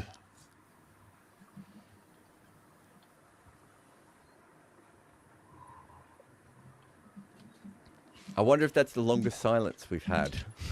Yeah, probably. I'll tell you what, there was a game earlier. You know, I've got an obsession with backing everyone to be bowled all the time, which wouldn't have gone well in this game because everyone's been caught, I think. There was Mirpur, my favourite cricket ground in the world. There was a game there earlier on. An actual ODI that I watched, New Zealand against Bangladesh today. And the bookies forgot that sometimes bowled is just extremely likely. And Mirpur is my favourite ground for the bowl being extremely likely. And everybody got bowled all day. It was great. I'll go through the scorecard now. Who the hell's running up here to bowl this over? Ramandeep. Ramandeep. Singh. Oh, Ramandeep. Yeah, fair enough. Oh my god. Yeah, fair enough. Up the volatility last over. Go crazy. So the New Zealand innings. Here's some players that played in the ODI for New Zealand today: Nick Kelly, Mohammed Abbas, Dean Foxcroft, Josh Clarkson, Jaden Lennox. All these household names. Nick Kelly bowled, Tom Latham bowled, Mohammed Abbas. Wait. bowled. Oh wait, for a minute there I thought you meant Tom Latham bowled, as in No, he didn't bowl the balls. No. Foxcroft, Clarkson, Blair Tickner, bowled. And then in the chase, Bangladesh, who didn't chase 250 because it's Mirpur, Tanzid, Shanto, Das, bowled. And at the end, Shoriful and Taskian bowled. It was lovely. Ramandeep comes in, first ball, wide. In keeping with the rest of this game, it's just a massive anticlimax. Siddharth says, finally got done with my work. Hello boys. 6-7. 6-7. Okay. I think I have to do the hands by law, don't I?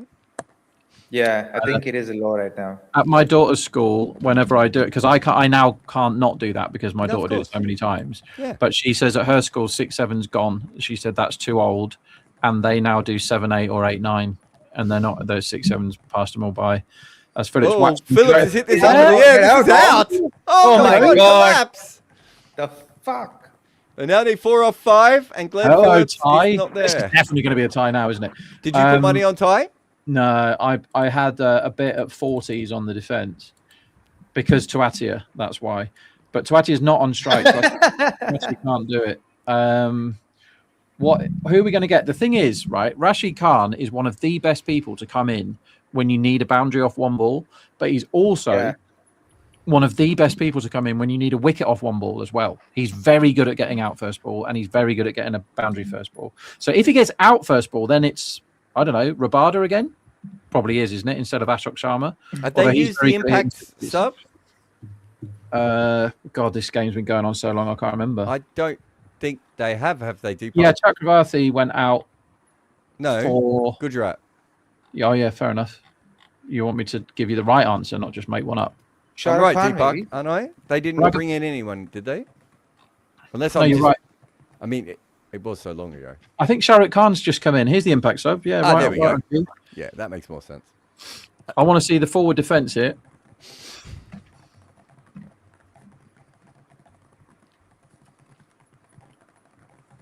Middle stump guard. Robbie, Guys, what was your guard?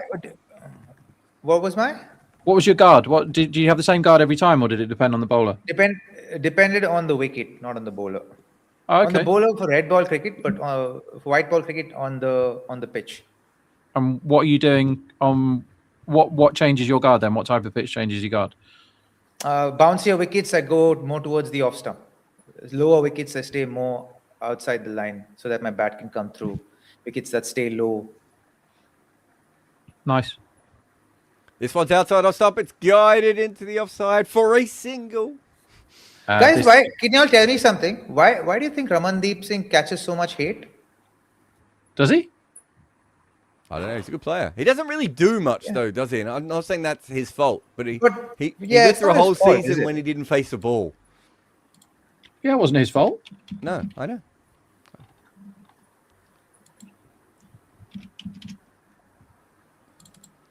Is it maybe he didn't do much when he played for India, Robbie? He didn't play for India. He hasn't played for India. He only played 2 games, didn't he? Yeah, it's hard to catch hate. He's in played. 2 He's games. played A games. He hasn't played for India. And he's played a couple of games in 2023. Yeah. Has he? 24. Oh, I didn't know. Yeah. Did he play In the South Deepak Africa. Huda games?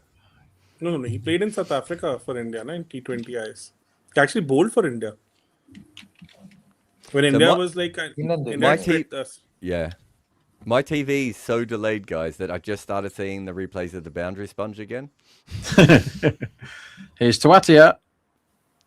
Oh, he's got a single, but he was not Why? that good there. Why is he allowed the single there? Why is that Bring- man on the edge of the circle when they need Bring- 3 or 4? Anyone? Why isn't Okay. he 8 yards further in to stop him getting that exact single?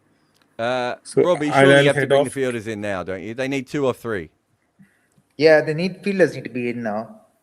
You keep one out at deep That's- mid wicket and maybe one out at long on or something, but you have to, and maybe deep point. If but you everyone want them- else, If you want You them to don't need win, deep point. You bring point in actually. yeah. I mean, I'm just okay. I was more thinking you don't want them to steer the ball away, but you've at least got to have 2 extra fielders in the ring now. He I'll hit head that off to straight the to cover and next just one, took a okay? single. See ya, I'll head Deepak. off. How Yeah, has mate. this game come to the wire? And is this it? nope. Yeah, it is. They've run And they the come 2, back haven't for they? the second run. The Shah Rukh Khan Derby is what Siddharth says. That is the end of this game. Somehow, as Gujarat like to do, they made this game much harder than it needed to be. But that's it for us. Big thanks to Robbie, Shaban, Cheyenne, Deepak, Rob, me. I don't know who else was on today. We're going to skip the podcast today. We'll be back with the podcast on every other day. But we've got 2 watch-alongs again tomorrow. Thank you very much for everyone. Remember, you can go to combox.tv, and when you're there, you can sign up for all the exciting things. And I can tell you that we have some very exciting things that might be mentioned if you are on that mailing list very soon. No, it's not just naked pictures of Rob Barron this time. But we'll see you again tomorrow for more watch-alongs on Combox. Oh, my God. Zip it back up. Zip it up.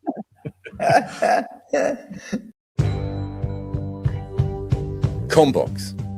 The game lives on.